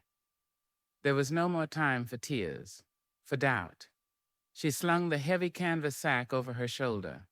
The Gladstone bag inside felt dense, challenging. She took one last look around the small room, then turned and hurried down the stairs. At the main door she paused, her hand on the bolt. Outside lay the vast, indifferent prairie, the immense sky arching overhead. It felt less like home now, more like an arena, silent and watchful. Stepping outside felt like stepping onto that stage, irrevocably committing to her chosen path. The weight of her decision, the weight of her betrayal, settled upon her, heavy and cold beneath the hot sun. She drew a deep, shuddering breath, slid back the bolt, and pulled the door open. The world outside rushed in the heat, the light, the scent of dry grass and dust. Taking that first step across the threshold felt like crossing a chasm. There was no going back. She pulled the door shut behind her, leaving the house empty, silent, a shell containing the life she had just abandoned. She didn't look back. Keeping to the concealing rows of wheat, she turned her face towards the west, towards Willow Springs, towards Charlie Thorne, towards an unknown future under the vast, unforgiving, and utterly indifferent big sky. The betrayal was complete. Chapter 16, The Price of Defiance. The moment Mary pulled the farmhouse door shut behind her, and the sound echoing with unnatural finality in the vast silence, the weight of her decision became a physical burden, almost heavier than the canvas sack digging into her shoulder. The sun beat down, fierce and accusatory, bleaching the colors from the familiar landscape, rendering it stark, alien. She didn't pause, didn't allow herself a backward glance at the only home she had ever known. To look back felt like risking petrification, like Lot's wife turning towards the ruins of her past. Instead, she plunged into the concealing ocean of wheat, the tall stalks closing around her, their rustling whispers sounding less like secrets now, more like judgment. Each step was an act of defiance, a severing.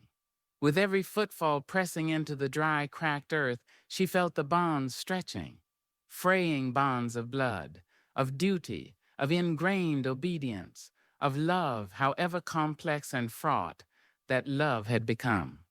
The price of this flight wasn't measured in the few coins hidden in her sack, but in the currency of loyalty, prison. The canvas sack felt impossibly heavy, its weight unevenly distributed. The dense leather shape of the Gladstone bag within pressed against her back, a constant reminder of the deeper secrets she carried, the illicit knowledge, the ambiguous potential it represented.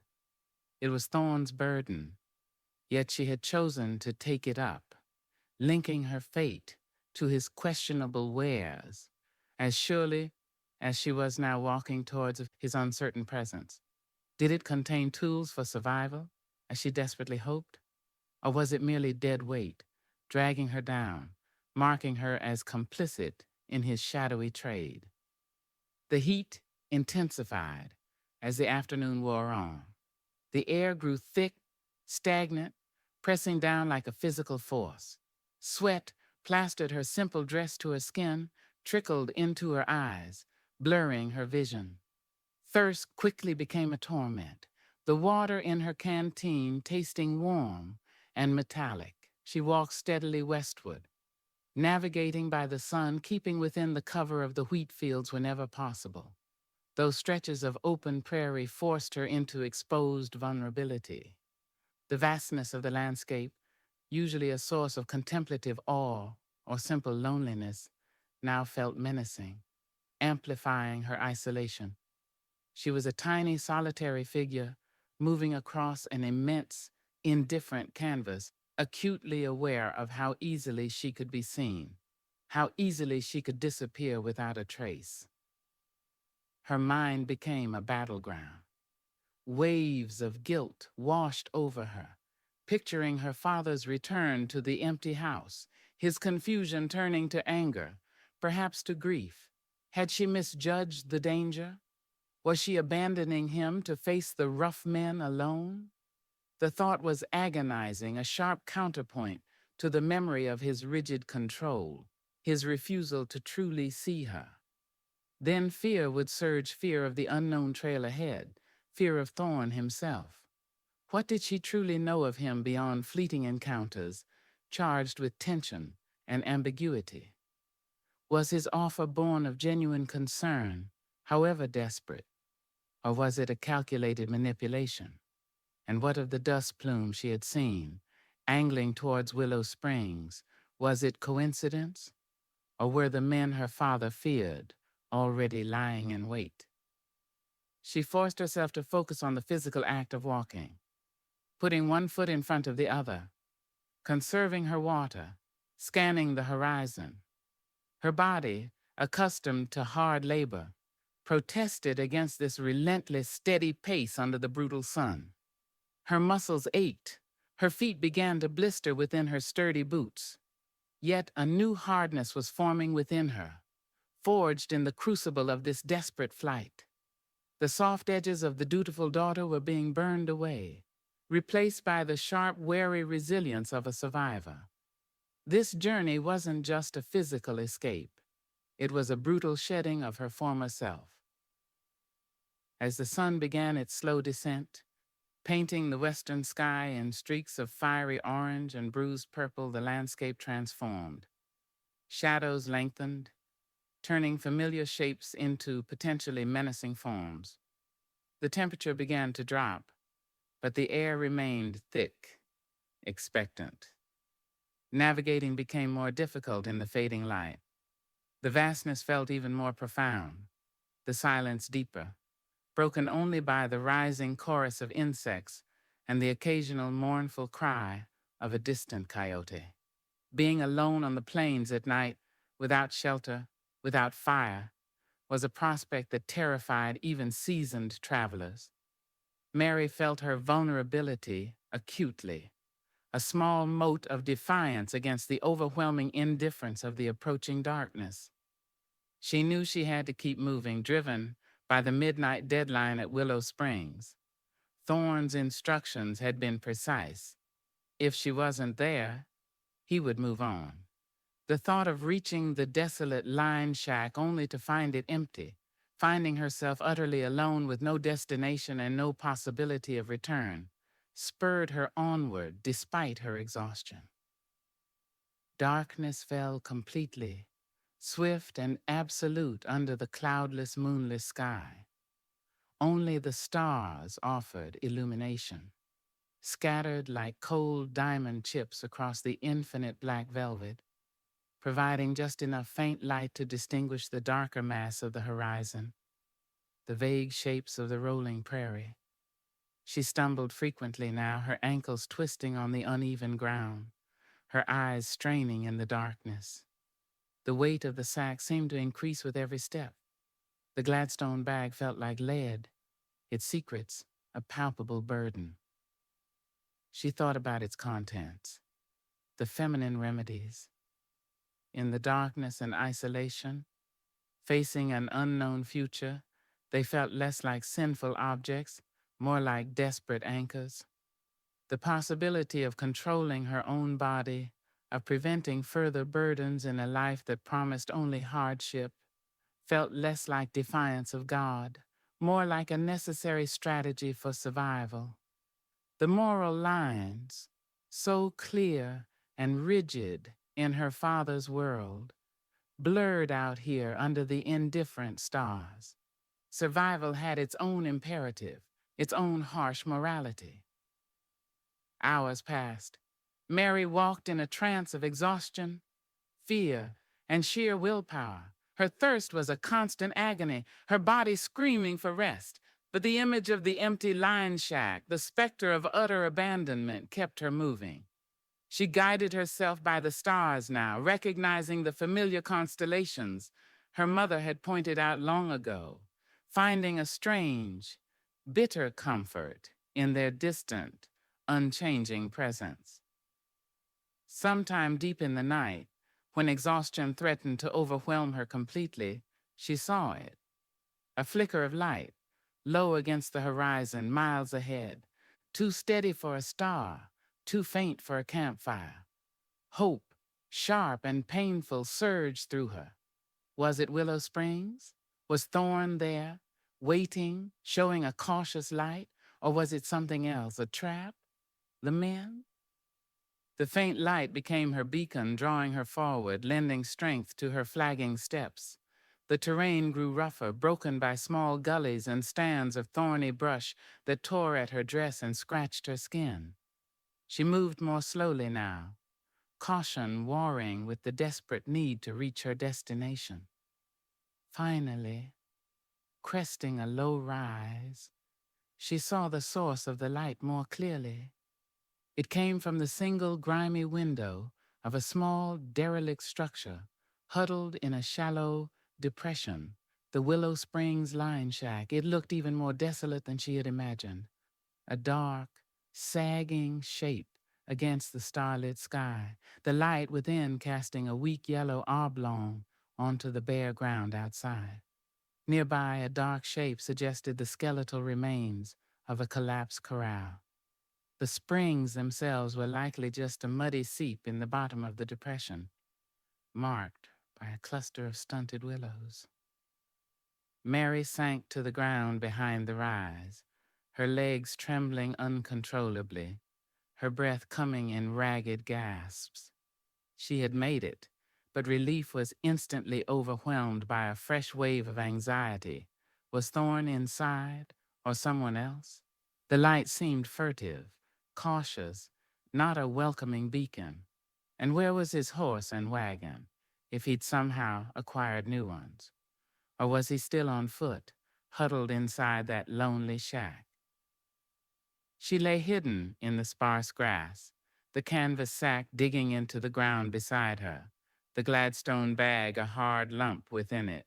She watched the shack, straining her ears, listening for any sound beyond the ceaseless whisper of the night wind and the frantic pounding of her own heart. Nothing. The light remained steady, unwavering, revealing nothing of the interior. Midnight. It had to be close. Thorn's deadline. Should she approach, call out, or wait? Observe. Every instinct screamed caution. To reveal herself now could be fatal if the wrong person waited inside. But to wait too long might mean Thorn, if he was indeed there and equally cautious, might assume she wasn't coming and leave. The price of her defiance had brought her here, to this desolate spot, to this moment of agonizing uncertainty. She had escaped the known prison of her father's farm, only to find herself trapped in the terrifying freedom of the unknown. Hidden in the darkness, staring at the solitary, ambiguous light, Mary felt the full weight of her choice, the irreversible consequences of her betrayal. She had paid the initial price by walking away. Now she waited to discover what further costs her desperate bid for freedom would demand under the vast, silent, watchful eye of the prairie night. Chapter 17. Dust and Desperation. Time stretched thin and brittle in the darkness. Mary lay pressed against the cool earth behind the low rise, every nerve humming, her gaze fixed on the solitary, unwavering light in the window of the Willow Springs line shack. Midnight had surely come and gone, marked only by the slow wheeling of the indifferent stars overhead. Thorn's deadline had passed. Was he inside, waiting with diminishing hope?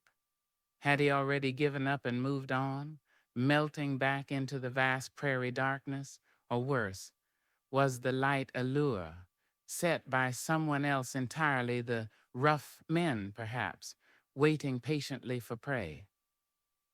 The silence was profound, broken only by the soughing of the night wind through the sparse grass and the frantic thrumming of her own pulse in her ears.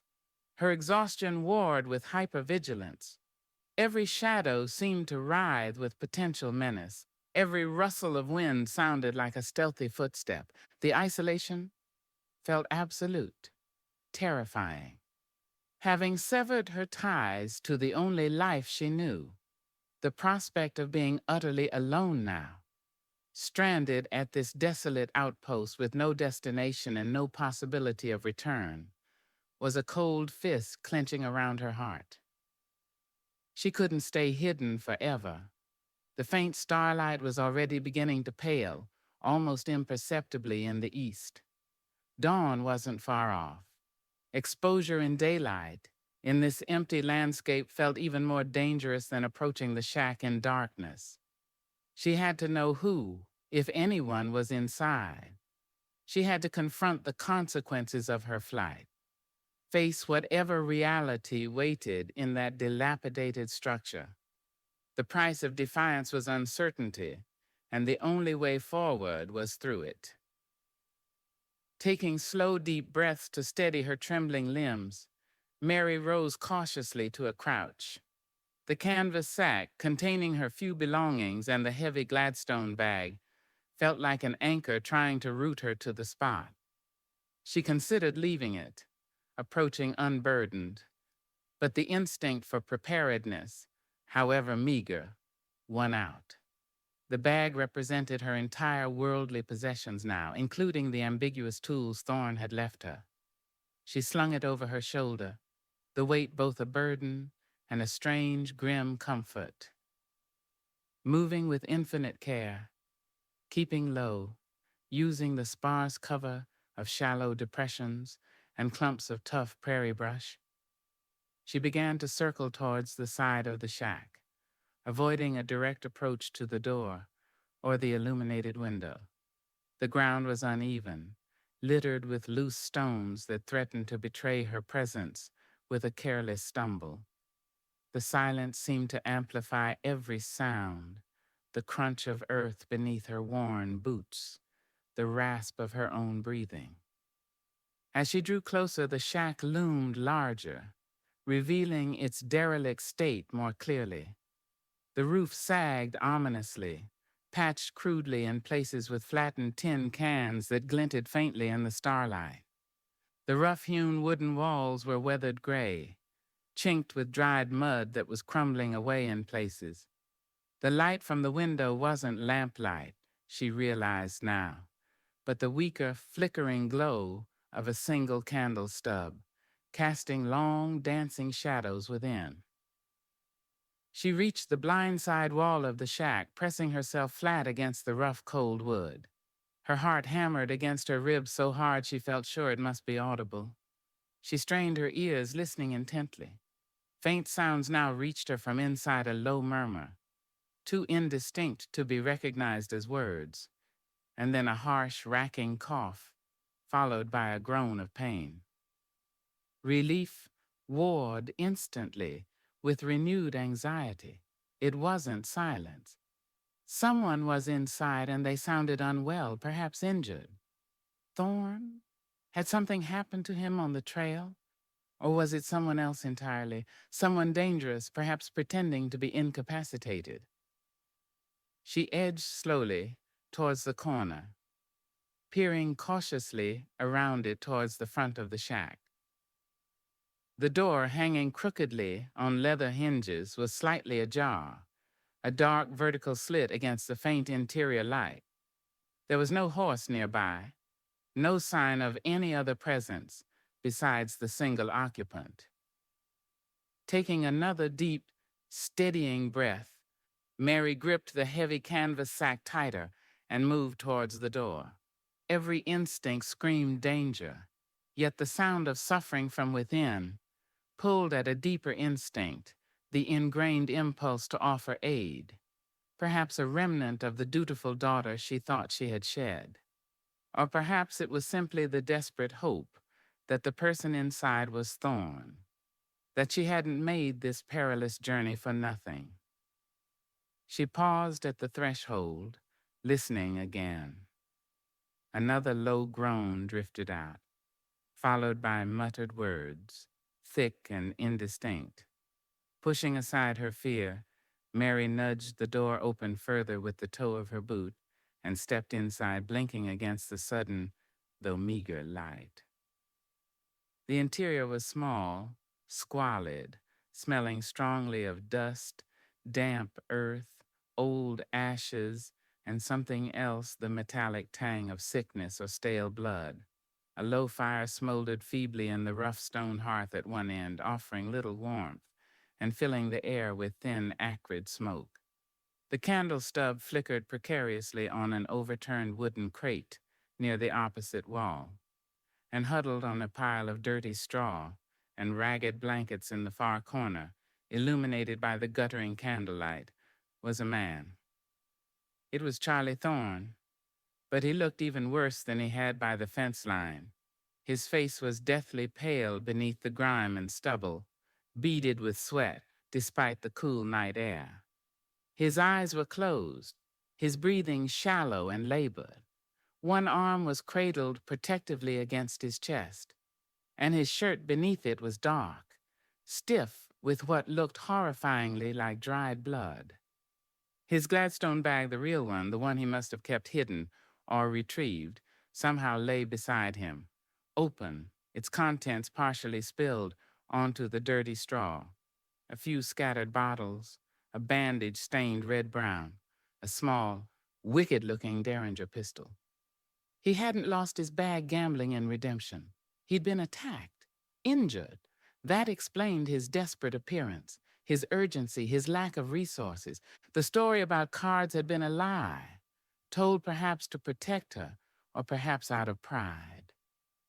He stirred at the sound of her entrance, his eyes fluttering open.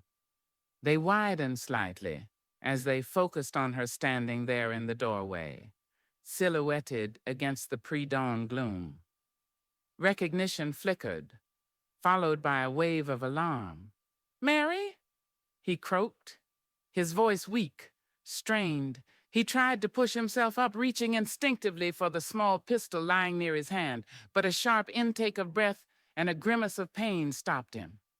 He sank back against the wall, clutching his injured arm. "Get out," he rasped, his eyes darting towards the doorway behind her. "It's not safe. They might—" "Who?" Mary asked, stepping further inside, letting the door swing almost shut behind her, plunging the interior back into near darkness, relieved only by the candle and the dying embers. "The men? Were they here?" Thorne shook his head weakly, wincing. "No, not here, not yet, but redemption jumped me after I saw your father, tried to take the bag, what little cash I had left." He coughed again, a harsh, painful sound that shook his thin frame.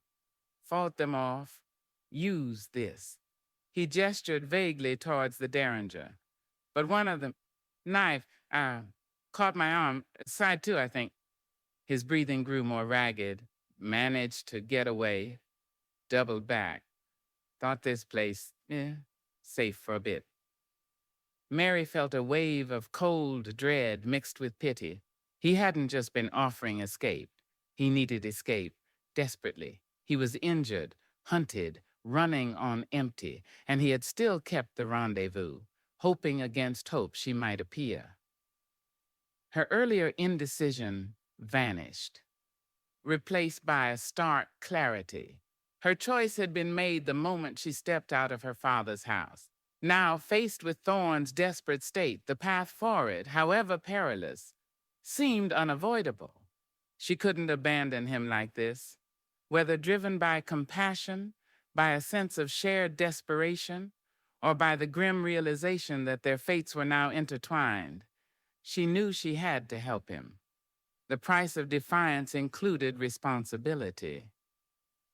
"Let me see," she said, moving towards him, dropping her heavy sack near the hearth. She knelt beside him on the dirty straw, wrinkling her nose at the smell of sickness and old fear that clung to the small space. Thorn flinched as she reached towards his injured arm, his eyes wary despite his weakness. "Don't," he whispered. "Just go, Mary. Save yourself. And they saw which way I ran. They might follow." "Hush," she said, her voice surprisingly firm, echoing the practical tone she used when tending injured livestock back home. "Let me look. Maybe something in your bag can help." She nodded towards his spilled Gladstone. He hesitated, then seemed to acquiesce, his strength failing him. He closed his eyes, his face tight with pain, as Mary carefully, gently, began to ease the torn, blood-stiffened fabric of his shirt away from the wound on his upper arm. It was a deep, ugly gash, inflamed around the edges, crusted with dried blood, but mercifully not seeming to be actively bleeding much now. There might be another wound on his side, as he feared, hidden beneath his waistcoat. Mary looked at the spilled contents of his bag, the familiar tins, bottles, bandages. Then she looked at the canvas sack she had carried, containing the other Gladstone bag, the one he had ditched by the cottonwood. It felt strangely providential now, not just a burden, but perhaps a resource. "Stay still," she commanded softly. She retrieved her sack and pulled out the second bag, placing it beside the first.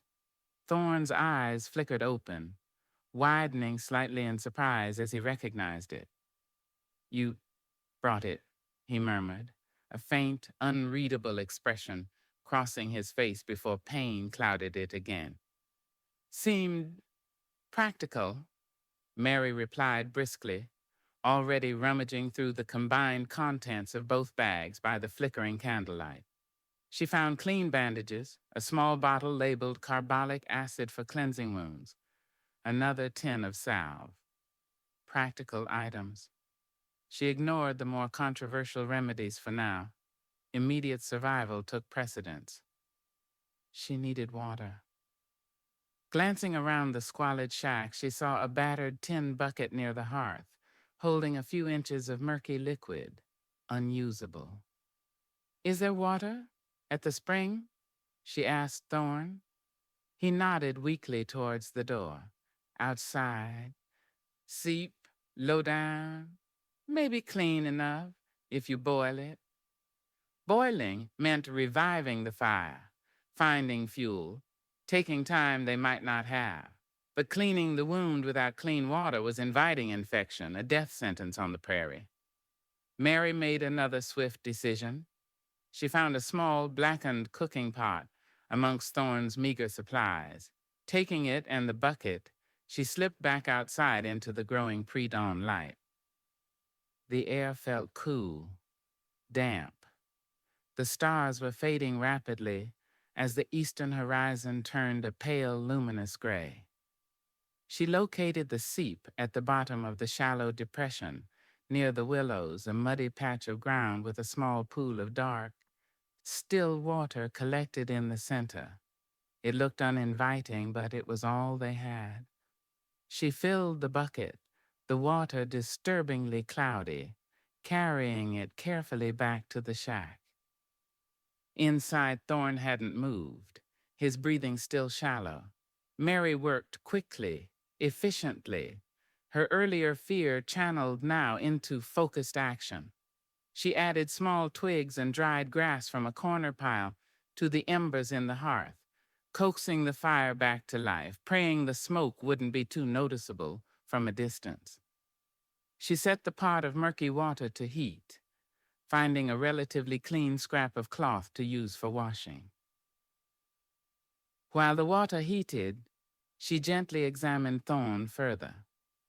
There was indeed another wound on his side, beneath his waistcoat shallower, it seemed, but bleeding sluggishly, staining his undershirt.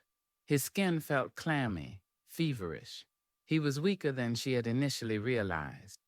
The fight, the flight, the loss of blood, the infection likely already setting in. He was in a bad way. Could she even help him? Or was she just delaying the inevitable, tying herself to a dying man? The thought was cold, brutal, yet practical. She pushed it away. She had chosen this path. When the water was steaming, she carefully carried the hot pot over to Thorn. Using the carbolic acid diluted in the warm water and the scrap of cloth, she began to clean the wounds, her touch surprisingly gentle but firm. Thorn hissed in pain as the antiseptic stung, but he didn't pull away, his eyes squeezed shut, his jaw clenched. Mary worked methodically, cleaning away the grime and dried blood, assessing the damage. The wounds were serious, jagged, likely inflicted by a dirty blade. Infection was the greatest danger now. She applied the salve generously, hoping its primitive antiseptic properties would help, then bandaged both wounds tightly with the clean strips of cloth from the bag. Thorn's breathing seemed to ease slightly as she worked, though his skin remained hot, feverish. He looked utterly spent, vulnerable, his usual guarded composure stripped away by pain and desperation. Mary sat back on her heels, surveying her handiwork in the dim light. She had done what she could. It felt inadequate, a small gesture against the overwhelming forces of injury, infection, and the hostile environment. She looked at Thorn's pale, still face, dust and desperation. That seemed to sum up their situation perfectly. They were two desperate souls, thrown together by circumstance and defiance, huddled in a derelict shack against the vast indifference of the prairie, with unknown dangers potentially closing in. The price of her defiance was becoming terrifyingly clear, measured not just in lost security, but in the potential cost of Thorn's life, and perhaps her own. Dawn was breaking, revealing a world that offered no easy answers, only the harsh imperative to survive. Chapter 18. Echoes from a Hidden Past. Dawn painted the interior of the squalid line shack in stark, unforgiving strokes of gray light, revealing the grime, the decay, and the grim reality of their situation more clearly than the flickering candle or the dying embers ever could. Mary sat on the packed earth floor near the hearth, the meager fire now little more than pale ash, watching Charlie Thorn sleep. His rest was fitful, disturbed by pain and fever, his breathing shallow, occasionally punctuated by a low groan or a muttered, incoherent phrase. The fresh bandages she had applied stood out starkly white against his grimy skin and torn clothing, small flags of defiance against the encroaching threat of infection and despair. She felt a profound weariness settle deep into her bones, a fatigue born not just of the sleepless night and the arduous journey, but of the relentless emotional turmoil, the weight of choices made and consequences yet to be faced. She had crossed her Rubicon, abandoning her past, her family, her faith as she knew it, throwing her lot in with this injured, hunted man. Now, huddled in this desolate outpost, the stark reality of that choice pressed in. Survival wasn't an abstract concept. It was the immediate, demanding task of keeping Thorn alive, keeping herself safe, and finding a way forward through the hostile emptiness that surrounded them. Looking at Thorn's face in the pale morning light, she saw beyond the immediate suffering.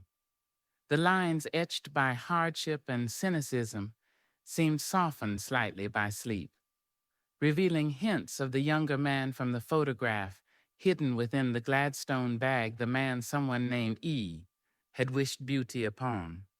Who was he really, beneath the layers of weary salesman, desperate fugitive, purveyor of questionable remedies? What hidden past had led him to this desperate juncture? Her gaze drifted to the two Gladstone bags lying near Thorne's makeshift bed. One represented his chosen trade, its contents a mix of practical aid and potentially dangerous options. The other, the one he had abandoned and she had retrieved, felt like a repository of deeper secrets.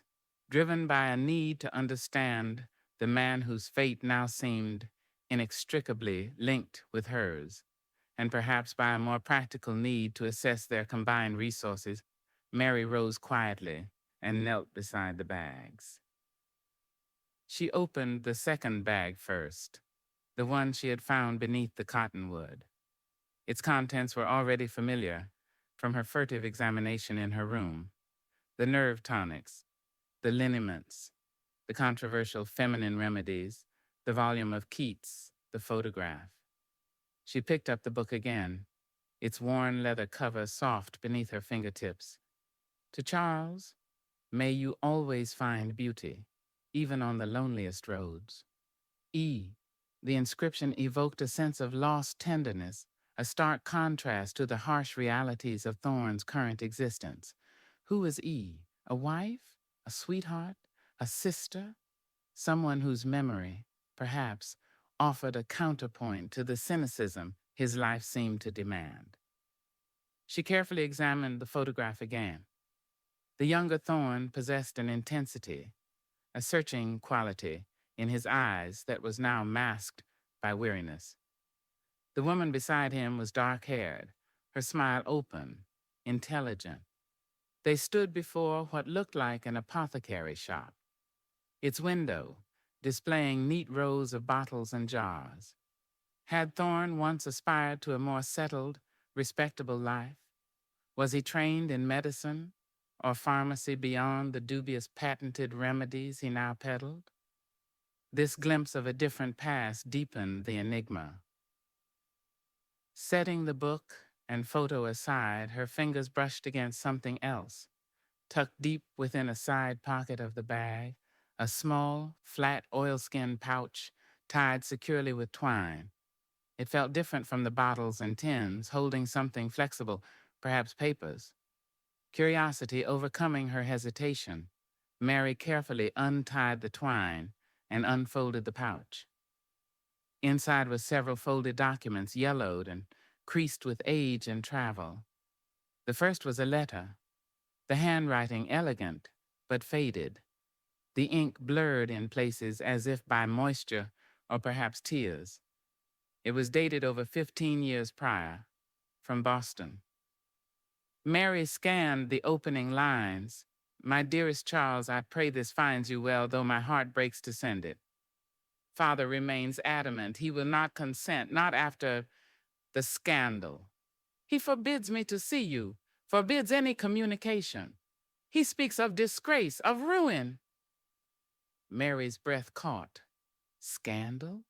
Disgrace? The letter spoke of thwarted love, of family opposition, of a connection severed by forces beyond their control. Was E the author? The elegant script seemed feminine. The letter continued, filled with declarations of enduring love mingled with despair and resignation.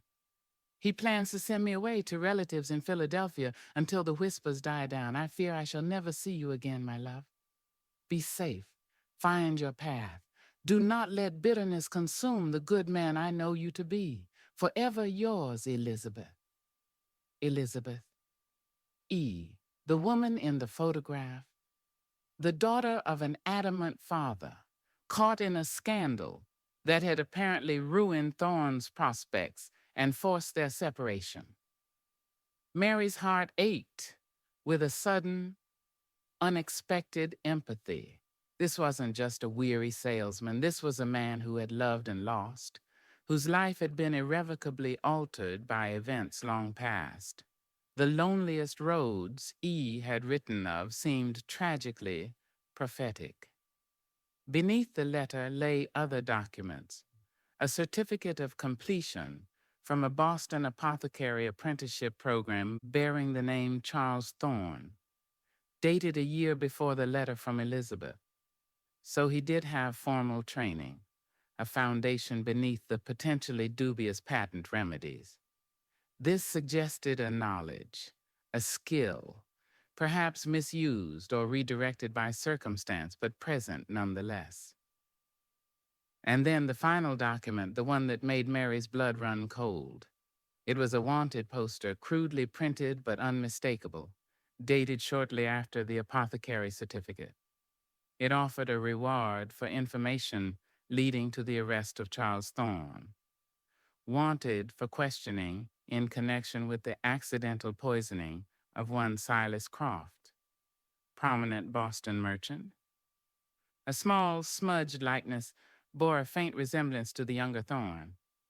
Subject may possess knowledge of chemicals and pharmaceuticals. Considered potentially dangerous. Mary stared at the poster, her mind reeling. Accidental poisoning, wanted for questioning. Silas Croft, was he Elizabeth's adamant father? Had Thorne been blamed, rightly or wrongly, for his death? Was this the scandal? Had he fled Boston under a cloud of suspicion, perhaps even guilt, leaving Elizabeth behind, his future ruined, his apothecary career destroyed before it began? Suddenly, Thorne's guarded nature, his weariness, his itinerant life peddling remedies on the fringe, all snapped into a terrifyingly coherent picture. He wasn't just down on his luck. He was a fugitive, living under the shadow of a 15-year-old accusation, perhaps a crime. The trouble snapping at his heels wasn't just from disgruntled customers or unlucky card games. It was the specter of the law, the ghost of Silas Croft. The revelation hit Mary with the force of a physical blow. She felt sick, betrayed, terrified.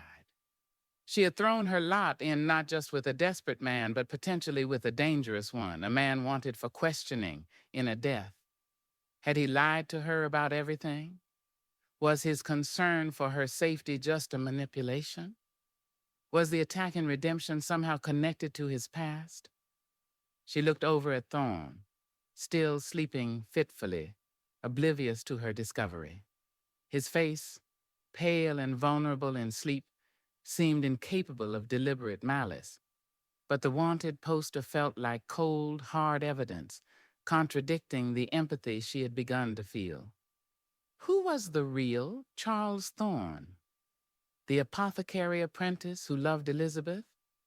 The desperate peddler offering dubious options? Or the fugitive implicated in a poisoning? Her hands trembled as she carefully refolded the documents, placing them back in the oilskin pouch, tucking it deep within the bag again. The knowledge felt toxic, burning. What should she do? Confront him when he woke? Abandon him now, taking her chances alone on the prairie? Or stay, armed with this terrible knowledge, uncertain if he was victim or perpetrator? Just as she was wrestling with this fresh wave of turmoil, Thorne stirred again, coughing weakly. His eyes fluttered open, hazy with fever and pain. He focused on Mary, kneeling beside the bags, his expression clouded. "Water?" he rasped, his throat dry.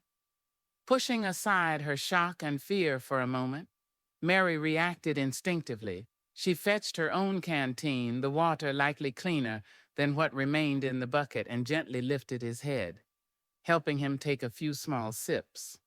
He drank gratefully, then sank back, his breathing still shallow. His fevered gaze drifted towards the Gladstone bags beside her. A flicker of awareness, perhaps suspicion, entered his eyes. "Looking for something," he murmured, his voice thick. Mary hesitated. Deny it? Confess? The direct approach felt too dangerous. given his weakened state and the potentially explosive nature of her discovery. But evasion felt like another layer of deceit in their already complicated situation. Just checking supplies, she said, keeping her voice carefully neutral. Seeing what we have. Your fever seems high. She deliberately shifted the focus to his immediate condition. He seemed to accept this, or perhaps lacked the strength to question further.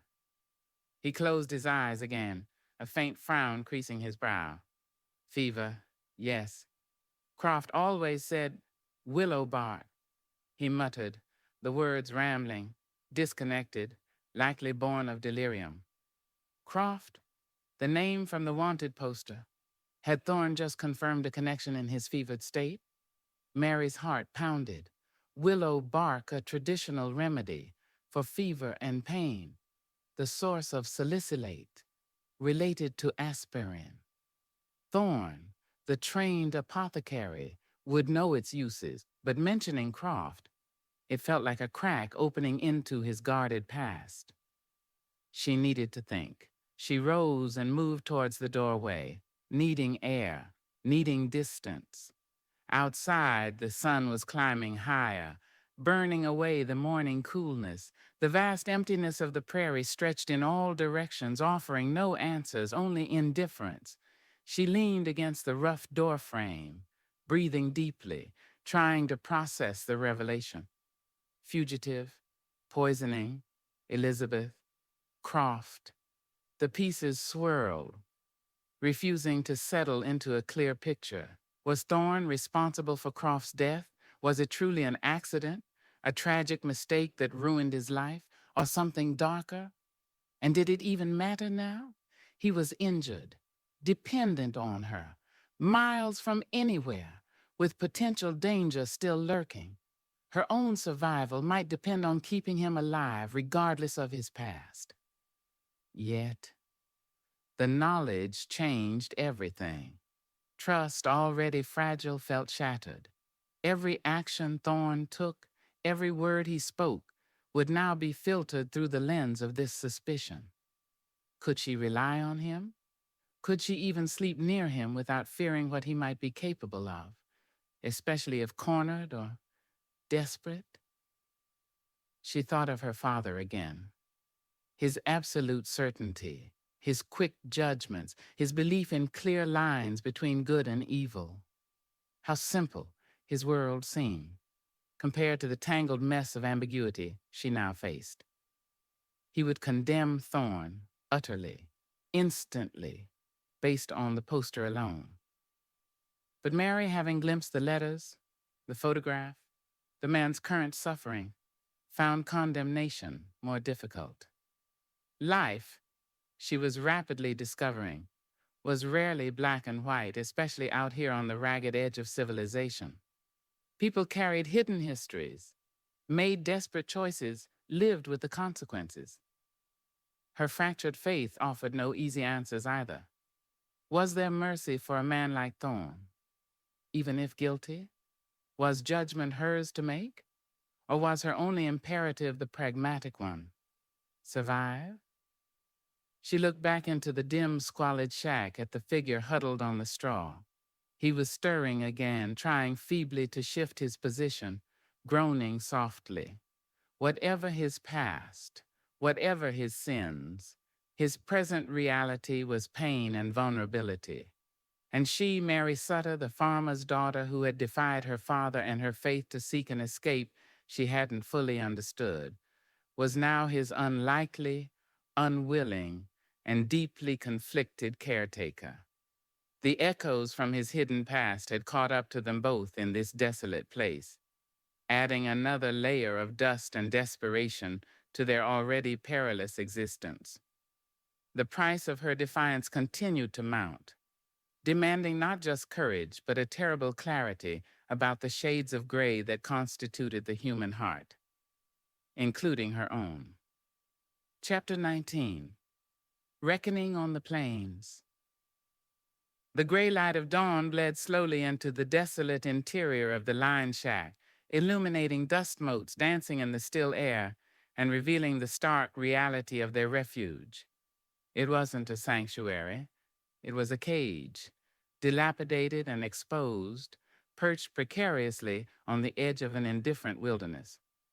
Mary sat huddled near the cold hearth, stiff and chilled, having finally succumbed to an exhausted, dream-troubled doze rather than true sleep. Across the small space, Charlie Thorne lay breathing raggedly on the pile of soiled straw, caught in the throes of a fever that seemed to tighten its grip as the sun climbed higher. His face, even beneath the grime and stubble, was flushed unnaturally red, yet his skin felt clammy when she'd tentatively touched his forehead earlier. He tossed restlessly, muttering fragments of sentences names she didn't recognize, mingled with curses directed at heat, dust, and sometimes chillingly, the name Croft. Each mention sent a fresh wave of anxiety through Mary, reminding her of the wanted poster hidden with his other secrets in the Gladstone bag. Fugitive, poisoning. The words echoed, stark and terrifying against the backdrop of his obvious suffering. Duty, ingrained and relentless, even in the face of her fractured faith, compelled her to act. Leaving him here to die, regardless of his past, felt impossible. She had chosen this path, chosen him as her unlikely means of escape, and his survival was now intrinsically linked to hers. With a weary sigh, she rose and began the practical tasks demanded by their grim situation. First, water. The murky liquid she'd boiled the night before was gone, used for cleaning his wounds and moistening his cracked lips. The seep near the willows was their only source. Taking the battered bucket, she slipped outside, scanning the horizon with hawk-like intensity before venturing down into the shallow depression. The sun was already beginning to assert its dominance, the air warming rapidly, promising another day of relentless heat. The plains stretched empty and vast in all directions, offering no comfort, only exposure. She filled the bucket quickly from the sluggish seep, the water still distressingly cloudy, and hurried back to the relative concealment of the shack. Next, the fire. They needed to boil the water again, both for drinking and potentially for cleaning the wounds later if the fever didn't break. She gathered dry grass and twigs from the corners of the shack, adding them carefully to the embers she'd banked the night before, blowing gently until a tiny flame flickered, then reluctantly caught. The thin smoke curling up from the crude chimney felt like a beacon, advertising their presence, but the risk was necessary. As the water heated, she knelt beside Thorne again, checking his bandages. The one on his arm seemed clean enough, though the area around it felt hot to the touch. The wound on his side, however, had oozed slightly, staining the fresh dressing with a pinkish-brown seepage. Infection was clearly taking hold. His fever was intensifying. She bathed his face and neck with a cloth dipped in cool boiled water, offering him small sips when he surfaced briefly from his delirium. He swallowed weakly, his eyes clouded, unfocused, sometimes seeming to look right through her, sometimes fixing on her with a flash of confused recognition or fear. "Elizabeth," he murmured once, his gaze momentarily clear, searching her face. The name hung in the air, heavy with unspoken history. "No," Mary said softly. "It's Mary, Mary Sutter." Confusion clouded his eyes again. "Sutter. The farm. Careful," he muttered before drifting back into fevered incoherence, talking about dusty roads, bad whiskey, and the bitter taste of certain chemicals. Hearing her own name, linked with his warning, sent a chill through her despite the growing heat. He remembered warning her father, remembered her, but the mention of Elizabeth, the name from the letter, the woman in the photograph, underscored the vast, hidden territory of his past, a past that now felt menacingly relevant. She forced herself to think practically. They couldn't stay here indefinitely. Thorne needed more help than her rudimentary nursing and the questionable contents of his bags could provide.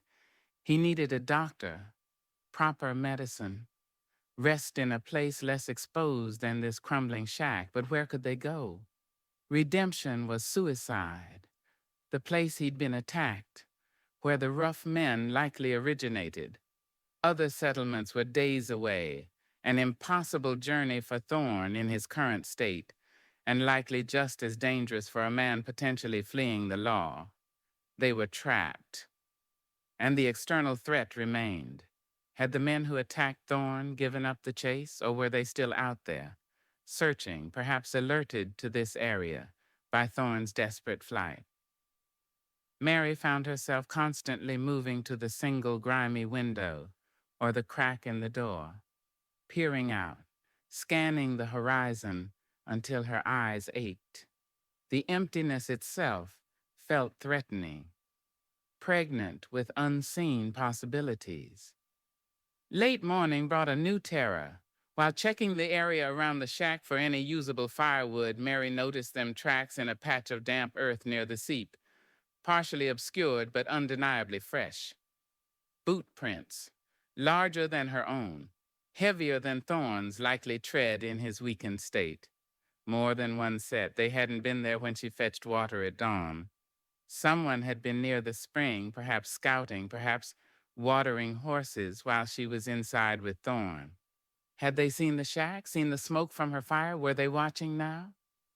Panic seized her, cold and paralyzing. She scrambled back to the shack, her heart hammering against her ribs. She bolted the flimsy door, leaning against it, gasping for breath. They were close. The rough men? Or just travelers? She couldn't know, but Thorne's warning, Martha's story, the attack in Redemption, it all pointed towards the grim conclusion that the danger was real and it was closing in. She looked at Thorne, tossing weakly on the straw, oblivious, trapped in his fever dream. They were desperately vulnerable. His derringer lay beside him, a tiny, almost useless weapon against multiple assailants. Her father's rifle was miles away, back in the life she had abandoned. They had nothing but the thin walls of the shack and her own desperate, untried courage. The immediate, palpable danger clarified things with brutal swiftness. Her internal debates about Thorne's past, her fractured faith, the morality of her choices, they seemed like luxuries now, irrelevant in the face of imminent violence. Survival became the only imperative. And survival, she realized with chilling certainty, depended on knowing who she was truly dealing with. She needed information from Thorne. Needed it now, before it was too late. She couldn't fight alongside or protect a man she couldn't trust, whose past might bring destruction down on them both. She went back to him, her resolve hardening. She bathed his face again, trying to cool the fever, needing him lucid even for a moment. "Charlie," she said, her voice low but firm, using his first name deliberately, trying to cut through the delirium. "Charlie, listen to me." His eyelids fluttered. He groaned, shifting restlessly. "Charlie, who are they?" she persisted, leaning closer. "The men who attacked you? Why are they after you?" His eyes opened, focusing on her with difficulty. The fever seemed to lend them a strange, unsettling clarity for a moment. "Money," he rasped. "The bag. Thought I had more." "Is that all?" Mary pressed, unconvinced. "Just robbery?" He frowned, a flicker of his old guardedness returning despite the pain. "What else?" Mary took a deep breath. There was no more time for evasion. The reckoning was here, forced by circumstance. She reached into the second Gladstone bag, her hand closing around the oilskin pouch. She pulled it out, her fingers trembling slightly, as she unfolded the yellowed, creased wanted poster. She held it before his face, close enough for his blurred vision to potentially register the crude likeness, the damning words. "What about this, Charlie?" she asked, her voice shaking slightly, but holding steady. "Boston, Silas Croft, accidental poisoning." The effect was instantaneous, galvanic. Thorne recoiled as if struck, his eyes widening in shock, then narrowing in a mixture of fear, anger, and profound betrayal. He tried to push himself up again, ignoring the pain, his gaze locked on the poster, then snapping to her face. "Where? Where did you get that?" he choked out, his voice suddenly stronger, sharper, laced with panic. "It was in the bag," Mary replied, holding his gaze, refusing to flinch. "The one you left behind along with the letters from Elizabeth." Thorne stared at her, his face ashen beneath the fever flush. The fight seemed to drain out of him, replaced by a wave of utter desolation. He slumped back against the wall, closing his eyes, his breath catching in a ragged sob.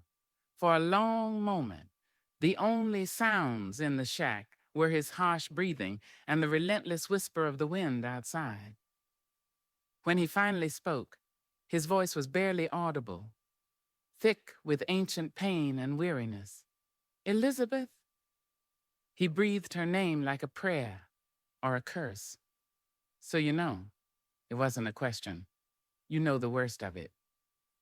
"I know what the poster says," Mary corrected, her voice quiet but firm.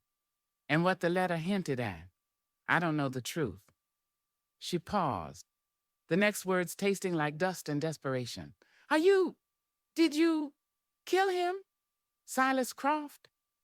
Thorne's eyes opened, locking with hers.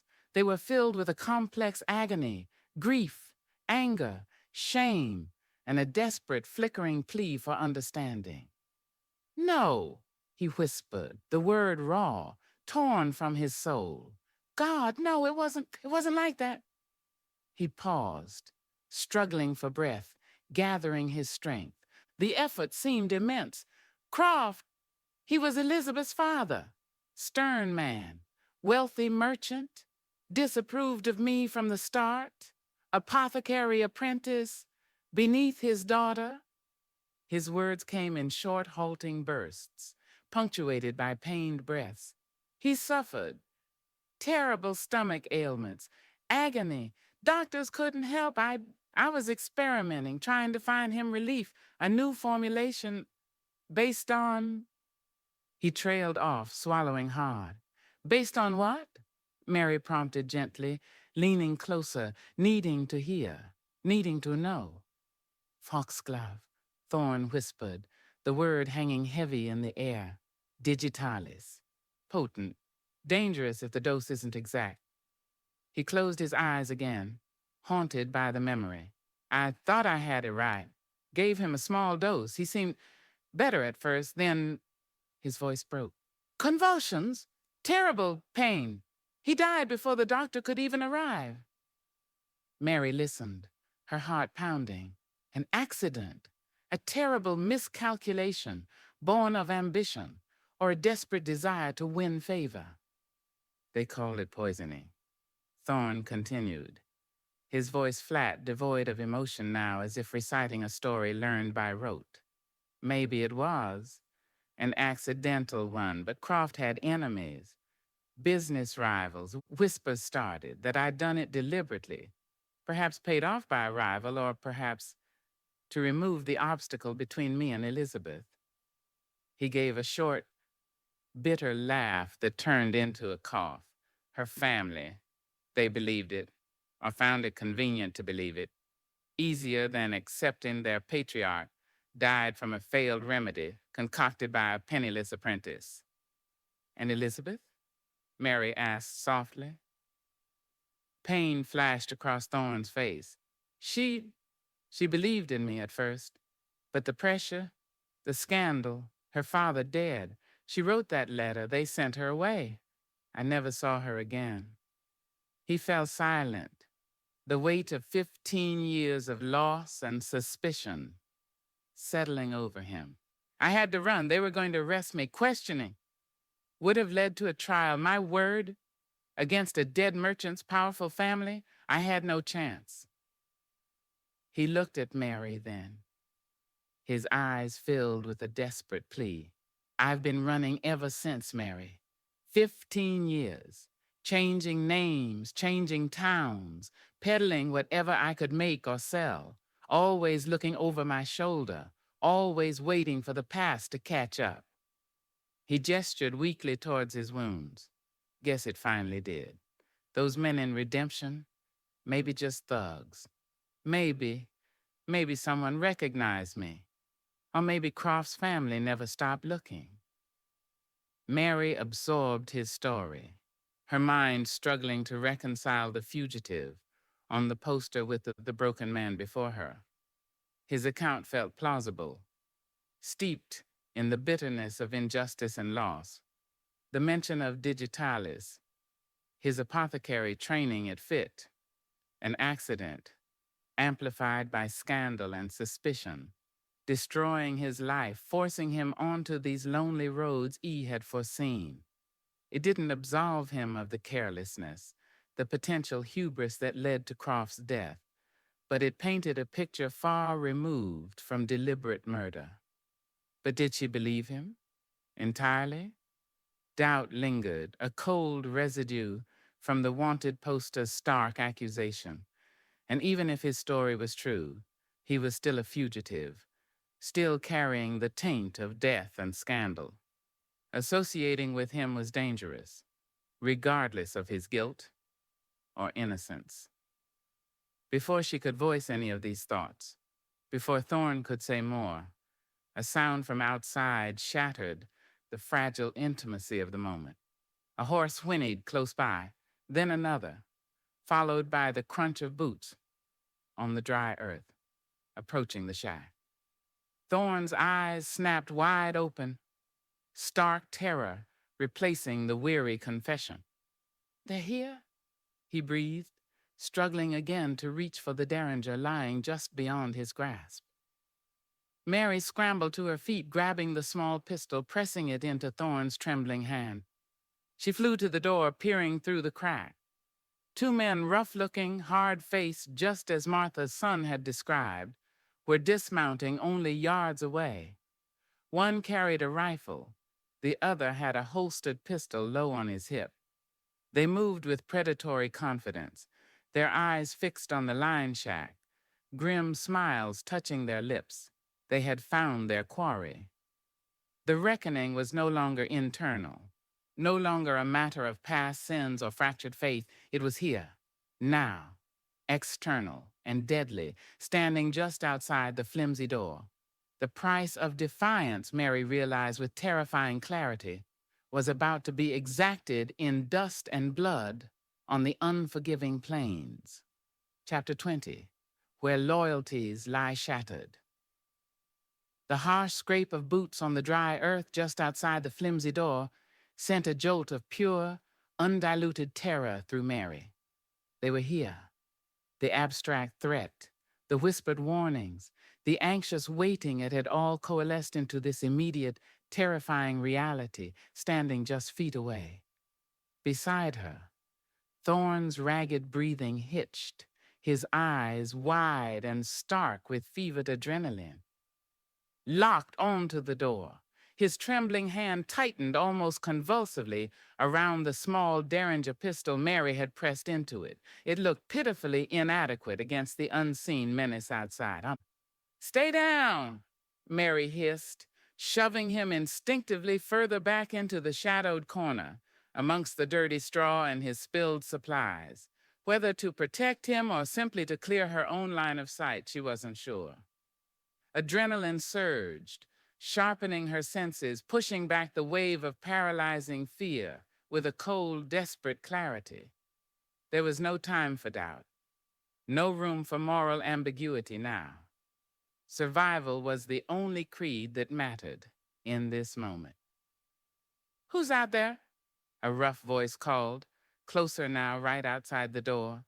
The voice was gravelly, impatient, carrying an undercurrent of menace. "We know you're in there, Thorn, or whoever's left of you. Saw the smoke, saw the tracks." Another voice, slightly higher pitched but just as unpleasant, laughed cruelly. "Looks like your luck finally ran out, peddler. Came all this way looking for you." Looking for him. Not just a random robbery, then. These men were specifically hunting Thorn. Was it the money they thought he carried, or something deeper, connected to the shadows of his past, the Croft affair? The uncertainty added another layer of ice to the fear gripping Mary. Thorn cursed softly under his breath, a stream of fevered invective directed at his pursuers, at his own rotten luck. He tried to lever himself up slightly, bracing his good arm against the wall. The derringer held awkwardly, but pointed towards the door. His face was contorted with pain and a desperate, cornered ferocity. Mary flattened herself against the wall beside the door, peering through a tiny crack between the warped wooden planks. She could see them clearly now, two men, faces hard and weathered, clothes dusty and worn. One, taller, leaner, with cold, watchful eyes, held a rifle loosely but ready. The other, stockier, with a greasy bandana tied around his neck, rested his hand casually on the pistol holstered at his hip. They looked like predators who had finally cornered their prey, radiating a confidence born of numbers and perceived superiority. They weren't lawmen. Their eyes held no trace of official duty, only avarice and a casual brutality. "What do you want?" Mary called out, surprising herself with the relative steadiness of her voice. Announcing her presence was a gamble, but perhaps better than letting them assume Thorn was alone and helpless. The men exchanged surprised glances. The stocky one grinned unpleasantly. "Well now, what have we here? Sounds like the peddler found himself some company. Didn't figure you for the type, Thorn." "Leave him alone," Mary commanded, injecting a strength she didn't feel into her voice. "He's hurt. Sick." "We know he's hurt," the taller man said, his voice flat, devoid of sympathy. "We're the ones who hurt him back in Redemption when he got lucky with that little pea shooter of his." He gestured towards Thorn, though he couldn't see him. "Just makes our job easier now. We come to finish collecting what he owes." "Owes?" Mary questioned, stalling for time, her mind racing. "He has nothing. You took what little he had." The stocky man laughed again. "Maybe he ain't got cash, but that bag of his, full of valuable notions, I reckon. Tonics, medicines, stuff folk pay good money for, especially the special stuff he carries for the ladies." He winked crudely towards the unseen interior. "We figure that bag's worth our trouble." He took a step towards the door. "Now be a good girl and step aside. This ain't your fight." So it was primarily about the bag, the contents she now possessed, hidden in her own sack. Greed, not necessarily revenge or the law, was driving them. But their casual violence in Redemption proved they wouldn't hesitate to use force to get what they wanted. And they knew Thorn was injured, vulnerable. "Go away!" Mary cried out, desperation sharpening her tone. "There's nothing here for you." "Don't reckon that's for you to decide, Missy," the taller man said calmly. He raised his rifle slightly. "Last chance, open the door nice and easy. Nobody else needs to get hurt." Mary looked back at Thorn. He was watching her, his fever-bright eyes filled with a complex mix of fear, resignation, and a spark of that cornered defiance. He shook his head almost imperceptibly, a silent warning against opening the door. He knew these men, knew their capacity for violence. The fragile alliance between Mary and Thorn, forged in shared desperation and midnight confessions, solidified in that moment. Her loyalty, shattered from its old moorings, found a new, precarious anchor. It wasn't loyalty born of affection or trust, not yet, but of shared peril, of a mutual enemy at the door. Protecting him meant protecting herself. Giving him up meant surrendering to these predators, trusting their non-existent mercy. Her father's rigid code of self-reliance, his distrust of strangers, seemed ironically relevant now, twisted into this desperate standoff. "No," Mary said, her voice low but clear, echoing in the tense silence. The taller man sighed, a sound of theatrical patience. "Have it your way." He nodded to his companion. The stocky man grinned and kicked the door violently near the latch. The old wood splintered, groaning in protest but holding just barely. "Get ready," Mary breathed to Thorn, flattening herself further against the wall. Thorn nodded grimly, raising the derringer with a shaking hand. The stocky man kicked again, harder this time. The wood around the latch gave way with a sickening crack, and the door flew inward, banging against the interior wall, momentarily blinding Mary with a sudden influx of harsh daylight. The two men stood framed in the doorway, momentarily silhouetted against the bright exterior. The taller one brought his rifle up, scanning the dim interior. The stocky one drew his pistol, advancing cautiously. Time seemed to slow, stretching into agonizing heartbeats. Mary saw the stocky man's eyes fix on Thorn, huddled in the corner. She saw the cruel grin spread across his face as he raised his pistol. She saw Thorn try to lift the derringer, his hand wavering uncertainly. In that split-second, instinct, raw and primal, took over. Mary reacted without thought, without conscious decision. She grabbed the nearest object, the heavy, blackened cooking pot she'd used to boil water, still sitting near the hearth. With a strength born of pure terror and adrenaline, she lunged from the shadows, swinging the pot with all her might. It connected with the side of the stocky man's head with a sickening thud. He grunted in surprise and pain, staggering sideways, his pistol discharging harmlessly into the dirt floor as he fell heavily against the wall. The taller man swore, startled, swinging his rifle towards Mary. But the distraction, brief as it was, gave Thorn his chance. With a final surge of desperate energy, he fired the derringer.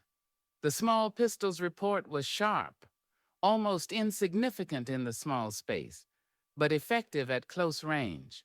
The taller man jerked, dropping his rifle, clutching at his shoulder where a dark stain began to spread rapidly across his shirt. He stumbled backward, out through the broken doorway, cursing Thorn, cursing Mary, cursing his luck. Silence fell, abrupt and deafening, broken only by the groans of the man slumped against the wall and Thorn's harsh, ragged breathing.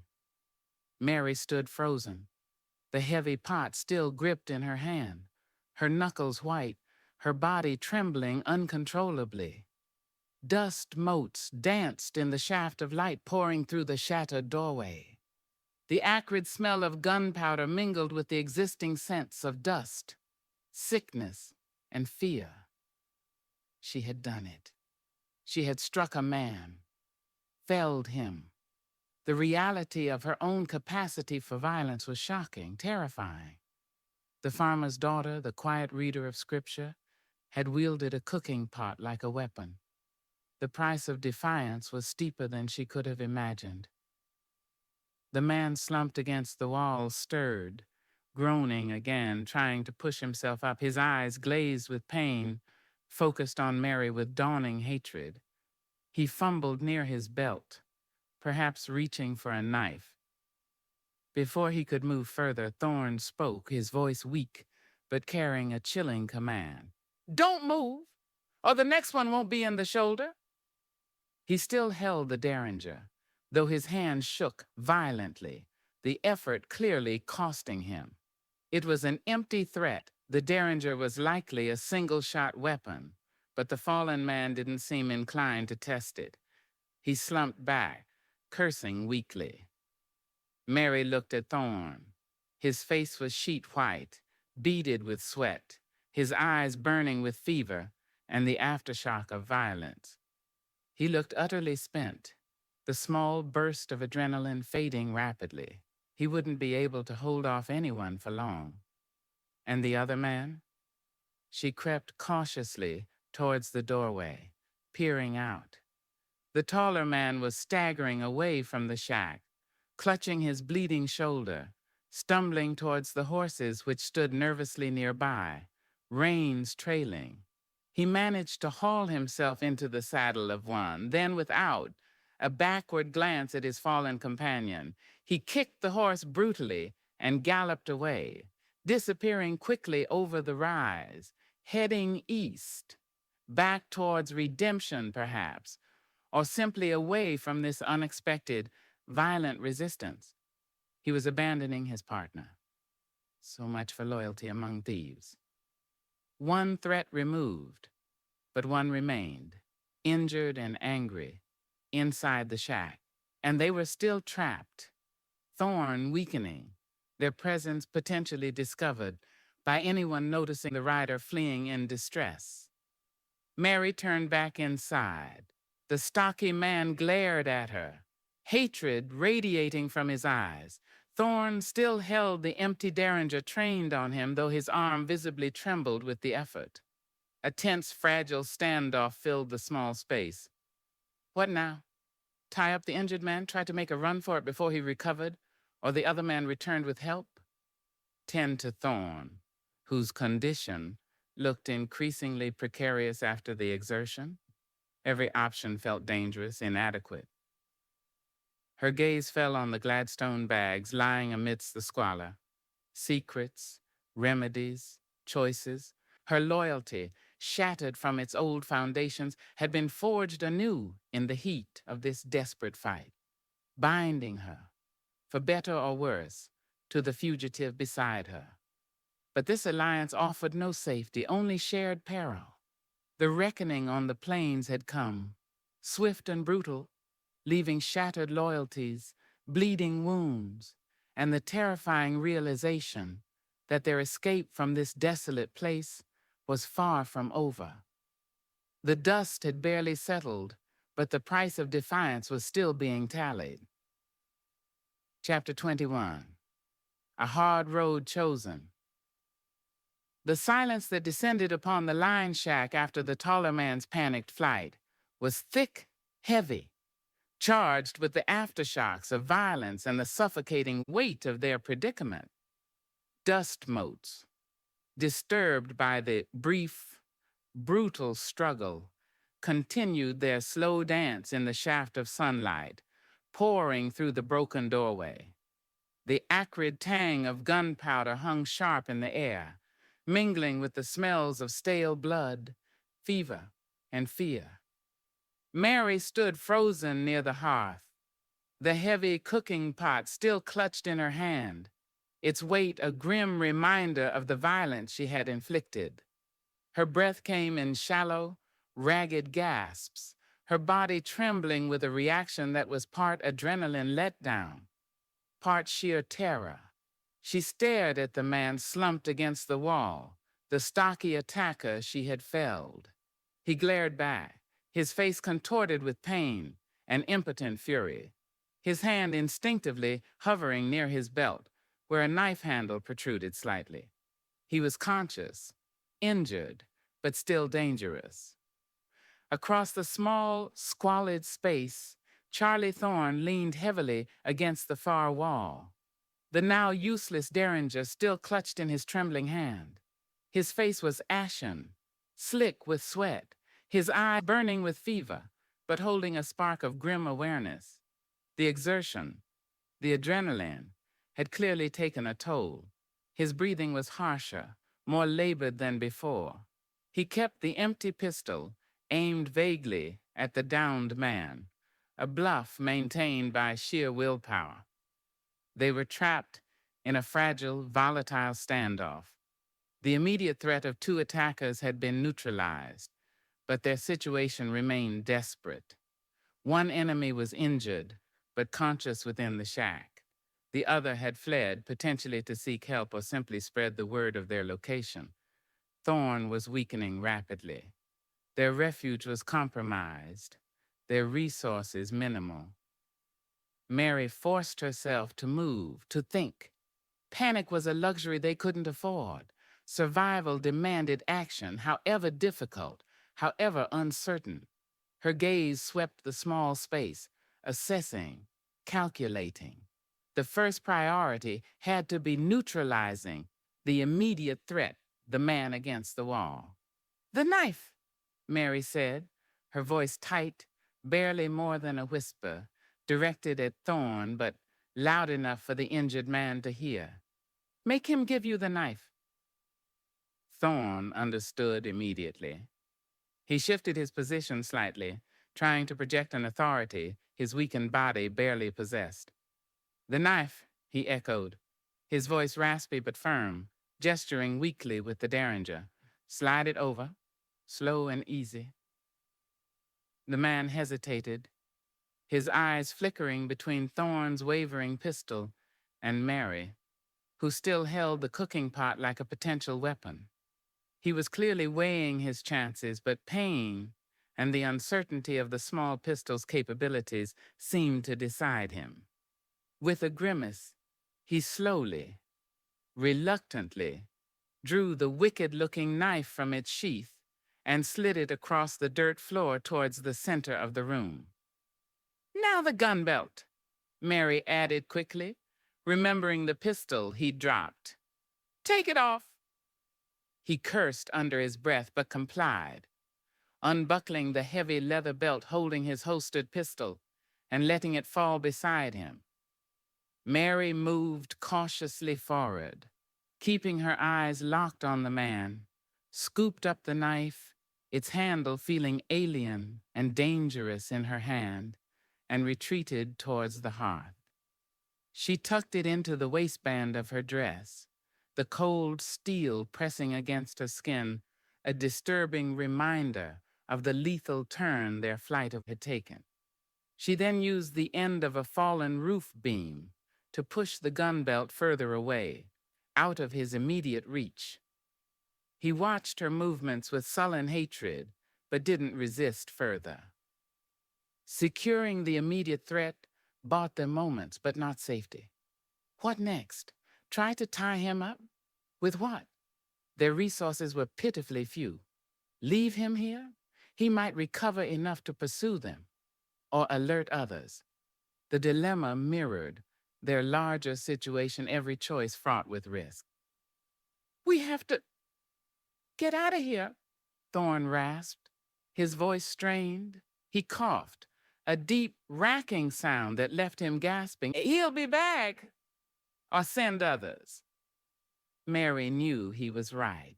Staying was impossible, but leaving, Thorn could barely sit up, let alone walk miles across the unforgiving prairie. And where would they go?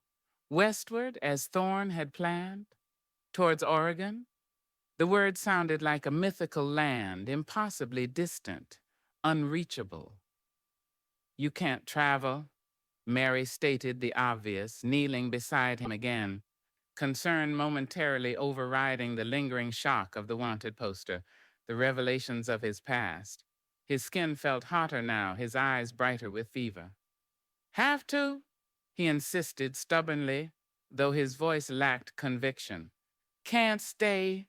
Death to stay." He was right. Remaining here meant waiting for the return of violence or succumbing to Thorn's worsening condition. Their only chance, however slim, lay in movement, in putting distance between themselves and this compromised refuge. But how? Mary's mind raced, assessing their meager assets. No horse, little food beyond what scraps might be in Thorn's bag, limited water, one injured, feverish man, potentially a fugitive, one terrified but resolute young woman carrying secrets, and a Gladstone bag full of ambiguous remedies. It was a desperate inventory. Then she remembered the horses the attackers had ridden. The taller man had fled on one, but the other, had he left it? She crept back to the doorway, peering out cautiously. Yes? Standing nervously a short distance away, reins trailing, cropping disinterestedly at the sparse grass, was the second horse the stocky man's mount. It looked sturdy enough, though not particularly swift. One horse, two people, one barely able to stand. An idea sparked, desperate and dangerous. The horse, she breathed, turning back to Thorn. There's one horse left. Thorn followed her gaze, understanding dawning in his fevered eyes. One, he echoed weakly. I can get you on it, Mary said, the plan forming as she spoke, fueled by necessity. You ride. Head west as far and fast as you can. He stared at her, disbelief, warring with the fever haze. And you? I'll manage, Mary said, the lie tasting bitter. I can walk, maybe head back east towards what? Not home? Never home again. Perhaps towards redemption, trying to lose herself in the town's anonymity, or strike out towards another settlement entirely. The options felt equally bleak, equally perilous, but Thorn was the one injured, the one actively hunted. He needed the horse more. It felt like the only feasible, perhaps the only remotely moral, choice left to her, a strange echo of duty resurfacing amidst the chaos. Thorn shook his head vehemently, despite the pain it clearly caused him. No, absolutely not. I won't leave you, not out here, not after... His voice trailed off, but his gaze was resolute. We got into this. Together. We get out. Together. Or not at all. His refusal, illogical and impractical as it was, struck a chord deep within Mary. He wouldn't abandon her even in his desperate state. This fugitive, this peddler of dubious cures, possessed a core of loyalty, perhaps decency, that her own father in his rigid righteousness seemed to lack. The revelation solidified her own resolve. He was right. They were bound together now, by shared danger, by spilled blood, by the hard road they had chosen. All right, she conceded, her voice soft but firm. Together. But you'll ride, I'll lead the horse, walk alongside. We can travel further that way, faster than if we both tried to walk. It was still a desperate plan, slow and vulnerable, but better than staying put or separating.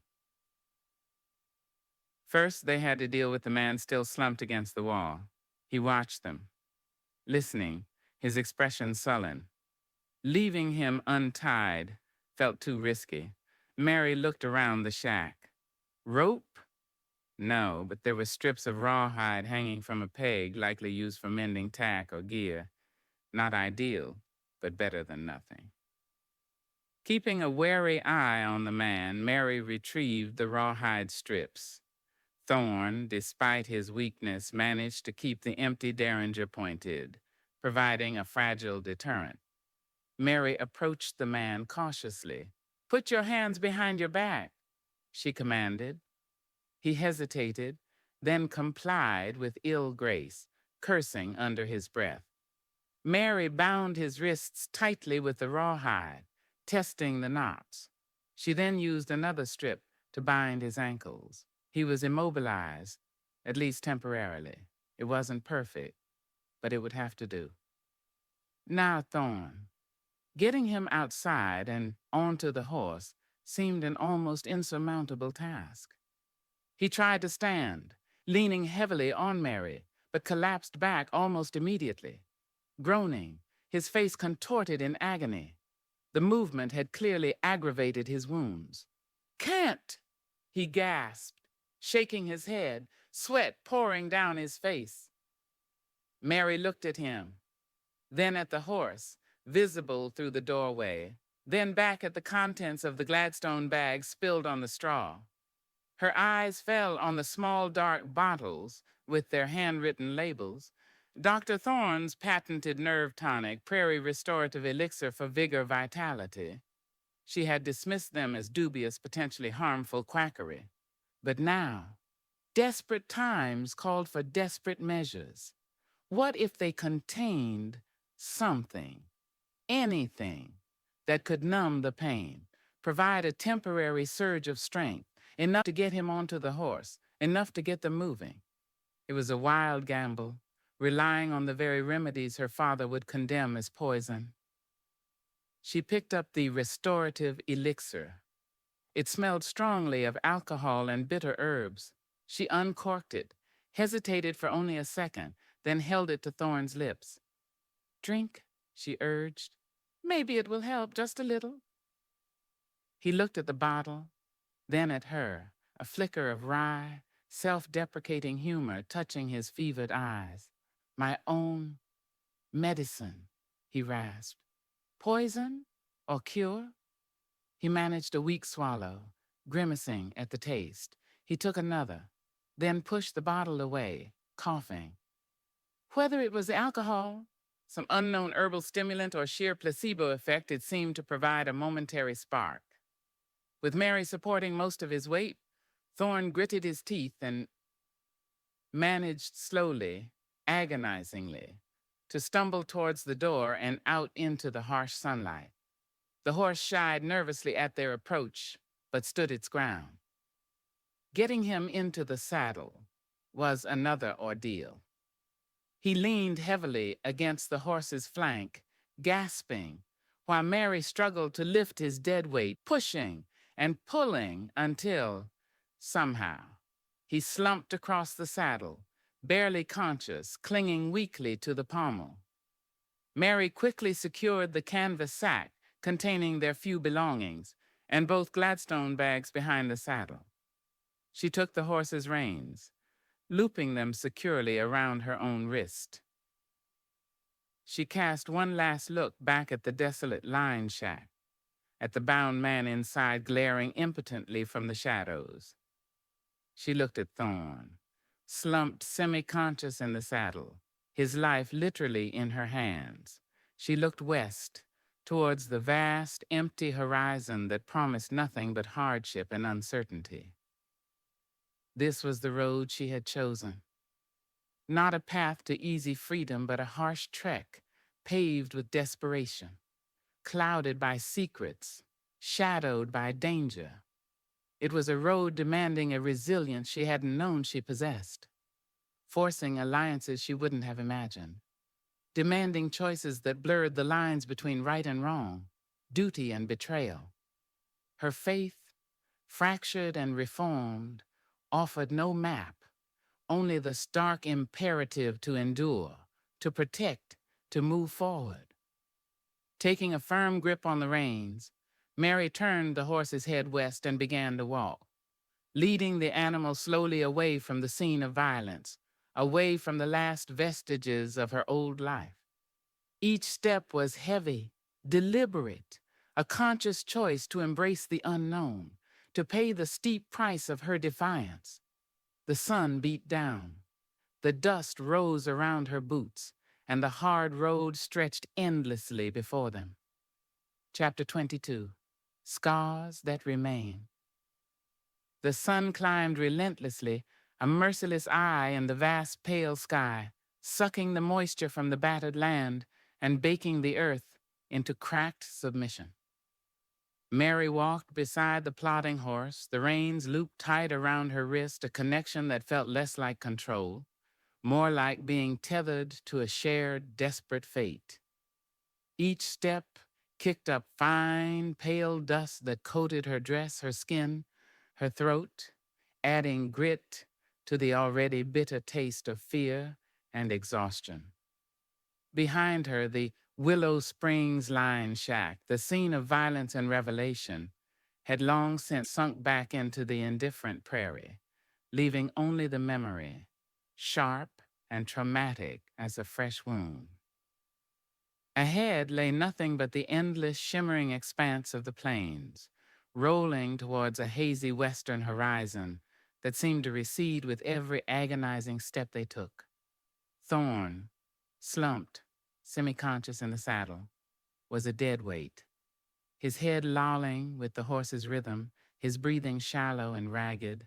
Occasionally, a low groan escaped his lips, or a muttered fragment of delirium names, places, curses, reminders of the fever, consuming him, and the hidden past that shadowed them both.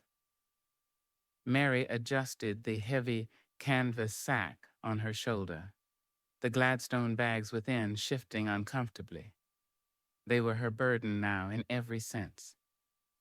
The initial surge of adrenaline that had carried her through the confrontation and the escape had long since dissipated, leaving behind a bone-deep weariness and a chilling clarity about their situation. They were fugitives, Thorn from the law potentially, and she from the life and duty she had abandoned. They were injured, ill-equipped, isolated, and likely pursued.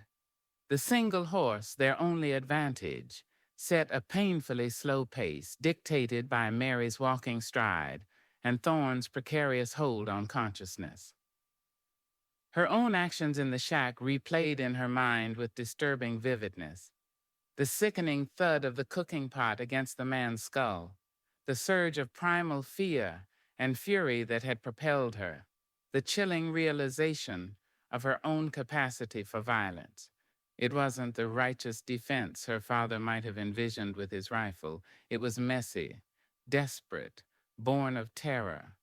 It left a scar on her soul, a troubling knowledge that the line between victim and perpetrator could blur terrifyingly fast when survival was at stake. Was this the price of defiance? Trading the constrained safety of obedience for the brutal necessities of self-preservation? Her fractured faith offered no easy absolution, only the cold comfort that she was still alive, still moving forward, however uncertain the path. She walked mechanically, her body protesting, her mind oscillating between anxious vigilance and numb exhaustion.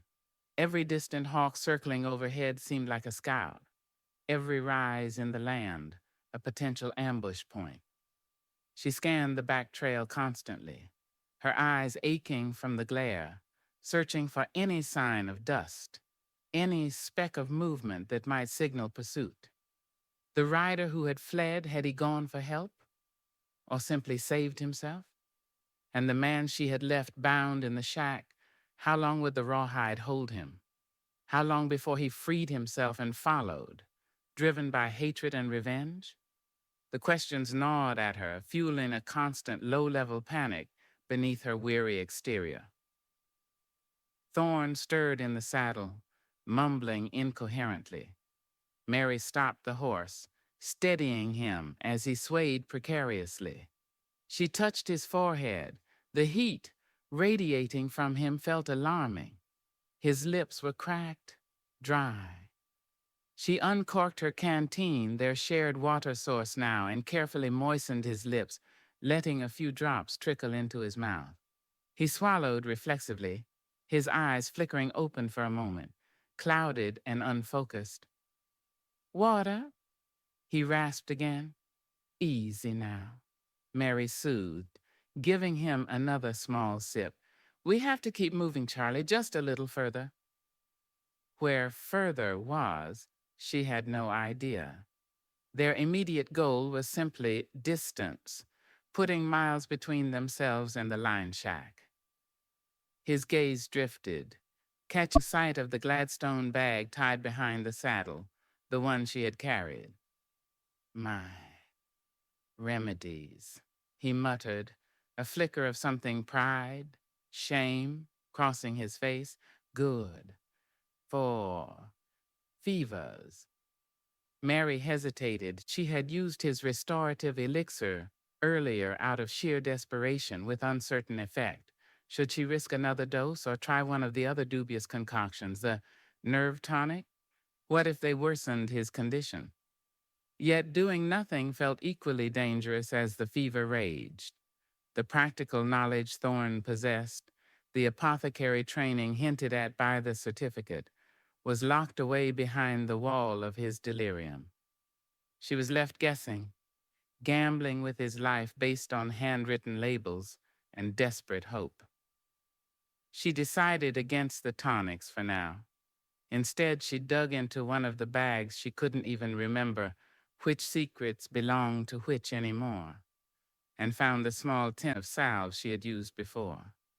His wounds needed checking, cleaning again if possible, though their water supply was dwindling alarmingly fast. Finding a meager patch of shade beneath a cluster of scrawny, sun-scorched bushes barely enough to shield Thorne's head and shoulders, Mary eased him carefully down from the horse. The movement elicited a sharp groan of pain, and he slumped against her, nearly pulling her down with him. He was alarmingly weak, his body limp, unresponsive. Supporting him, she managed to lower him to the ground, propping him against the saddle she'd pulled from the horse. His breathing was worryingly shallow. Panic tightened its icy grip around Mary's chest again. She quickly checked his bandages. The arm wound looked inflamed, angry. The one on his side seemed worse, the bandage stained, the area around it puffy and unnaturally hard.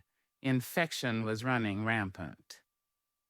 She used precious water from the canteen to dampen a cloth and gently cleaned the wounds as best she could, applying more of the salve. Thorne remained mostly unresponsive, lost in the depths of the fever. Mary felt a rising tide of despair. What good was escape if he died out here under the merciless sun? What good was her defiance if it led only to this slow, agonizing demise in the middle of nowhere? As she rebandaged his side, her fingers brushed against something hard tucked inside his waistcoat pocket. Curious, she eased it out. It was a small, tarnished silver locket hanging on a broken chain. It sprang open under her touch. Inside, protected under thin, scratched glass, was a tiny, exquisitely painted miniature portrait. Not of Elizabeth, the dark-haired woman from the photograph, but of a different woman older, perhaps in her late 40s, with kind eyes and hair prematurely gray, bearing a faint, familial resemblance to Thorne himself. His mother? The locket felt warm from his body heat, intimate, another fragment of the hidden past he carried. He might be a fugitive, a peddler of questionable goods, but he was also someone's son, someone who carried a memory of love close to his heart. The realization deepened Mary's sense of responsibility, her unwilling connection to this complex, contradictory man. She carefully tucked the locket back into his pocket. Sitting back on her heels, she surveyed their surroundings. The sun beat down relentlessly. The horse cropped listlessly at the dry grass nearby. Thorne lay dangerously still. The silence of the plains felt vast, accusatory. They needed water, real water, not just the dwindling supply in her canteen. They needed shelter from the sun. They needed help. Remembering Thorne's fevered muttering about willow bark, she scanned the landscape again. Willows grew near water. Was there a creek, a more substantial spring anywhere nearby? The terrain offered no obvious clues, just endless rolling prairie. But perhaps Thorne, in his years of wandering, knew this territory better than she did. If only he could tell her.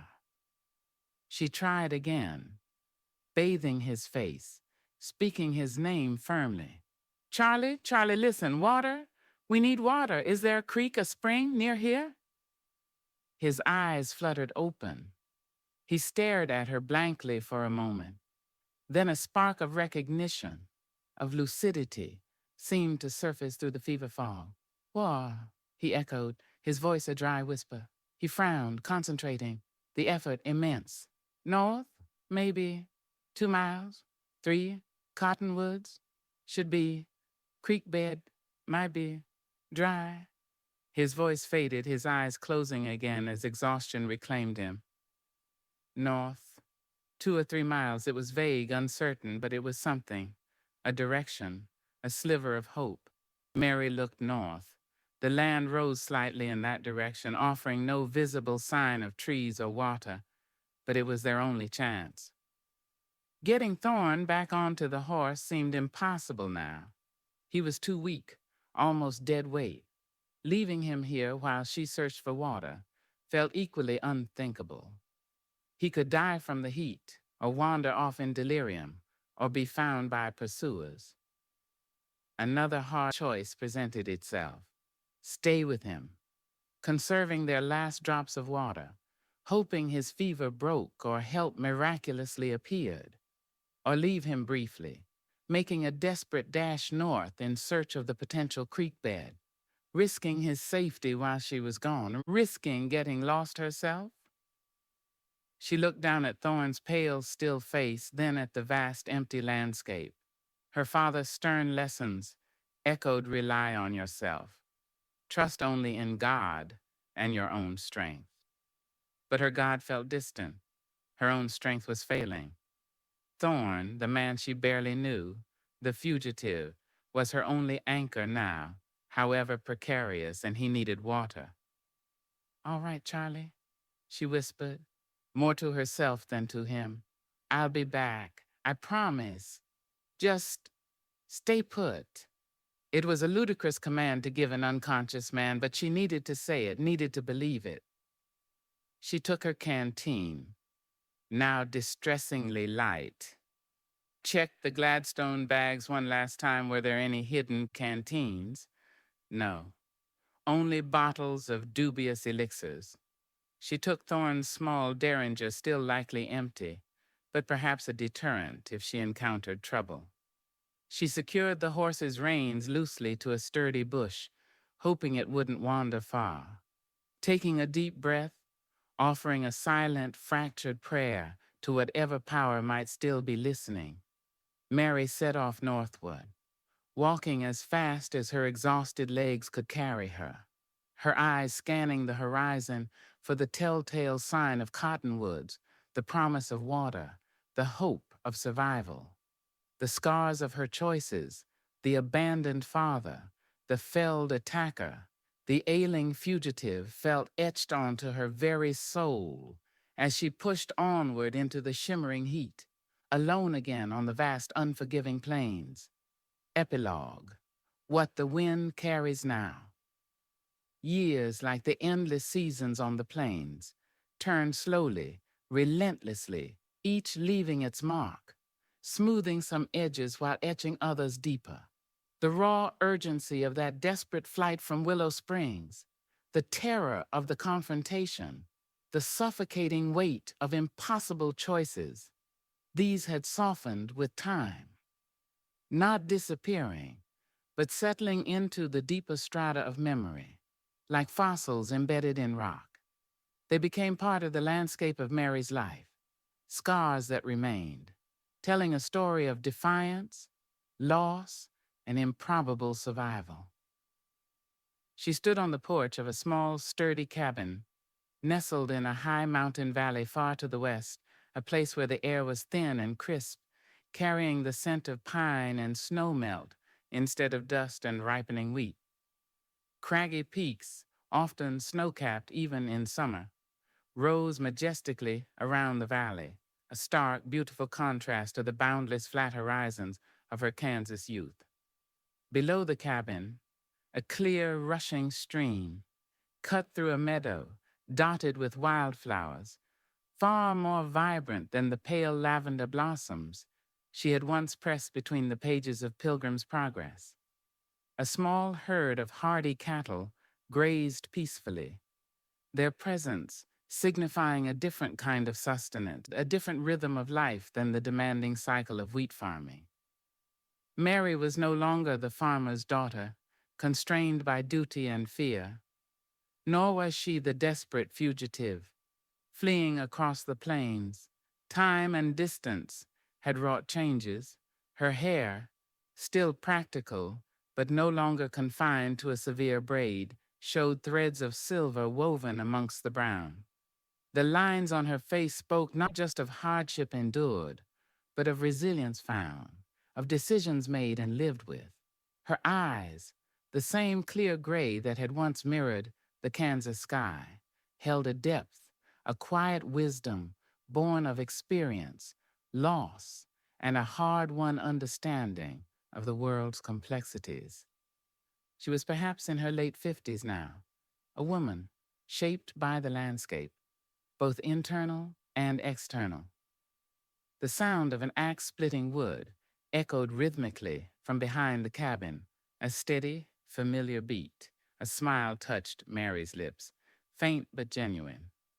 Charlie Thorne, or Charles, as she mostly called him now, was still methodical in his work, though age and the lingering effects of old injuries had slowed his pace. He emerged from behind the cabin a few moments later, carrying an armload of split pine, his limp slightly more pronounced today. His hair was mostly gray now, his face deeply lined, but the weariness in his eyes was tempered by something else, something akin to peace, though shadows of the past inevitably remained. The haunted look of the fugitive had faded, replaced by the quiet competence of a man who had found, if not redemption, then at least a measure of respite. He paused at the steps, his gaze meeting Mary's across the porch.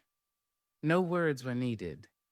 Years of shared existence had woven a communication deeper than language, built on shared memories, survived dangers, and the quiet acknowledgement of the scars they both carried. He nodded towards the mountains where afternoon clouds were beginning to gather. "Might get some weather later," he observed, his voice still holding that slight rasp like dry leaves. "Might," Mary agreed, her gaze following his.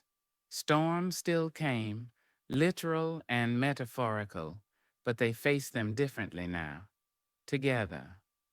Their journey from the Willow Springs line shack had been an odyssey of desperation and endurance. Mary had found water in that dry creek bed further north, a trickle, barely enough, but life-saving. She had stumbled back to find Thorne weaker, closer to death, but still clinging to life. Getting him back on the horse, traveling agonizingly slow distances each day, nursing him with boiled willow bark tea and the few effective remedies from his bags, hiding from imagined or real pursuit, it had been a crucible. They had relied on each other utterly, their shared vulnerability forging a bond stronger, more elemental than romantic love, though a quiet affection, born of mutual respect and shared survival, had taken root along the way. Thorne, when the fever finally broke, leaving him weak but lucid, had been quiet, subdued, humbled perhaps by his dependence, by her unwavering practical care despite the revelation of his past. He hadn't tried to justify himself further, hadn't offered excuses. He had simply accepted her presence, her help, with a quiet gratitude that spoke volumes. He had answered her tentative questions about Boston, about Elizabeth, about the long years on the run, honestly, without embellishment, painting a picture of tragic mistakes, societal judgment, and the soul-crushing weight of living under constant suspicion. Mary found herself believing him, not because she had proof, but because the man she nursed, the man who shared his dwindling water supply without question, the man whose eyes held such profound weariness, didn't seem like a cold-blooded killer. He seemed like a man profoundly shaped, perhaps broken, by one catastrophic event 15 years prior. They had traveled west, slowly, arduously, avoiding settlements, living off the land where they could. Thorne's knowledge of herbs and survival, proving invaluable once he regained some strength. His apothecary skills, honed by necessity on the road, helped them treat minor ailments, stretch their meager supplies. He taught her about the land in ways her father never had, not just how to wrestle sustenance from it, but how to read its signs, respect its power, find its hidden resources. The Gladstone bags became a shared resource. Mary learned to identify the useful remedies, the potentially harmful ones. She read the poetry aloud some nights by the campfire under the vast starry skies, the words offering fleeting moments of beauty amidst the hardship. The feminine remedies remained tucked away, unused but representing a knowledge, a potential control that subtly altered her perception of herself, her capabilities. She was no longer just enduring. She was navigating, choosing, surviving by her own wits and courage as much as his. They never spoke directly of love, not in the grand, passionate terms of romance novels. Theirs was a quieter, deeper connection, forged in shared silence, mutual reliance, and the unspoken understanding of what they had both lost and survived. They reached the rugged mountains of the far west, seeking anonymity, isolation. Here, amidst the towering peaks and deep forests, the ghosts of Boston and the Kansas plains seemed more distant. Thorne, using a different name, found work trapping, prospecting a little, eventually helping build a small logging operation. Mary, adaptable and resilient, learned new skills, tending a garden in the short growing season, raising chickens, eventually acquiring the cattle. They built the cabin together, creating a small pocket of stability in a life that had known so little. News from the world outside rarely reached their secluded valley. They didn't seek it. Mary never knew what became of the men who had attacked Thorne, whether the one she struck survived, whether the other ever returned. She never knew if her father ever learned of her fate, if he searched for her, if he condemned her utterly or grieved her loss.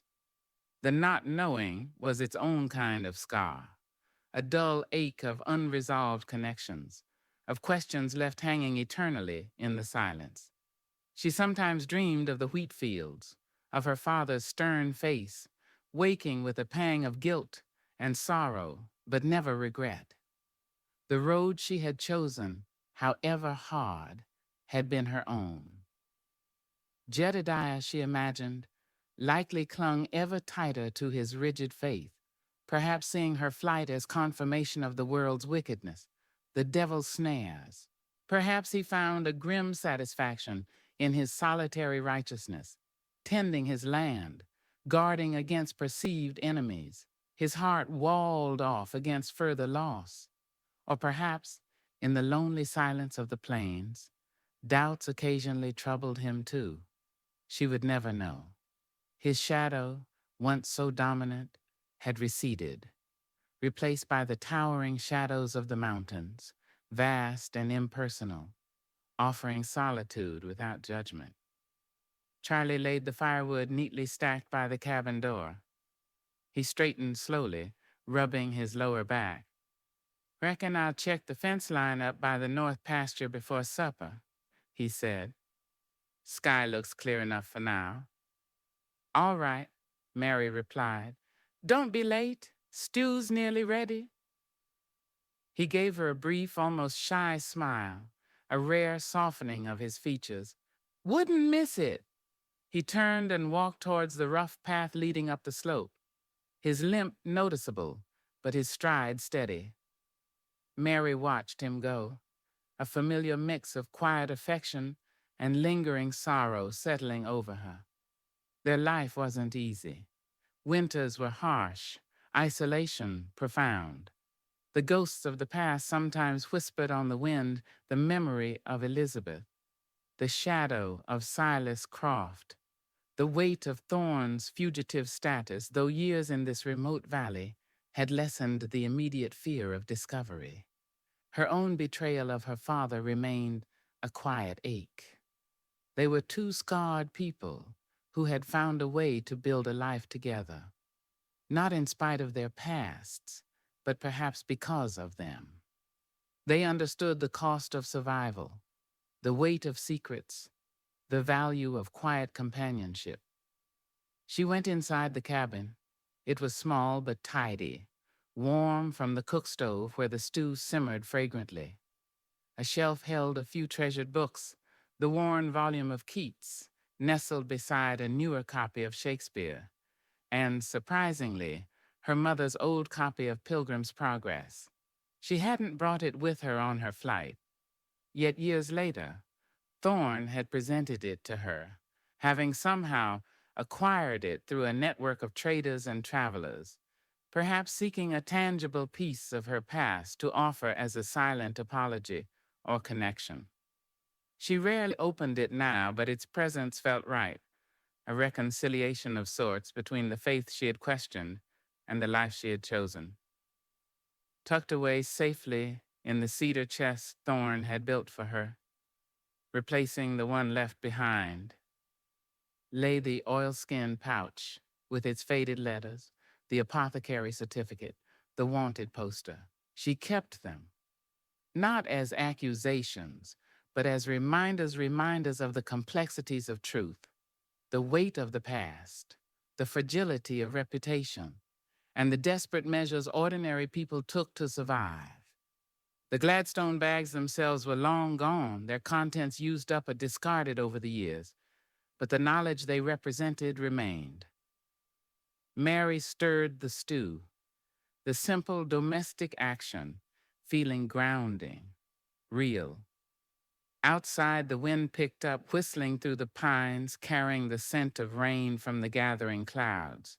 It wasn't the relentless, dust-laden wind of the Kansas plains, carrying whispers of loneliness and limitation.